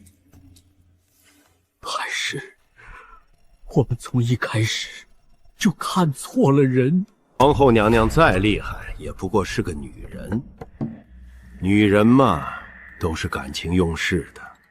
咱们这一招釜底抽薪，她肯定慌了。你们看，她连杖杀的话都说出来了，说明她已经没有别的办法了，只能用暴力来维持体面。侯爷高明，薛守正那些大臣都对皇后娘娘失望了，民心也在慢慢流失。等镇南王那边一有动作，皇后娘娘的位置就坐不稳了。坐不稳？她本来就坐不稳。一个女人坐在那个位置上，名不正言不顺，否极司臣，违背天道。以前有沈凌霄的支持，有百姓的拥护，咱们动不了她。可现在她自己作死，怪得了谁？侯爷说的对，传话下去，让各个世家都按计划行事。煤炭一粒都不许流入朝廷控制的行业。我倒要看看皇后能硬气到什么时候。皇后娘娘这次是真的走投无路了。世家太狠了，这是要把朝廷往死里逼。皇后娘娘要是倒了，大梁就完了。娘娘，臣求您了，就服个软吧。史家已经放话了，煤炭全部供给镇南王。镇南王手里有几十万大军，要是再有了兵器……够了，本宫说了，此事不必再提。娘娘，臣不是为世家说话，臣是为大梁的江山社稷啊。娘娘若是执意如此，臣只能……你要如何？辞官、告老还乡，还是跟世家一起逼宫？启禀陛下娘娘，顾清怀顾大人从黔州回来了，在殿外候见。顾清怀，那个被贬到黔州的顾清怀，他怎么回来了？轩，本宫打算把男主的心腹大臣慢慢的都召回来。顾清怀是第一个。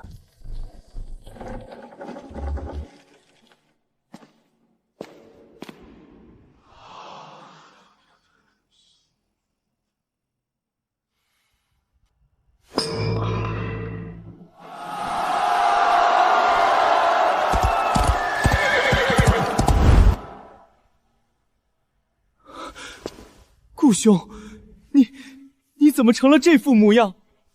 顾清怀吃了这么多苦，这次回来定然会怨恨裴元，咱们正好可以把他拉拢过来。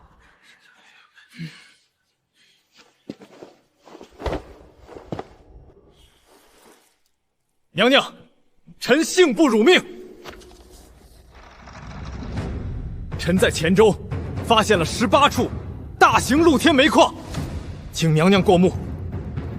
18处大型露天煤矿，这怎么可能？黔州那个山高路远、贫瘠不堪的地方，怎么会有煤矿？臣采用了最新的采掘方法，产量极高，煤质上佳。另外，臣还用煤矿做了一个东西，请娘娘过目。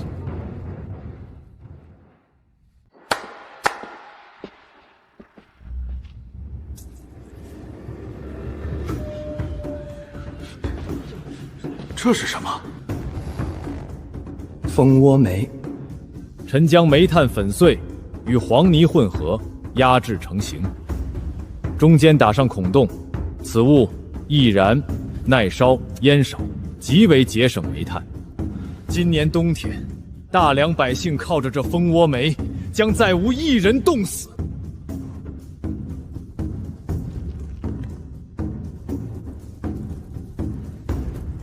这就是天选能臣吗？压根儿不需要我指点，就能自己找到煤矿，研究出这个时代最先进可行的采掘方法。看来我那些手稿根本不用拿出来了。果然，古人的智慧是不容小觑的。不可能，这不可能！黔州那种穷乡僻壤，怎么可能有煤矿？还是18处！顾清怀，你别是在糊弄娘娘！娘娘，此事事关重大，臣以为应该派人去核实一下。连世家都没发现的煤矿，顾清怀怎么发现的？对，应该核实。顾清怀，你该不会是欺君吧？各位大人若是怀疑，尽可以派人去黔州查看。臣在黔州发现的所有煤矿，都已经做了详细的登记和标注，一文一物皆有据可查。这是臣在黔州1年来所做的工作记录，请娘娘过目。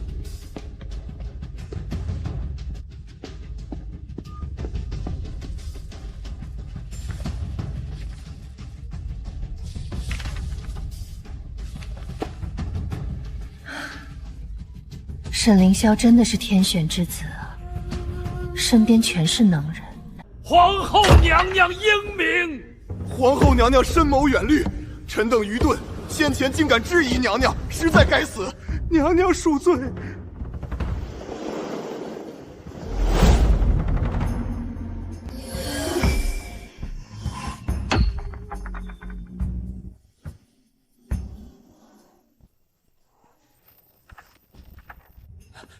顾大人，此事保真吗？薛大人，若是不真，我怎敢上报？皇后娘娘英明。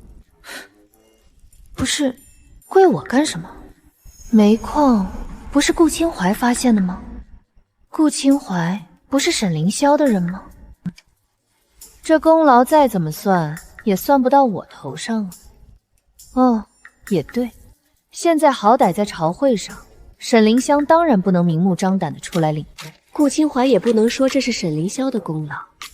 他要是敢这么说，那就是明摆着告诉所有人沈凌霄在培植私人势力。朝臣更不可能去跪谢沈凌霄，那不成造反了吗？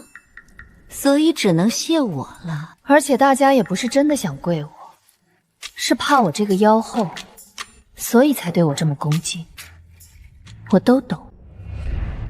娘娘，臣以为黔州的煤矿虽然发现了，但开采和管理也需要人手。臣愿意为朝廷分忧，派人去黔州协助顾大人。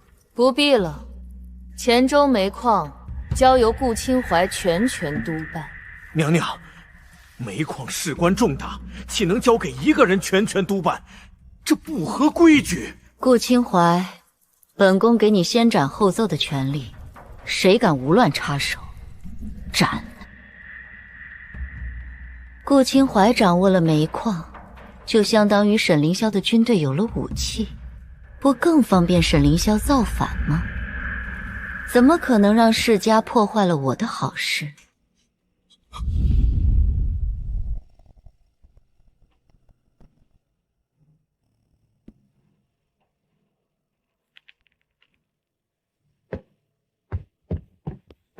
煤矿之利，自古便是朝廷和世家共分的。娘娘如此行事，置我们这些世代经营煤矿的世家于何地？对，煤矿事关重大，不能交给一个人全权督办。臣建议由朝廷和世家共同管理，方为稳妥。娘娘，您要三思啊！你们不是已经把煤全部供给镇南王了吗？怎么现在又想要黔州的煤矿了？看来你们是真想帮镇南王谋反了啊！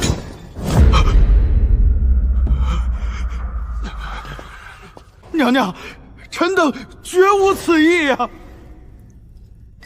从娘娘的三言两语，我就知道了这一年她在京城所面临的压力。她真的是有先见之明，早就料到世家会用煤炭拿捏朝廷，才把我贬到黔州去找煤。所幸我没有辜负娘娘的一片苦心。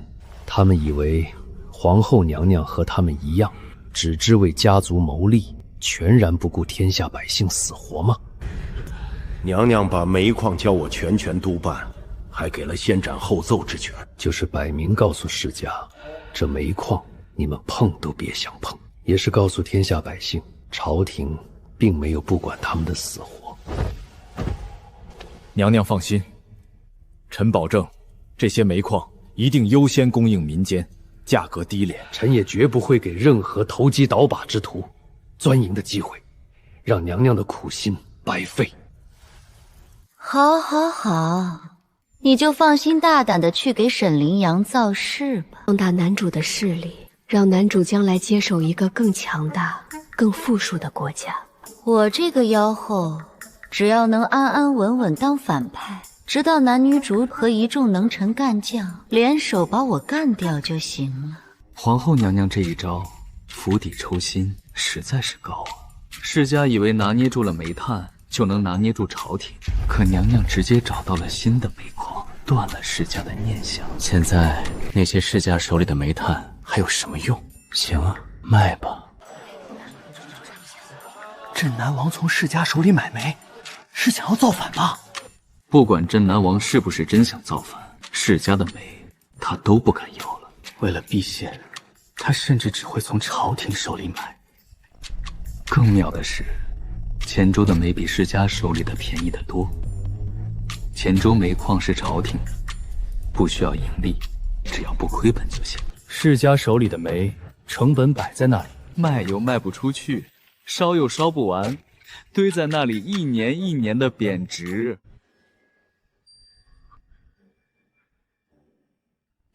我们输了。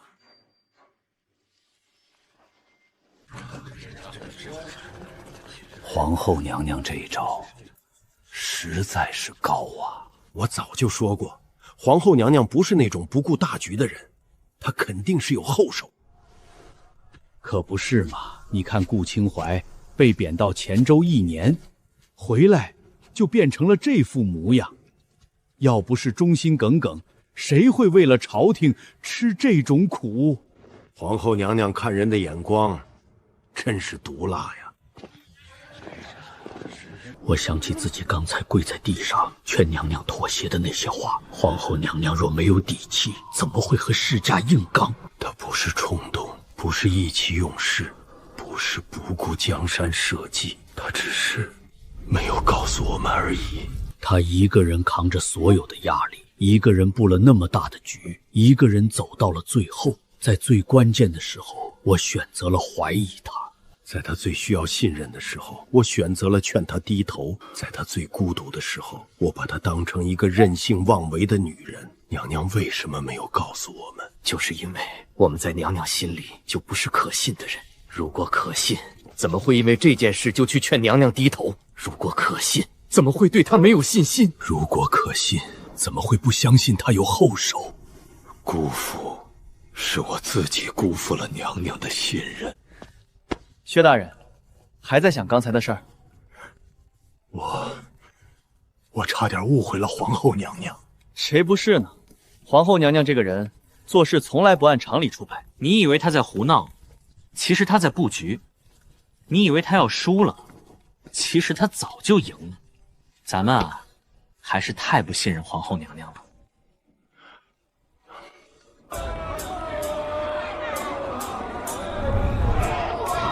听说了吗？顾大人在黔州找到了18个煤矿。听说了，还做出了什么蜂窝煤？听说是把煤打碎了，掺上黄泥，压成饼，中间打孔，特别耐烧，烟还少，一个蜂窝煤能烧一整天呢。那得多少钱一个？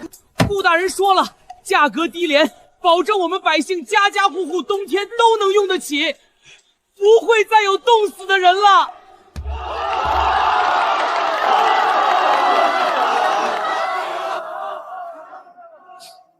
我那小孙子，去年冬天就是冻死的，才4岁，忙乎乎的会叫爷爷了。当时他一直喊冷，可煤太贵了，我们买不起，就想着熬一熬就过去了。谁知道那年冬天特别冷，孩子没熬过去。今年好了，今年用上蜂窝煤，我家那小孙子要是还在，就不会冻死了。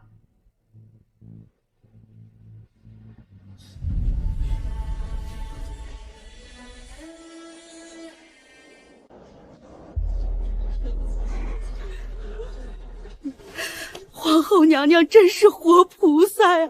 她早就派人去找煤矿了，就是不告诉我们。她一个人扛着所有的事儿，咱们在外面还骂她，真是不应该。可不是嘛！那些世家还想用煤炭拿捏皇后娘娘，说什么要断煤，要把煤卖给镇南王。结果呢，皇后娘娘根本不在乎他们，她早就弄到了自己的煤。皇后娘娘万岁！皇后娘娘万岁！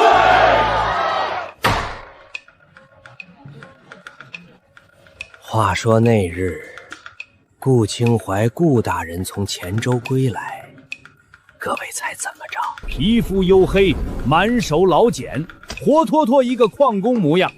那双手啊，全是伤口和老茧，粗的能磨刀。那个脸啊，晒得跟锅底似的。要不是他自报家门，谁认得出来这是当年金殿上那个面如冠玉的状元郎？你们猜怎么着？他在黔州那个鸟不拉屎的地方，硬是找到了18处大型露天煤矿，而且他还做出了一个东西，叫什么蜂窝煤的东西，把煤打碎了，掺黄泥，压成饼，中间打孔。这东西好啊，耐烧，省钱，烟还少。今年冬天，咱们大梁的百姓就靠着蜂窝煤，将再无一人冻死。说到底，皇后娘娘才是真正的深谋远虑。她从来没有想过把能臣贬谪，她是在下一盘大棋。她把顾清怀贬到黔州，不是惩罚他，而是信任他，是把最重要的事情交给他去办。他在为百姓的幸福生活谋划，在为大梁的江山社稷谋划。好，皇后娘娘英明，顾大人威武。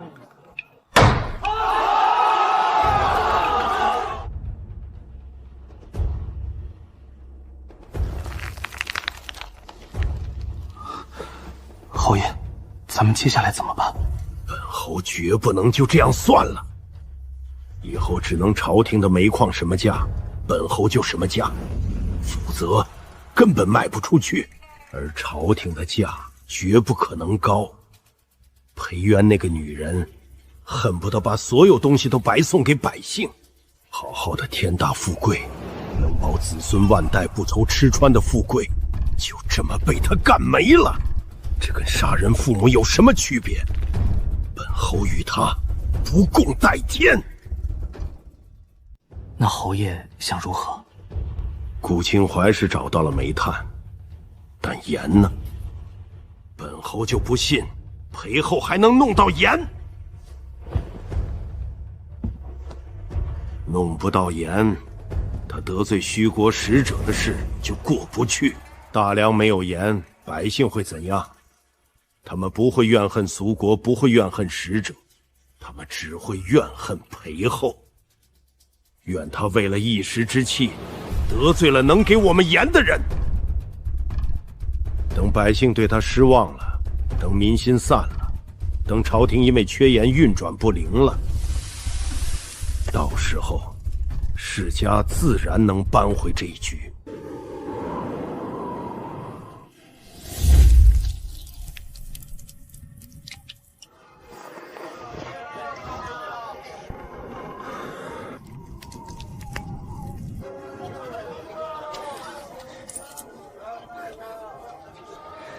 一件棉衣，谁出门谁穿，这样就不会冻死人了。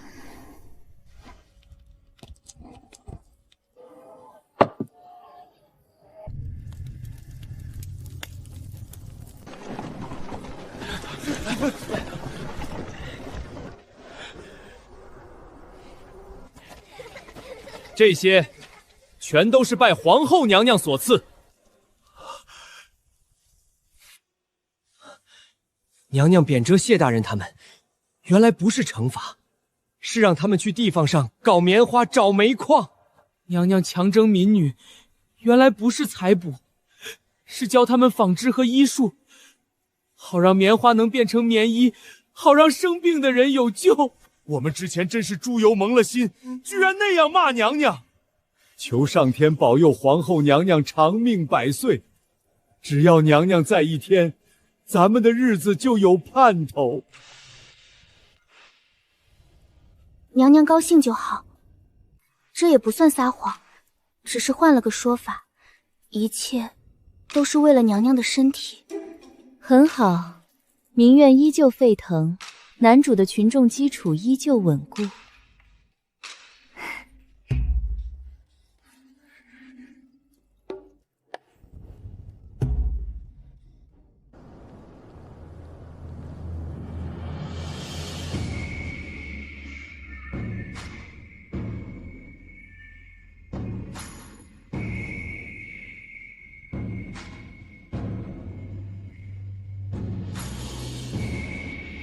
娘娘的第一步是用煤炭解决民生，收拢人心。这第二步是要用焦炭炼出的好钢，打造出天下无敌的军队和无坚不摧的农具。这才是娘娘真正的蓝图啊！我定要一步一个脚印，完成娘娘交给我的使命。现在就看谢云州的铁矿找得如何了。只要铁矿找到了，世家手里的那些铁，如果不降低价格进行售卖，也将变成一堆废铁。那民间百姓就能用上低廉的铁制农具，这将更有益于百姓农耕，增加粮食耕种和产量。而朝廷手里掌握的铁矿，则完全可以用于炼钢。这个大梁真的是在娘娘手中，一点一点从灭亡的边缘被拉回来了。我相信，要不了多久，大梁就会彻底实现国富民强，百姓路不支吾。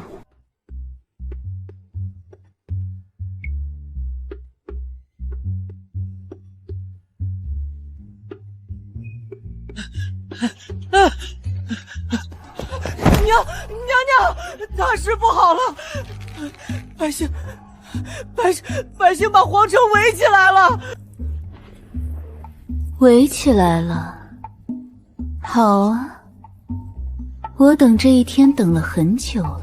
这些日子，我又是得罪世家，又是得罪徐国，又是断煤，又是缺盐的，百姓们早就该忍不了了。现在终于忍不住了，要来骂我了。被百姓围着骂，这才像一个妖后该有的待遇吗？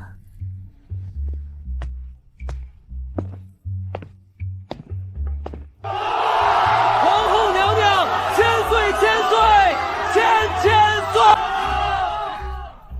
什么？娘娘万福金安！娘娘千岁！娘娘是我们大梁的活菩萨！你仔细听听，他们到底是不是在骂我？怎么喊得这么兴奋？骂人？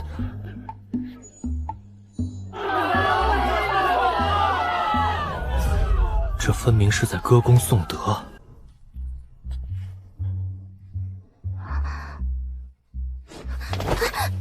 娘娘，您在民间的名声真是太坏了，百姓们恨您恨得咬牙切齿。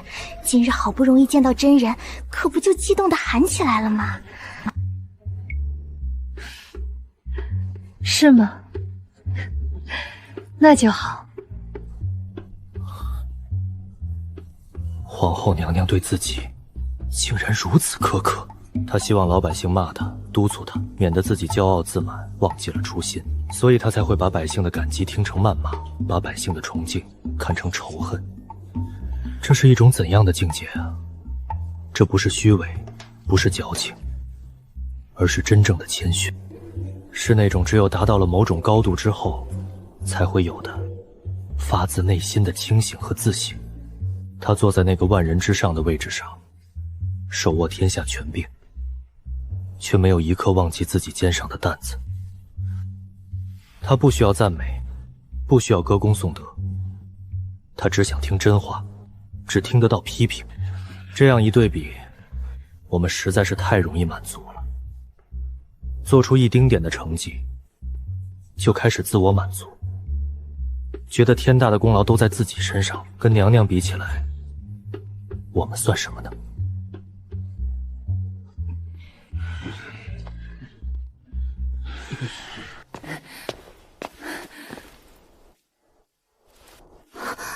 那是什么伞？不会是万民伞吧？以娘娘在民间的声望，又是此刻拿上来，很有可能是啊。民间夸娘娘一句，她都能气得晕过去。要是百姓还给娘娘送万民伞，而且还是这么多，那娘娘不得活活气死？不行，不能让娘娘看到，绝对不能。江丞相，这是百姓送给娘娘的伞吗？给我吧，我给娘娘就好。清代姑娘，这是百姓给娘娘的万民伞。果然是万民伞，都是百姓的一片心意，若是娘娘看到了，定然高兴。今天百姓既然也都在这里，何不把万民伞打开，让所有人都知道全天下百姓对娘娘的爱戴？这样的盛世百年难遇，正该好好宣扬。江大人，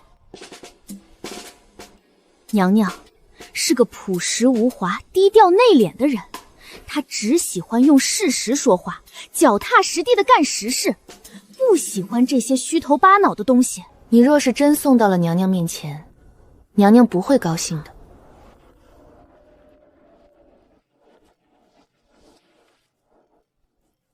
清代是裴元身边最亲近的人，日夜伺候，朝夕相处，自然是最了解裴元的。他说裴元不喜欢，那裴元肯定就不喜欢。